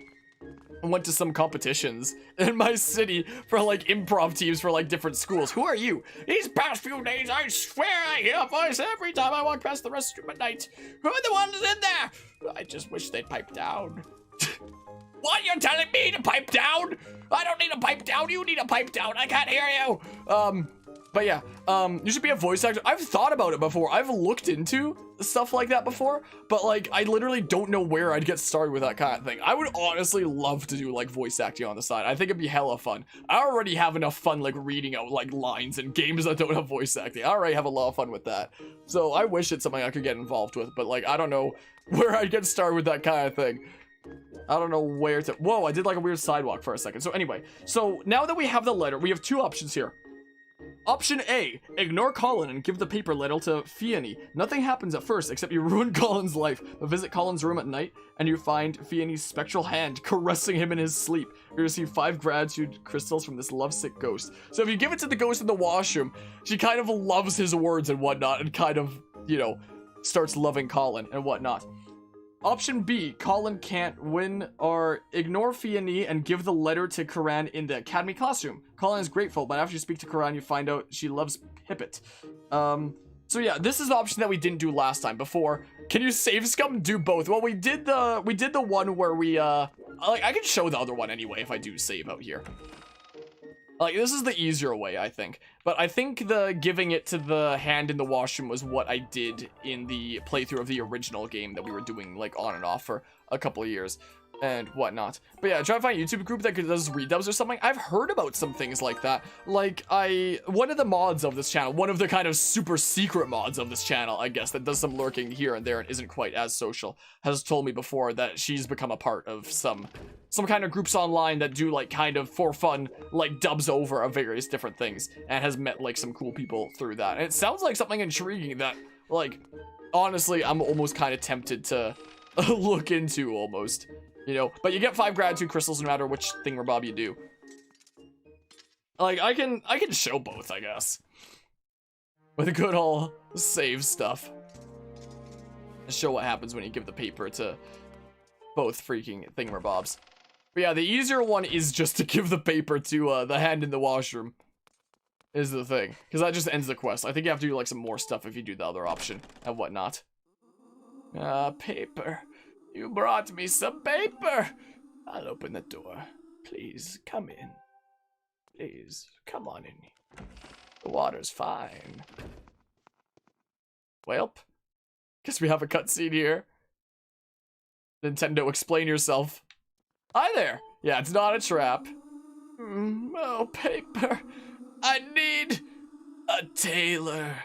Because I ripped my okay, enough of the SpongeBob references for now. Not angry or anything. I just need some paper. Give the love letter. You're giving me paper. I'm so happy. But this looks like someone's letter. Are you sure I can have this? Yep, there you go. Thank you. I will use it with care. But I'm shy, so don't ask me what I want the paper for. May we meet again, you kind soul.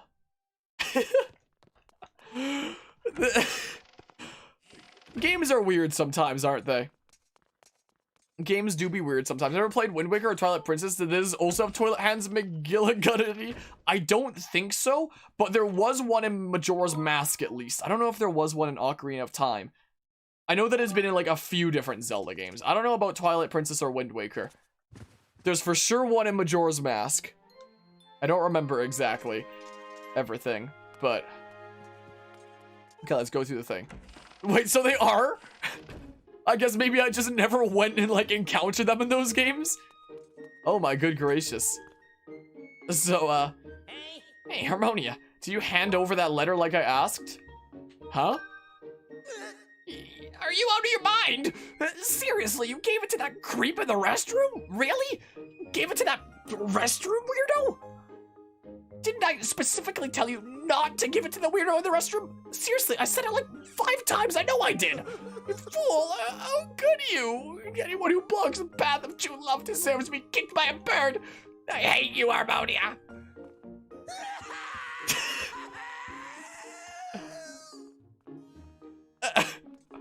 But I'm pretty sure it's not an ocarina. I don't think it's an ocarina. But I'm like 90% sure that it's in Majora's Mask at least. So if you do the quest line with giving it to the weirdo in the restroom, then at night, how you get the gratitude crystals for that quest is by going to Colin's room at night after ruining his life.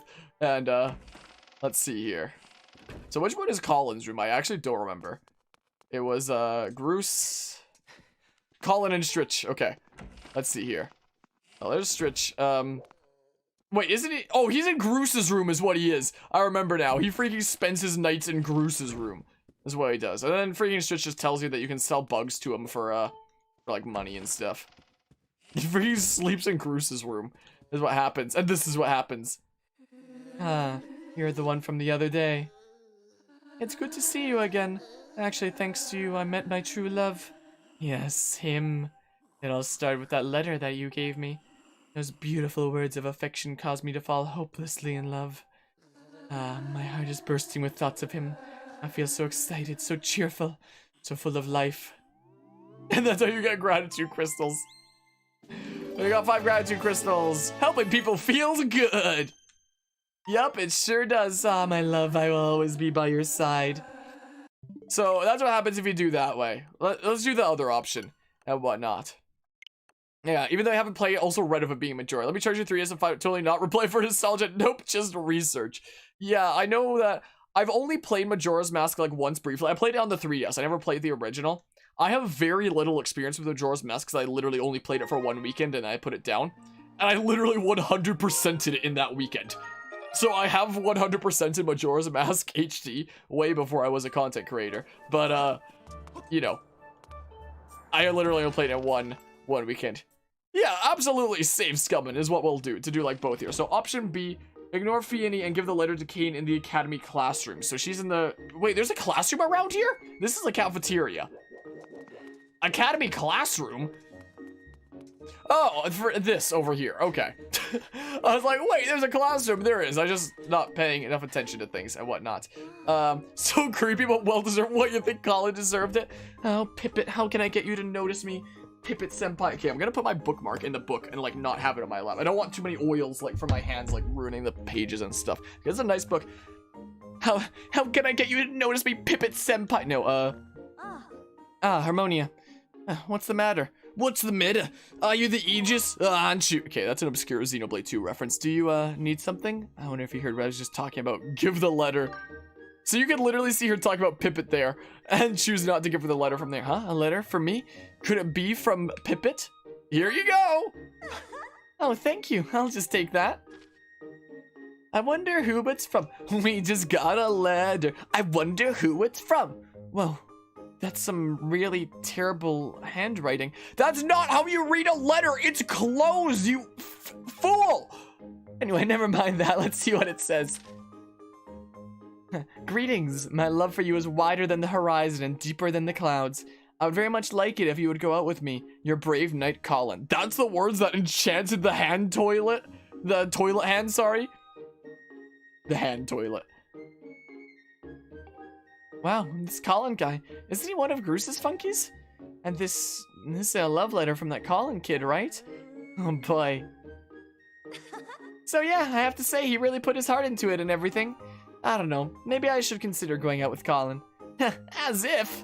I wonder what Pippet would think if he knew about this. So now I gotta go talk to Pippet? Wait, I gotta open my book again. Thank goodness I put in the bookmark. Where's Pippet? Where's my bookmark? Here it is. Thank goodness for bookmarks and yada yada. So let's see here. Go to Pippet and tell him. Where's Pippet? It doesn't say. Doesn't say. Who is Pippet? I don't even remember who he is. Quite frankly. Who is he? Gosh darn it, go find Pippet and then yada yada. Freaking. Who is he? Where is he? I don't know. Pippet?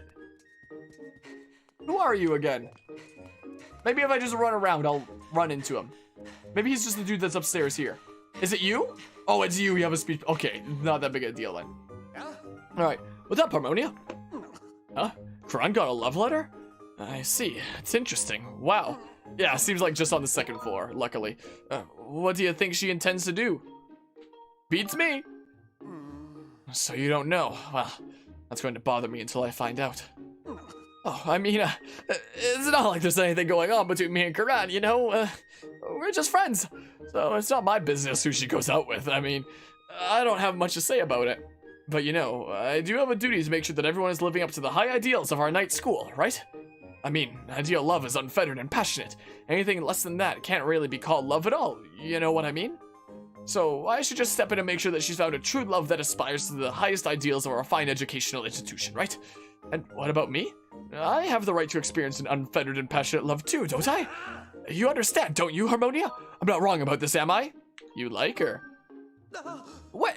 Don't be ridiculous, Harmonia. I don't even understand how you can make such a wild accusation. Well, either way, I don't suppose you'd mind asking her what her decision is going to be, would you? Well, let's go ask her. What's her decision going to be? I do feel like this shield seems a little bit more reflective in this version than the original Wii version, at least, and I like that. Like, again, it could literally just be because it's, you know, upscaled and I never could notice it with the original. But, like, this shield at least looks, like, way better compared to the original. Like, with how shiny it is and whatnot. Yeah, they're super thirsty there. You're the one who sent the letter, right? Yes. It was a wonderful love letter. Thank you. It wasn't that great. And, what's your answer? My answer? My answer. Oh, please go out with me. Wait. That's the sound that plays in Breath of the Wild when you finish cooking a meal. I think you should go out with me instead. I mean, I want to ask you out. What? Hey, hold on there. What are you trying to pull all of a sudden? I want to go out with Pippet. See that, you fool? I knew she would choose me. She's been checking me out for weeks. Wait a second. Wait, really? Truly? You choose me? Yes, I'm so happy, thank you. This can't be happening.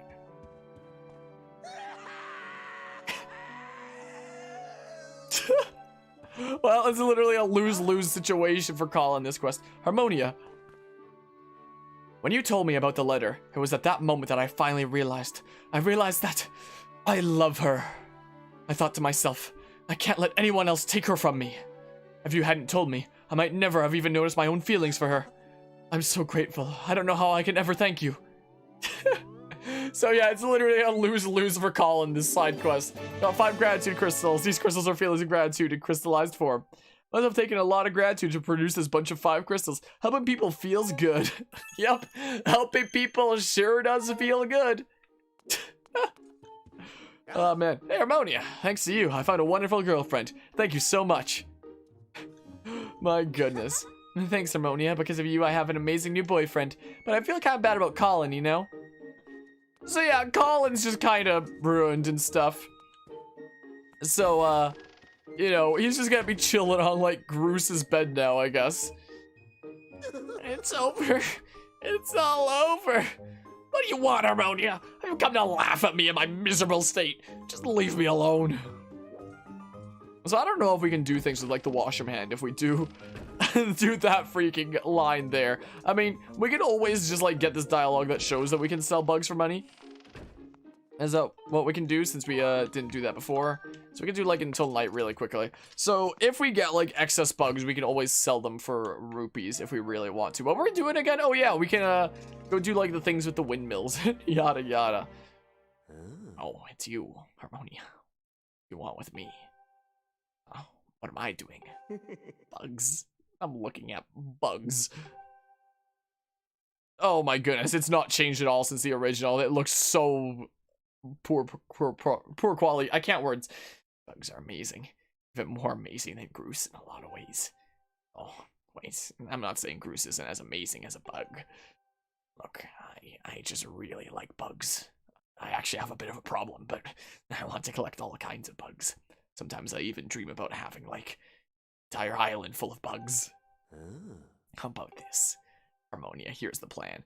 If you find a bug, you sell it to me. When it comes to bugs, rupees are no object. Okay, well, again, when it comes to, like, textures not being changed since the original, looking at, like, the textures on his clothes and whatnot, like, on the blue bit and then the red bit underneath, it's like, oh my goodness, it's so gross looking. And you look at the freaking clothes on something like Breath of the Wild, and it's freaking gorgeous. Like, my goodness. Now all my bug collecting ambitions will finally be realized.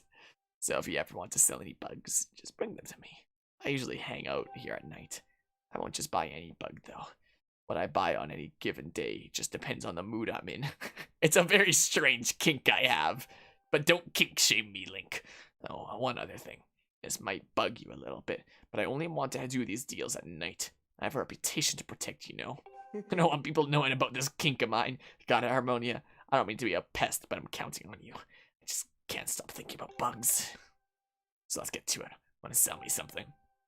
Let's see. Tonight I feel like buying Fair Grasshopper Scallop Mantis Linnea Ant. Sure, I'll sell you like an ant. What do you want to sell me? Linnea Ant. Linnea Ant. For one of those, how many rupees should I part with? About 20. How many have you got there for? Wait, those are you looking to sell? 1. I love a good little arrow hat. Sell one of them, eh? That rupee should I throw away? I'm gonna say 20. Okay, here's your money. Thanks, Mantis Face. I mean that in a good way. I love mantises, maybe a little bit too much. Well, looking forward to seeing more of your bugs, Harmonia. If you catch my drift. Okay, sleep in my bed. I don't mind. I'm just gonna be over here with my bugs. Something. Oh my goodness. Well, again, I don't know if there's guarantees that I'm going all the way through this game on this channel since we already played the original Skyward Sword, but it is tempting. I mean, I am still having fun with things and yada yada. Wait, should I go at the top here and see if, like, whoever the hell, whatever his name is out there and wants me to drug him with a stamina potion for the beginning of his quest line? Or what? Link is so out of shape. Holy crap. He is so out of shape. Let me also respond to something here real quick like that. So is he out here? Nope. Nope, he sure isn't. So is there something else I can do? Let's open up let us consult the sacred tome once again. So let's see here. So after completing the return to Seal Grounds, we can now do more stuff with the lumpy pumpkin or something like that. Okay, now it's just showing like the stuff with like the hot pumpkin soup. Whoa, wait. Oh, now that we have the heart, we might actually be able to do a thing at the lumpy pumpkin at night. Sing along strumming, huh? We might be able to do that. Huh. Maybe.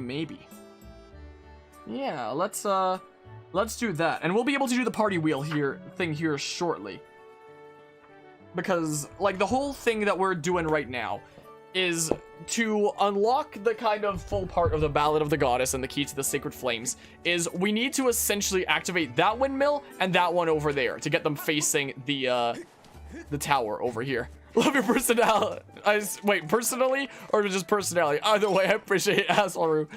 For a very long time, I kind of grew up being the super energetic kind of wacky self of mine and whatnot, and then for a while I started getting like social anxiety because I thought people weren't like really vibing with it and whatnot, and I thought people thought that was weird, so I developed social anxiety for a good while. But like for a while, streaming kind of became the space where I could like become my kind of true energetic passionate self and whatnot.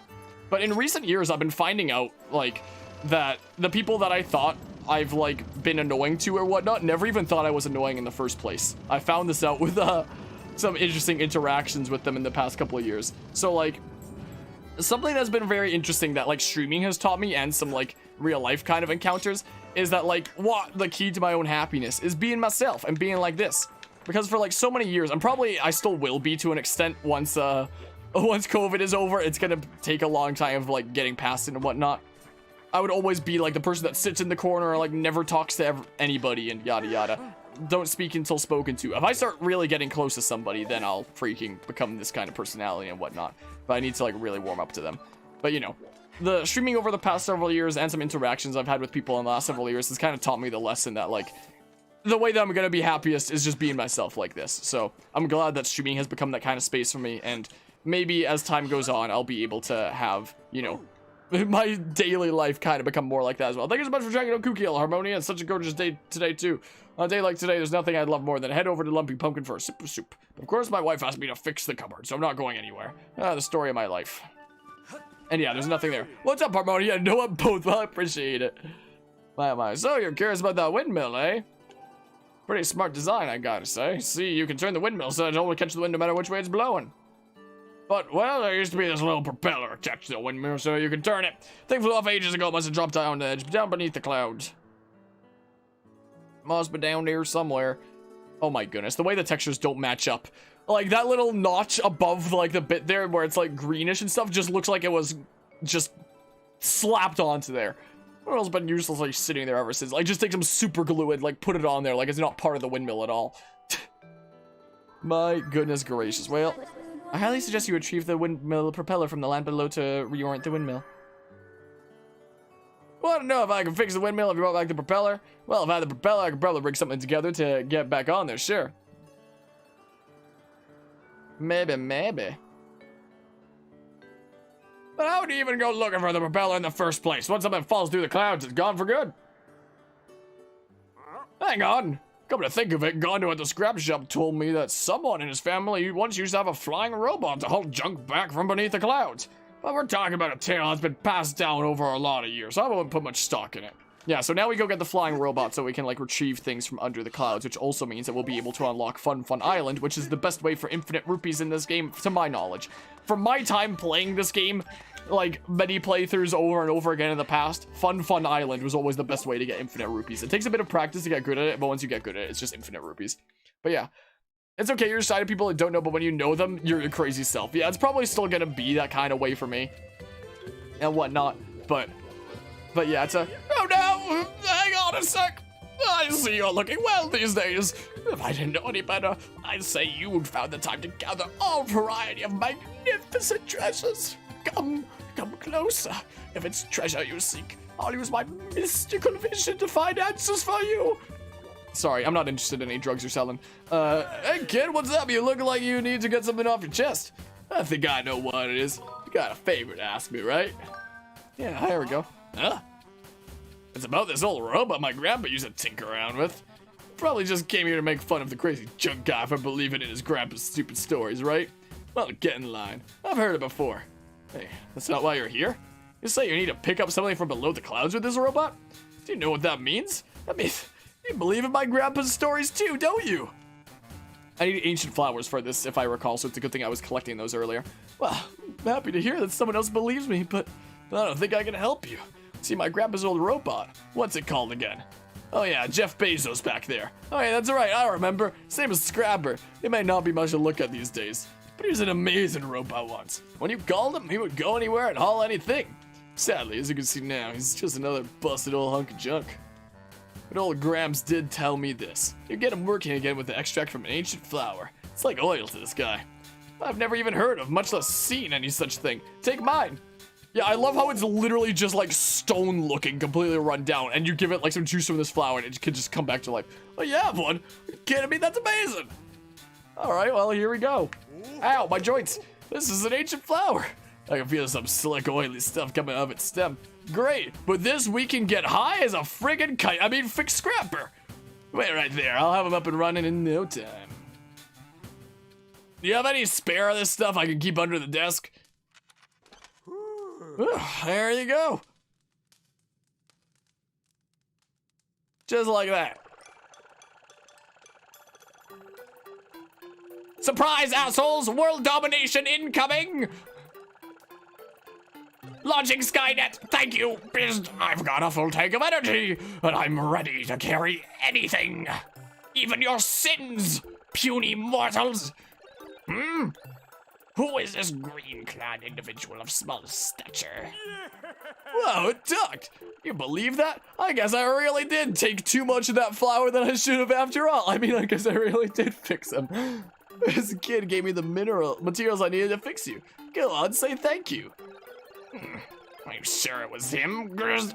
Well then, I extend my reluctant thanks to you in a gesture of obligatory gratitude. I'll kill you last. Hey now, watch it. There's no way to tell you someone who just saved your life. Anyway, this kid wants you to haul some stuff around, and you're going to help him. This individual may have restored my operations, but I am not inclined to offer assistance.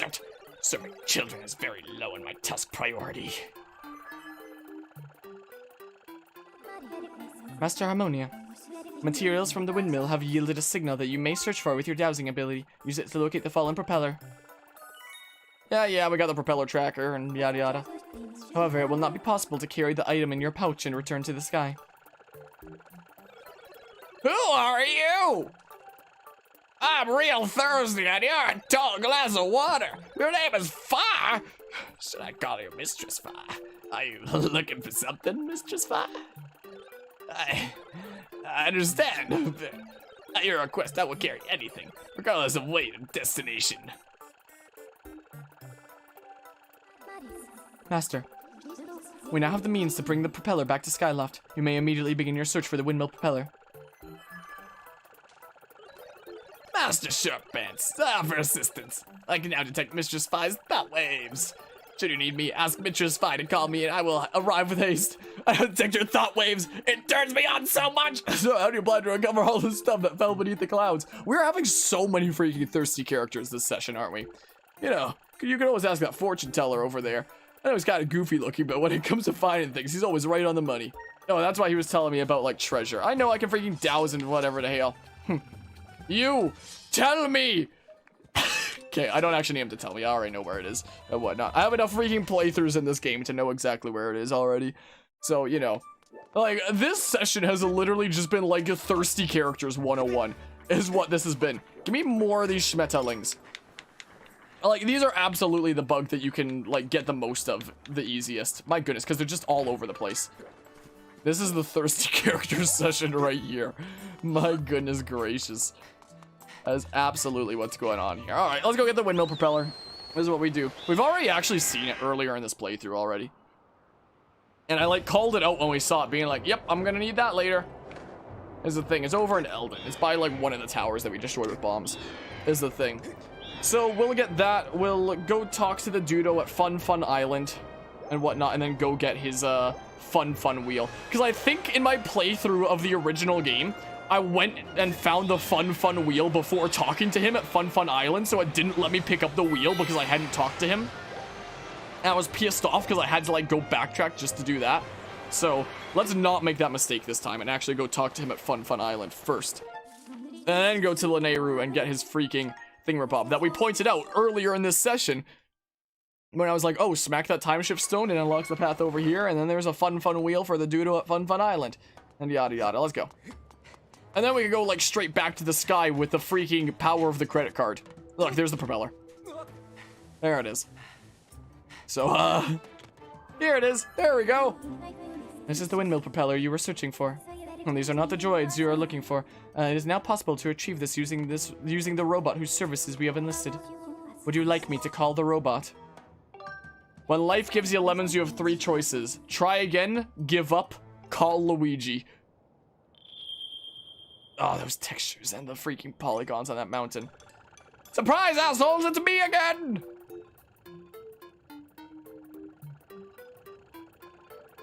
Well, hello! It's just fine. I hope you weren't waiting long. So, you want me to carry this? Hey, Master Shumpants! You're in my way here. I said, get out of the way! I'm walking here. I'll be waiting for you up in the sky, so don't take too long. Away! Swampy! Away! Master, I suggest that we also return to the sky and collect the propeller as soon as possible. That was a freaking old school kind of freaking playthrough YouTube reference. Not on my channel, freaking. That's like just old school kind of YouTube. What Minecraft reference is what that was. My goodness. Don't know if anyone would have gotten the swampy away reference, but I like making it anyway. So, use Amiibo. The power of the credit card is strong with this one. Yes, Master, Amiibo recognized. Wish to return to the sky. Yep. Imagine locking that behind an Amiibo. That's so dumb. That should have just been like a thing that you could, you know. I wish that it would be like you could just go to the sky from anywhere asking Fi. And like still have this Amiibo exist because it's a really cool Amiibo and whatnot. And just have this Amiibo and other Legend of Zelda Amiibo give like items and stuff like that, like they do in Breath of the Wild and stuff. Or something like that. Or just like Amiibo in general. Is what should have happened, in my opinion. I love how it still gives you the prompt to sailcloth and it just automatically pulls it out for you without you pressing anything. You'll love to see it. Look how shiny the shield is. Shield is really nice looking. There's that windmill propeller, assholes! If you need me, feel free to call. For Mistress Fi, I'll travel to any destination. I'm a very vulgar robot, aren't I? I'm pretty sure that's the way that it was in my playthrough of the original as well. Oh, isn't that the beatable robot from Gondo's place? Wait just a second. Is that? It is. It's a windmill propeller. That thing was supposed to have fallen down below the clouds. You're saying that whole story handed down through Gondo's family was actually true? Somehow I get the feeling this is all some elaborate prank. But I guess I'll try to fix this thing. This goes in here, and I just crank that a few clicks. And there we go, Skynet! Yeah. That ought to do it. If you can find some way to spin the propeller, you can probably turn the windmill around. Hey! Honey, honey. Oh no, I think I might have promised my wife I'd fix our cupboard. I swear that woman's always looking for somebody. See you around, Harmonia. Okay, well, now we can do the thing. Gust bellows. So now we do that. We have to spin freaking all the way around with this. Ah! Oh, the textures on that windmill! My eyes! It looks like a freaking Nintendo 64 kind of... Oh! Ah, gross. Is this how the FBI secretly subjects people to torture? Make them look at stuff like that.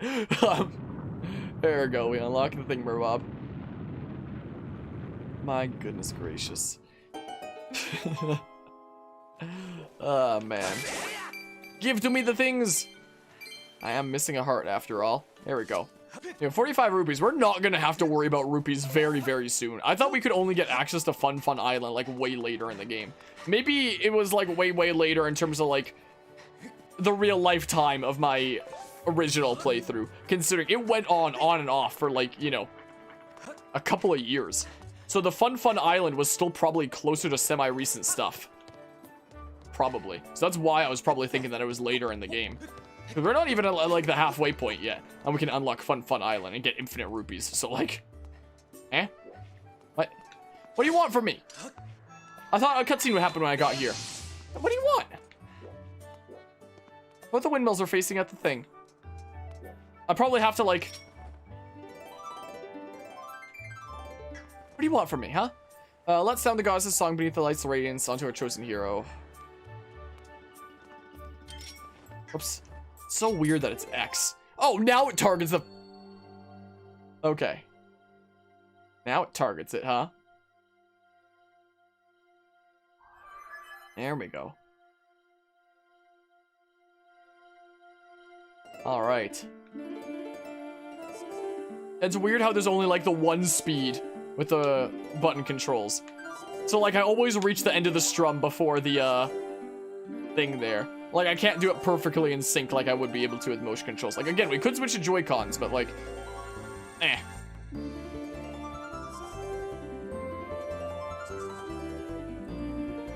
Oh no, they didn't change it. It could be such a beautiful moment here if I didn't look like that when singing. Just like ah! That's what it looks like. Like the music is so beautiful. The music of this game is so great. Like that could have been such a more magical moment if I didn't look like that. And of course they changed nothing compared to the original. Of course, huh? Unbelievable. Oh man. Such a beautiful moment just ruined. Kaboom! Michael Bay! Yeah, I definitely need to tune up. But yeah, let's just see here. Master, there's a high probability that this beam of light will lead us to the clues as to the whereabouts of the three flames. I recommend that you investigate what lies at the end of the beam of light. I will, but like at the same time, I was gonna go to Fun Fun Island. Can I jump off of this for my laughing sweet? Burn your copy? Do you not think you're sleeping anytime soon? Wait, burn copy of what? Huh, what? What's going on? Okay, let's go to Fun Fun Island. Yes, that is the priority now. Now that we have the flying robot, we need the infinite rupees is what we need. And I swear what happened when I played the original game was I went down to where the fun wheel was first. And then it didn't let me pick it up because I hadn't started the quest and I was pissed. Burned copy of Skyward Sword? Skyward Sword is still a freaking great game. It just has a lot of little issues here and there that could have been fixed for this and weren't. It's still a great game. And why not? Face Brother Man, Link just creepy out like bends around or something. Yeah, some of the expressions could have been a bit different. Oh yeah, I had fun doing this guy's voice lines when I was doing the original.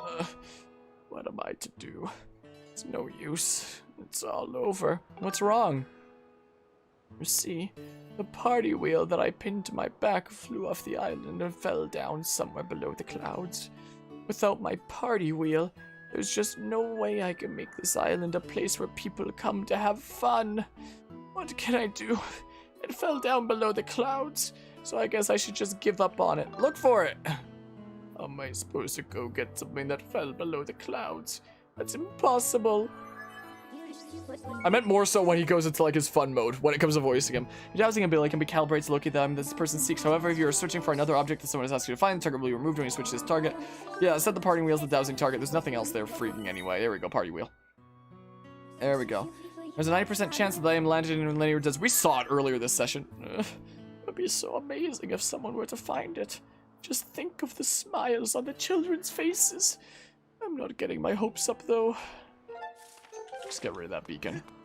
Just get rid of that beacon there. We already saw it earlier this playthrough, so like, yeah, the lava girl doesn't come through the freaking thingamabob there, the Fun Island.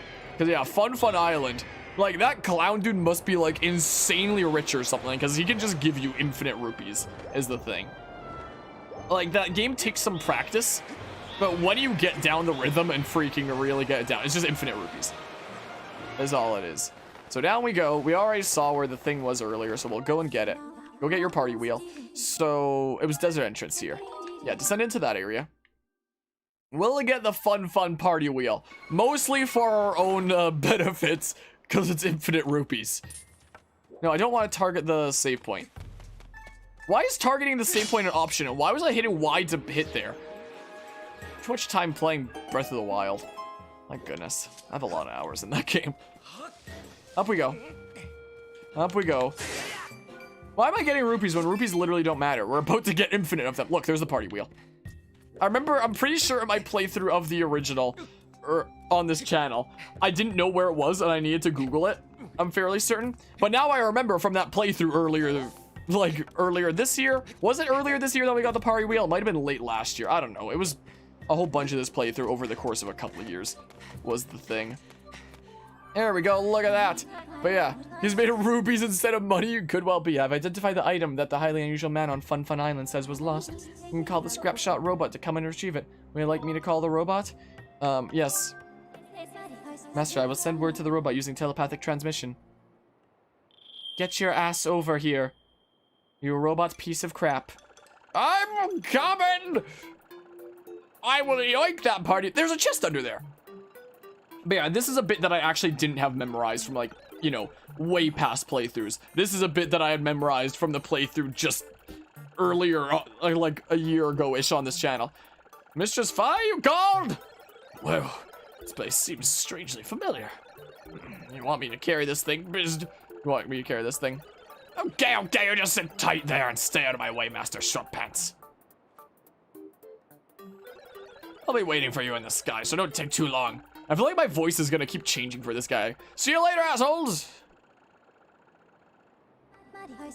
Master, I suggest that we head back to the sky and return this party wheel to its owner as soon as possible.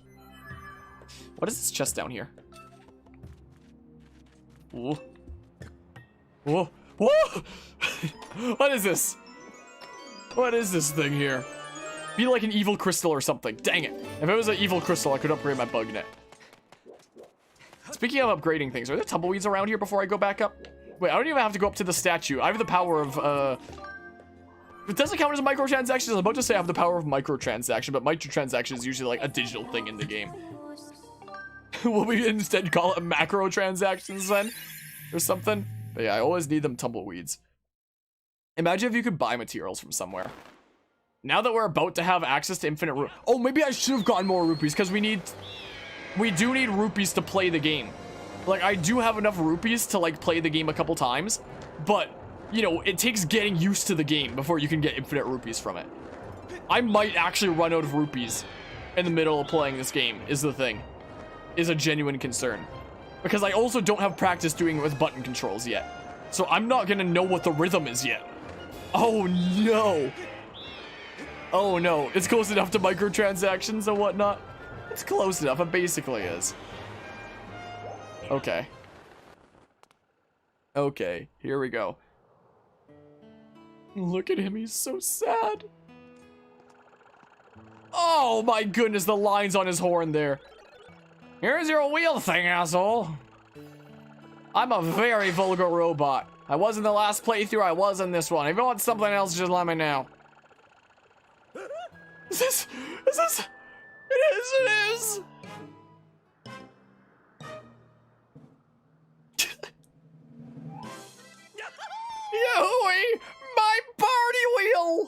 wheel.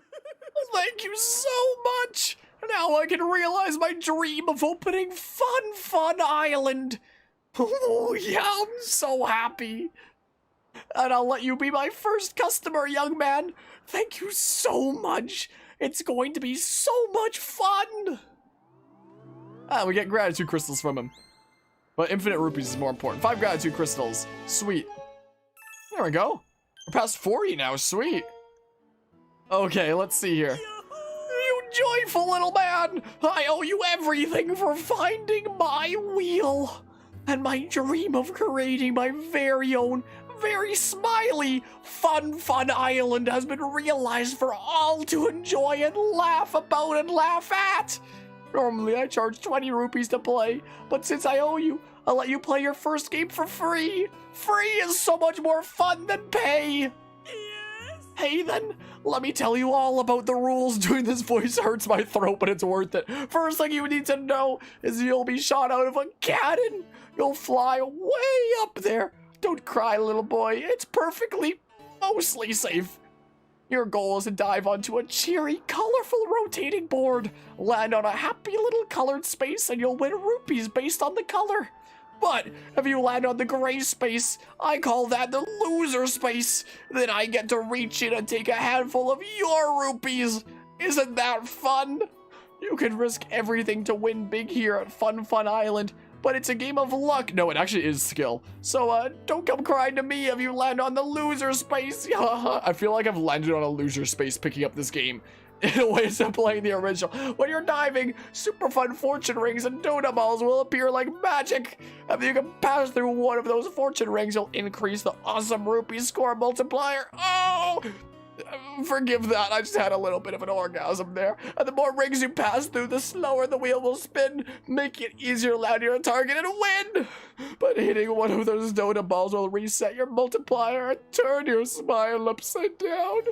When you can't use your sailcloth while you're diving. Do you get all that, little guy? Sounds like fun, right? Want to give it a try? I'm literally crying slightly doing this voice. Want me to explain the rules one more time? I know it's awfully complicated for a fun little guy like you. Wow, I feel insulted. Yes? This is discrimination right now. Righto, there's a brave little guy. Once you're ready, you hop into the cannon in the center of the island and plug your ears. I'll prepare the cannon. There we go. But yeah, Queen from Final Fantasy 9 called they want their design back. The only Final Fantasy game I've ever freaking played. I played a few hours of Final Fantasy 7 way back when, and I started playing Final Fantasy 10 in like the very early days of my phone because the person that inspired me to start streaming, it's his favorite game and he kept on recommending it to me and yada yada. But as a brand new content creator that had just started like a new channel and didn't know how to set anything up, I didn't exactly have any viewers to tell me that that when I was streaming, there was literally no audio to the game. So I was like, oh crap, I gotta like redo these first 10 hours. And I never got around to it. And those VODs aren't even on my channel anymore. They got deleted.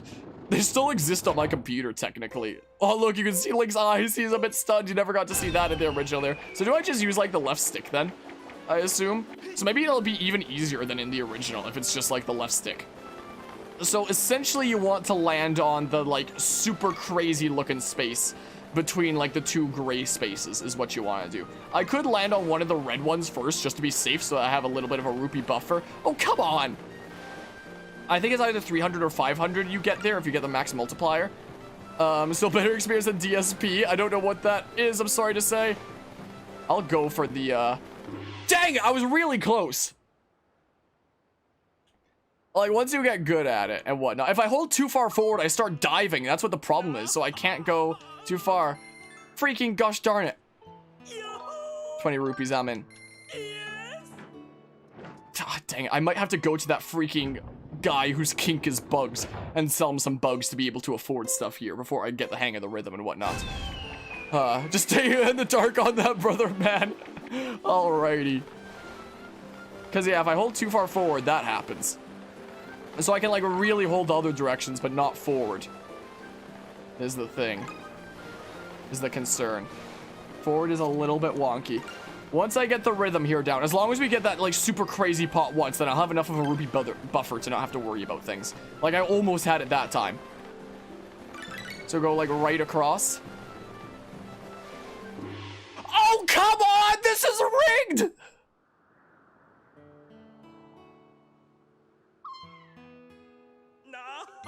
I don't have enough to play it anymore! Are you kidding me on that? I gotta go sell bugs to the kinky bug guy! Oh, man! Oh, my good gracious. Man, once you get good at it, you can get it consistently, but, like, I'm out of practice, and I gotta get used to it with the left stick. Gosh darn it! Now I gotta go see kinky bug guy. This is the worst timeline.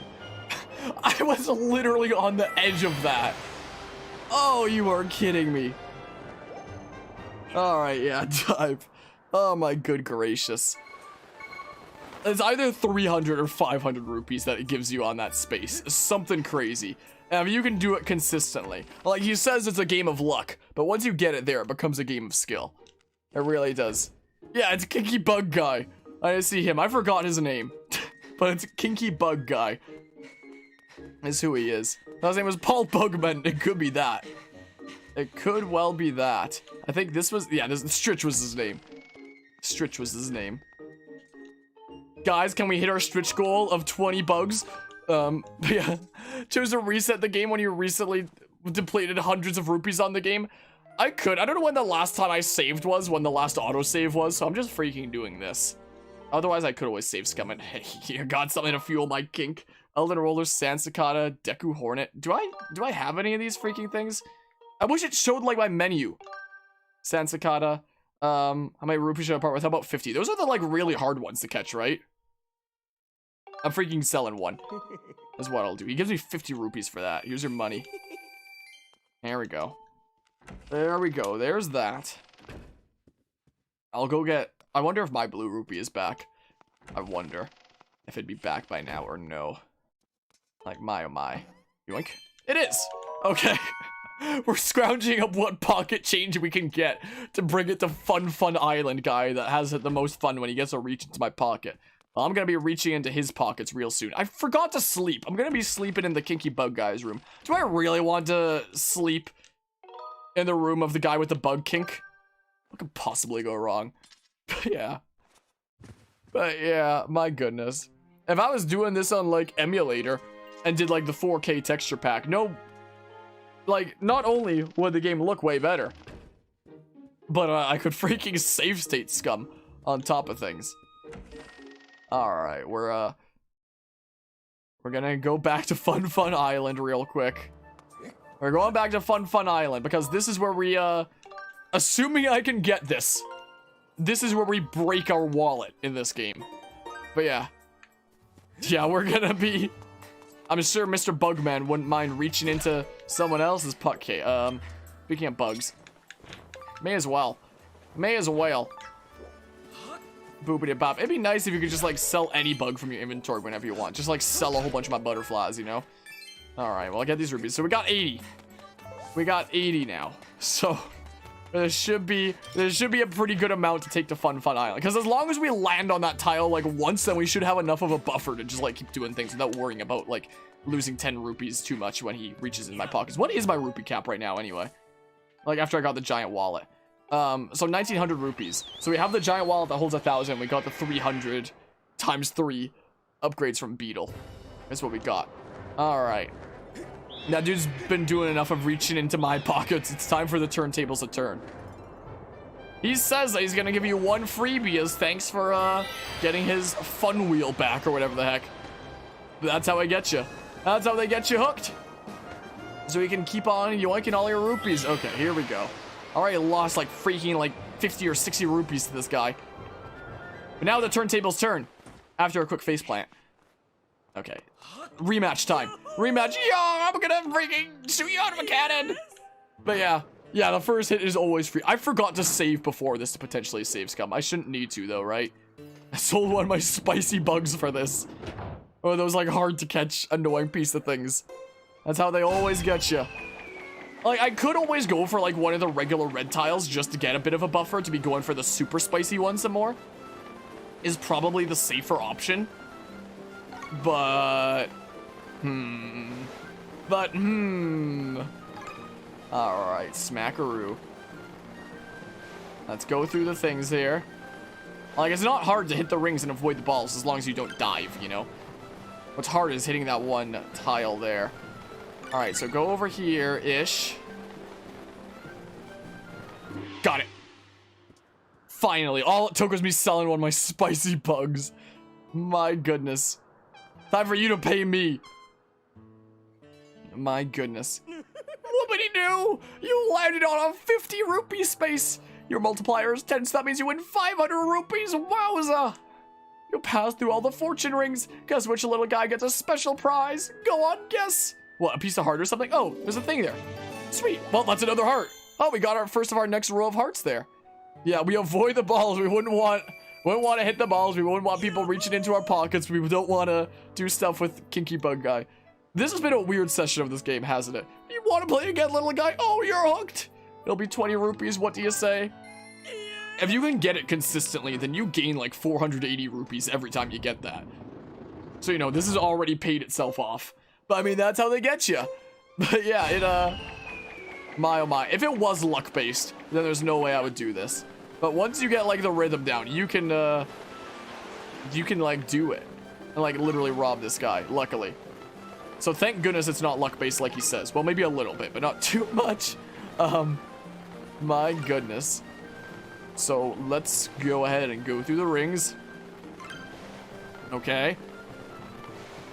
Go through this one. And we go somewhere over here-ish. There we go. Once you start figuring out how to get it consistently, that's how you start racking up the rupees. That's how you do it. It's Fun Fun Island. Maybe there's a better way to get rupees in this game, but this is the best one that I know of. Like, I never wound up looking this up online or anything like that. This was just for me playing it back in the day. And, you know, exploring around Skyloft and being like, what are ways I can get rupees? And then finding Fun Fun Island. And I'm like, oh, here's how I get infinite rupees. So, we don't have to worry about money in this game ever again. Unless you want to buy Zelda Loftwing amiibo for, you know, that one quality of life change. Apart from real life money, we never have to worry about money in this game ever again. I own the freaking Zelda Loftwing amiibo now. I just meant from the perspective of what? Uh-oh, how do I get that now? Nope, missed that one. That is a little bit unfortunate. No, it's unfortunate. They can't all be winners, but well. May not get as many rupees this time. Or maybe he'll just reach into my pocket. Who knows if I screw it up. I freaking screwed it up. I screwed it up a little bit. Whatever. We have over 1,000 rupees now that he's given me, so like, even assuming that it's like a 50-50 whether I land on like the bad space or the really good space, I'm contending with gaining 480 rupees or losing 30. So if that's what I'm dealing with in a 50-50, lose 30 or gain 480, and I can keep on doing that, then I will absolutely take those odds. Like, I could, in theory, just keep landing on that gray space and lose all my rupees. But I will take these odds, because it does very much seem like it could be roughly a 50-50. Maybe a bit better than a 50-50, considering I'm slowly figuring it out and getting back into the rhythm of things here again. I used to be hella good at this minigame, and I'm slowly figuring it out again. Slowly, bit by bit. I'm tapping it to avoid diving when I'm going forward. That's become my new strat. And then, let's see here. There we go. There we go. Like, I lost 30 on that last game, but this one I gained 480. So, you know. So, you know. I will take my odds. I'll absolutely take my odds. There you go, 500 rupees. Bada bing, bada boom. So, yeah, I'll do it. I'll do the thing. Get in the cannon. I can do one more, and then my wallet's gonna be basically full. I can probably buy, like, one more wallet upgrade from Beetle. I might be able to buy some spicier things from Beetle. That's what I may be able to do. Maybe. I could even buy, like, some of those other upgrades at the regular shop. Like, right now, I just have the one seed satchel, which I just had because I couldn't really afford anything else, really. I was like, hey, I have the seed satchel anyway that I got from a chest. May as well use it. But I could always go with, like, an extra bomb bag to carry more bombs or something like that. Is what I could do. Now, we do have the pouch space as well. We have the technology. We do indeed have the technology, you know? Okay, I'm gonna have to be this way for this one, it seems like. There we go. Yeah, once you start understanding it a bit, you can absolutely start getting it consistently. It took me a little bit of a warm-up. I lost all the rupees I had temporarily as a warm-up, but now I've got the rhythm down. Now that the rhythm's down, we got plenty of rupees. What? Master, your wallet is full. You'll not be able to collect any more rupees than you can currently carry. That's the first time that's happened in this playthrough. 1,900 rupees! And that's why you absolutely want to take the time to practice at Fun Island in Skyward Sword. Absolutely. Let's go to Beetle and buy some things. That's what we do. Well, I think that he has the last pouch upgrade, right? So we should be able to even max out our pouch. Should be able to. Which would be very, very nice. I don't think I did that in our playthrough of the original. I don't think so. Alright, so yeah, go ahead and dive. We'll go over to Beetle's place. And why not? Go Final Fantasy 9 and blind stream it. May get you further jumpstarts since everyone loves the franchise. Switchport was not shabby. If I ever did cover Final Fantasy on this channel, it would probably be like either 10 or 7. Because I know that like the 7 remake is something that some people have wanted to see on this channel before. But I've heard that it's apparently way better if you played the original first. But I also want to like actually do 10 properly after that like failed attempt on this channel. So like one day we may be getting into the Final Fantasy series on this channel. But if we do, it'd either be starting out with like 7 or 10. I don't know which. But one of them, something like that. You have the last pouch upgrade, right? Yep, there it is. Oh! This thing will open up another space in your adventure pouch. It's my last one, so it's a little expensive. Price is 1,200 rupees. If I were you, I'd think hard about whether I really need it or not. I need it! You made your adventure pouch bigger. Look at that, we have the full pouch. Isn't that crazy? Oh, it really suits you. Jeez, my wallet's hurting there. Also, speaking of stuff with like my pouch and things I'm carrying, when can I get the 4th bottle anyway? Like, maybe I should consult the tome? Is what I could do, because I think that there's like 5 bottles total in this game, I think. Like, hold on, let's see here. Sidequest and Gratitude Crystal, Secret Shops, mini games, items and equipment. Empty Bottles Guide, page 365 in this. So, some more pages ahead. Like, where is the 4th bottle? Anyway, empty bottle number 4, Fire Sanctuary. So it's like way down the line. And then, complete Song of the Hero for empty bottle number 5. So yeah, it is gonna be a good while before we can do that anyway. And what on? Oh, that's a life medal! 800 rupees. I'm freaking 100 short here. It sucks that I can't get any more wallet upgrades right now. There's a bug medal. I'm a little bit short on that. So yeah, we could always get a freaking thingamabob over here. Like something that lets me carry more of an item. I wouldn't mind getting the bug medal from Beetle if I can just have that and have like more bugs be around and whatnot. I certainly wouldn't mind it. Sure, small bomb bag. Sure, thanks. There we go. Small bomb bag. Sure, I'll do it. Is there anything else that I want to buy while I'm here? Since we have rupees and stuff. I appreciate the 10 more freaking dollars super chat there. Pino Adel, I'm out. Stuff to do. And all. Have a good night. And thanks for the fun. Pick up some Dr. Pepper or what have you. Will do. I'm a freaking weirdo that only drinks juice, milk, and water. Because I'm freaking strange. People always tell me that I'm strange for that. So apparently that makes me strange. But will do for something similar. Wait, do I have an empty? I do have an empty bottle. We could pick up a spicier potion, I guess. But like, what are the spicier things here? Revitalizing potion and pour it onto a broken shield, even restore 4 hearts. I mean, this shield regenerates on its own. But yeah, I do appreciate that. If you are a part of the Discord server, let me know what your Discord name is. And if not, and if you consider hopping into part of it, I should give a special role for stuff like that. Because as I was mentioning earlier, we have special roles in Discord for like Twitch bits, but there's nothing like that for super chats. And today's getting me thinking like, maybe there should be.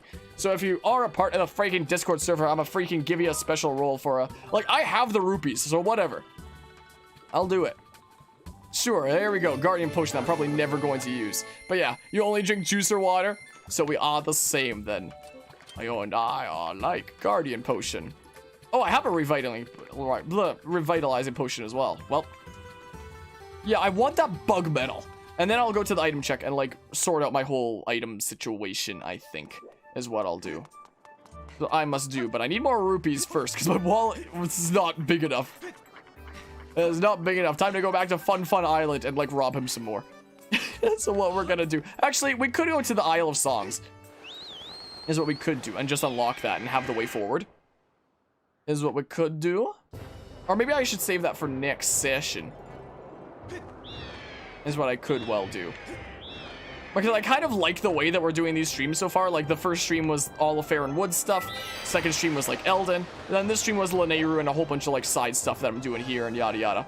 So, like, next time, maybe we could go to the Isle of Songs and then, start the whole Sacred Flames, main quest line and yada yada.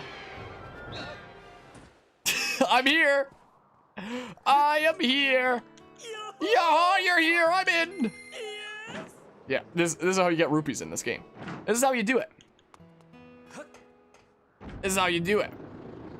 So up, and away we go. 3, 2, 1. 5, 4, 3, 1. Off blast. I don't know what exactly song that's from, but I know that when I was on a German exchange trip, there was like some song that the people I was sharing a room with kept on referencing. And part of the lyrics went 5, 4, 3, 1 off blast. Skipping 2, and instead of blast off, it was off blast. And for whatever reason, whenever I see a countdown, I think of that. And I don't know if I've mentioned it on stream before, that's what I'm referencing. I reference it all the time. That's what I'm referencing. Is some weird song thing there that, well, bam. Look, you get good at it. Eventually. Like, eventually you just get good at it. And you just keep robbing this guy who's secretly, like, rich. Just has infinite rupees. Like, this has got to be destroying the economy of Skyloft. But who cares? It's for a good cause. It's for a Link's cause here, after all, you know? It's for the sake of Link saving the world. So, you know, if it destroys the economy, whatever. Who cares about inflation? That's not a problem. You know, in my use of history and video games class, one of the things we talked about is how do you make a realistic economy in games where you can, in theory, get infinite money from, like, killing monsters or, like, stuff like this. Can you, in theory, make, like, a realistic economy that does feel, like, real, you know? When, like, in theory, any citizen of a world could go around killing monsters forever and getting infinite money, you know? In theory. Okay. Let's see here. Yeah, you just start getting good at it. I'm basically the center point now. Like, look, that's basically dead center. Eventually, you just get good at it. Is the thing. And it takes some warming up. Like, I had to lose all my rupees to warm up and sell one of my bugs to Creepy Bug Guy. But now that I'm warmed up, this is my game now. This is my game. This is my method for infinite rupees. It's all in my clutches now. So, you know, this is absolutely the strat. Do some diving. Imagine being shot out of a cannon. If this was done in our own world, freaking, this game would be shut down immediately, wouldn't it? And this would be immediately shut down. Health and safety hazard is what this is. This is absolutely a freaking get-rich-quick scheme, except it's real. This man freaking got thousands of rupees just by playing a game. Want to find out how? Click here. I got screwed up by the diving that time. Whatever. Diving screwed me up. Sometimes it be that way. I guess I get to reach into your pocket and take your money. That can't be legal. You did poorly in the game. Guess that means you have to pay more now. Or else what? Or else what happens? Just don't let us leave. If you don't have 10 rupees for me to take, I instead take your life. As you know it. Alright, through the thingamabob. Through we go. Go through the things. And whatnot. But yeah, so we'll get the bug medals so that when we continue with our main adventure, every time we go out anywhere, we'll be seeing more bugs and whatnot, or whatever the heck that medal exactly does. I don't quite recall. There we go. There we go. No biggie. No big deal there. So I'll do one more to, like, cap out my rupees at, like, 1900 again, I guess. Do I want to do one more? I have enough to afford both those beetle things anyway. Yeah, it's not too worth it, I guess. I can always grind this off camera if I want. You heard 5 coming out because I started mashing that a little bit early. Was the thing. I could also go to the Lumpy Pumpkin and, we may as well hit up Skyloft first. It's not like the Lumpy Pumpkin's much of on the way. But yeah, if I really want to get like rupees off camera or something like that, this is gonna be what I do. Just as a heads up. If I come into like a future session with like a maxed out wallet, that'll be why. That will be the reason why. Hitting up Fun Island and its fun shenanigans is what it'll be. So let's go get that that bug medal from Beetle. We may as well get that life medal too, just for the sake of collecting it, you know? Like, may as well. No reason not to. There should just be a finite amount of them, so... Oh, come on! I pressed B early and I went through the thing. I don't even have to press B. It should just stop the thing. I'm just used to pressing B, trying to be efficient out here. I was mashing B a bit too early that time. Grab onto the thing. Grab onto the thing. Grab onto the thing. Grab onto the thing. Grab onto... There you go. Jeez. I hate how they didn't change that from the original. The fact that Link has to spend 3,000 years deciding whether he wants to grab the rope or not. Grab the rope, Link. The lid. Patrick, put your hand on the lid. The lid. So these will just be sent to item storage for now. So what exactly does bug medal do again?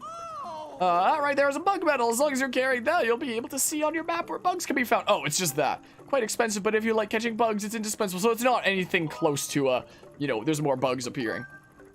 It's just like they're easier to track down and find. You got bug medal. Areas with insects and all be marked with that on your map. You can open your map to see where the bugs like to hang out. Pouch is full, so feel free to, oh yeah, strength to keep pedaling. And yada yada. Sent to item check. Well, if I am looking for any bugs for any reason, that could be handy to have around and just have it marked on the map. That's a life medal, but so there's a bunch of mysterious effects. I'm pretty sure it just gives you like a temporary extra heart container. Oh dang it, I did need to do one more. I'll be back, Beetle. I'll be back. Wait. Gosh darn it. But then I wouldn't have the funds to go do Fun Island again. What the hell? I literally had to hit that up again one more time. Darn it, darn it, darn it.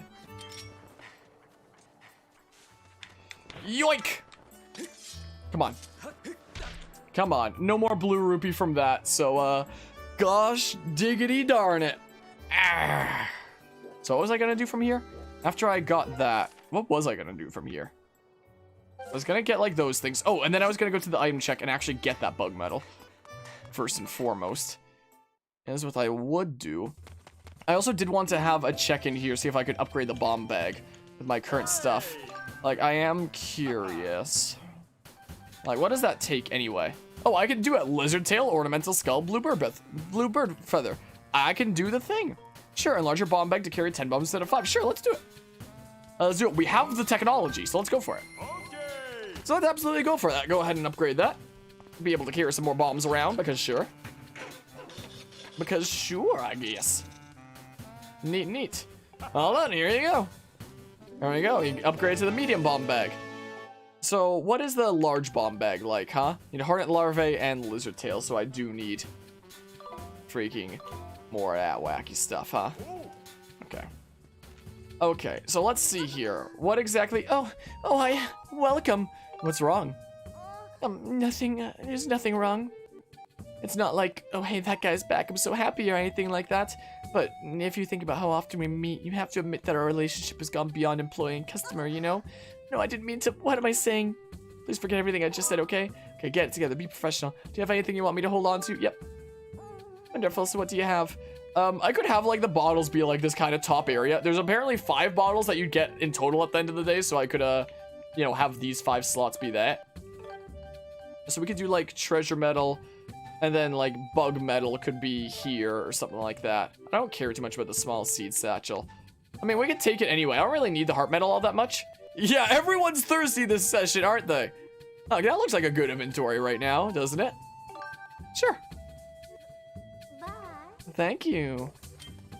Look at that. Look at this inventory. So much cleaner than my inventory ever was during my playthrough of the original game on this channel. Look how clean my inventory is now. Isn't it beautiful? Isn't it just wondrous? It's a truly lovely sight. And whatnot. Did I want to hit up Fun Island one more time? We need a thirsty count at this point. Just have like a counter for the amount of thirstiness this stream. Legend of Zelda Skyward Sword. The thirstiest game of them all. In the Zelda series. Is what it's seeming like at this point. My goodness. So who all has been thirsty this time. Like, I guess there was, like, Zelda and Link at, like, the Gate of Time, I guess, if you want to count that.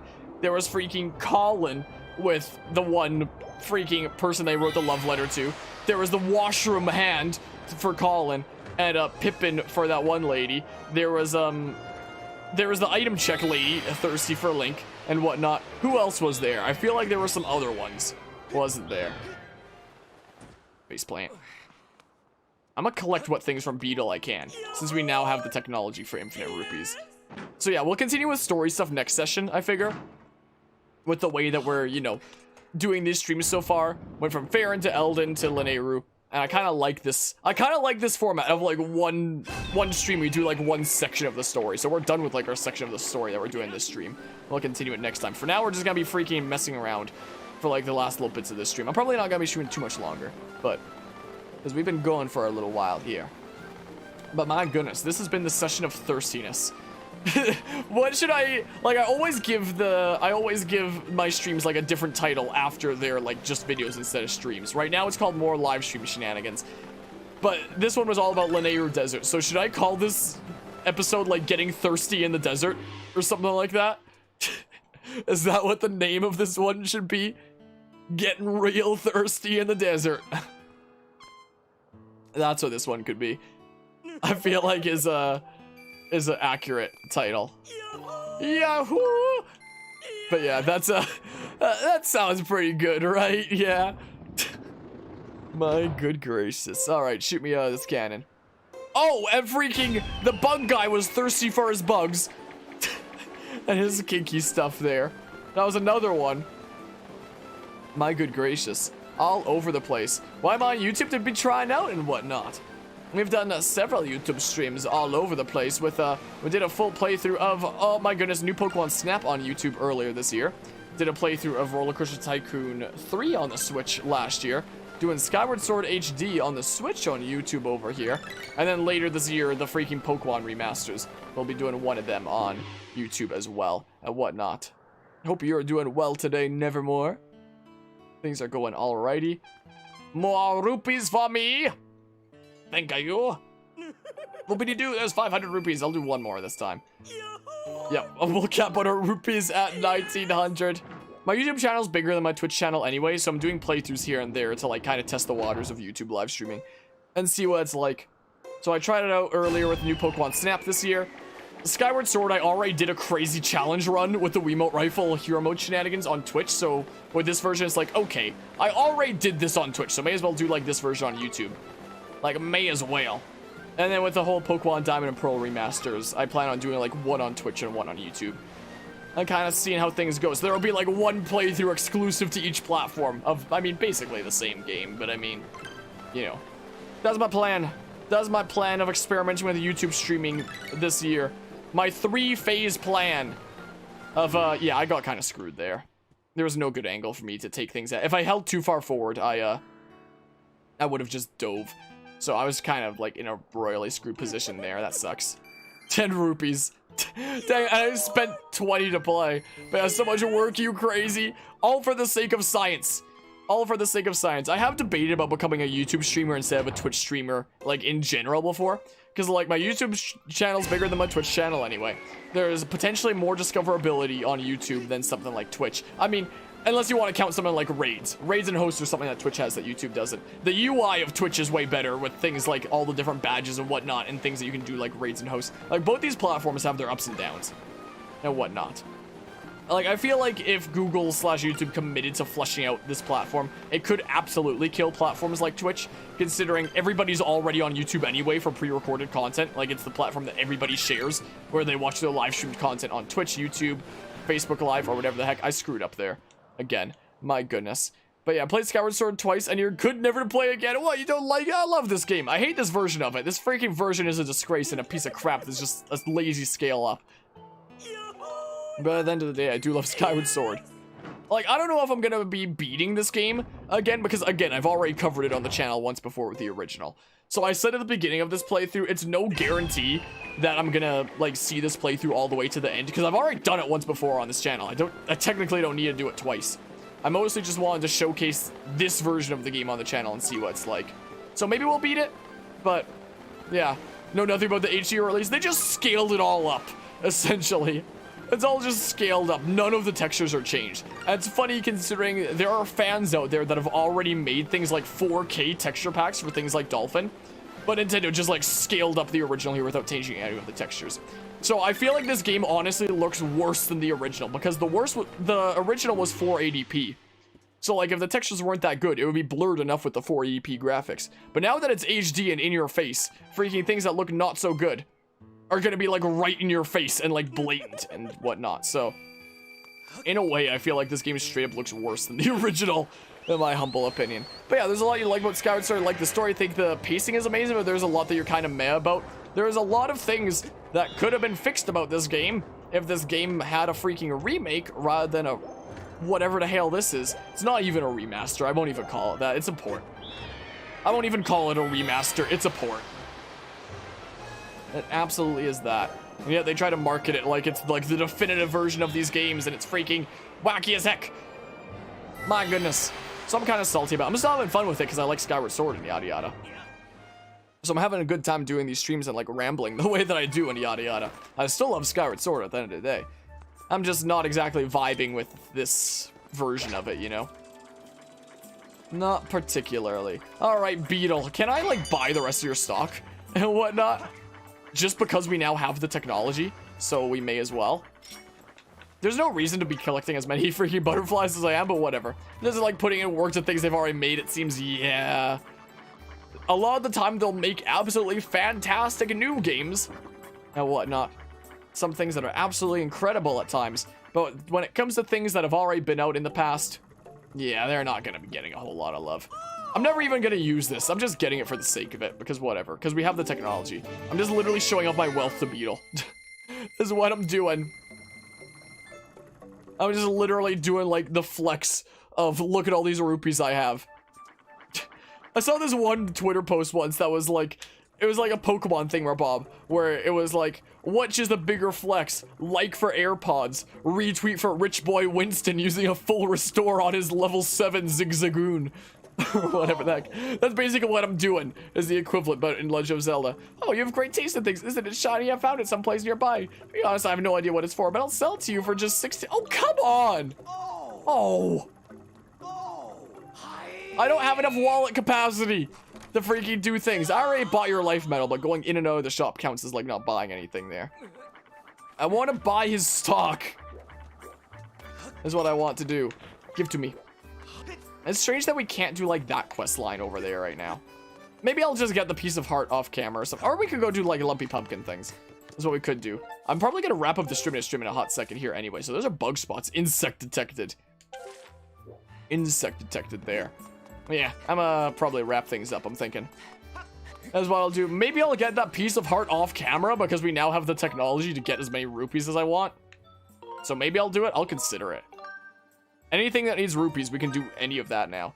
So, you know, that is no longer a concern and whatnot. I wonder if that piece of heart is like his last thing or if he's gonna have like more stock after that. Maybe we'll find out next time.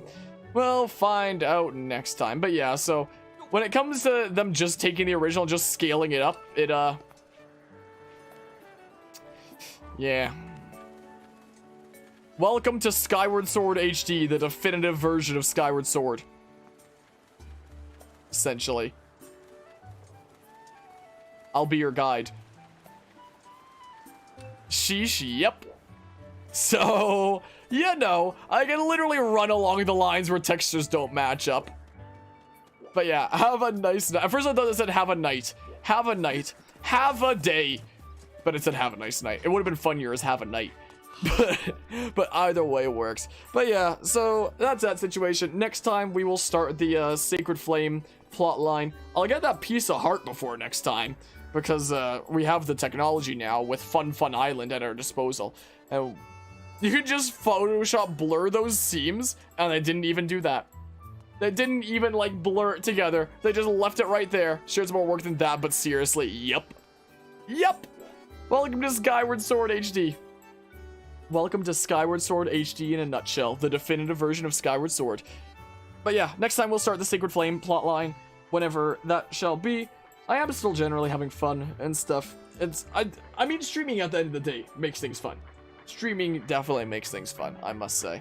But yeah, so until next time, take care all. I'm out of here, so see ya.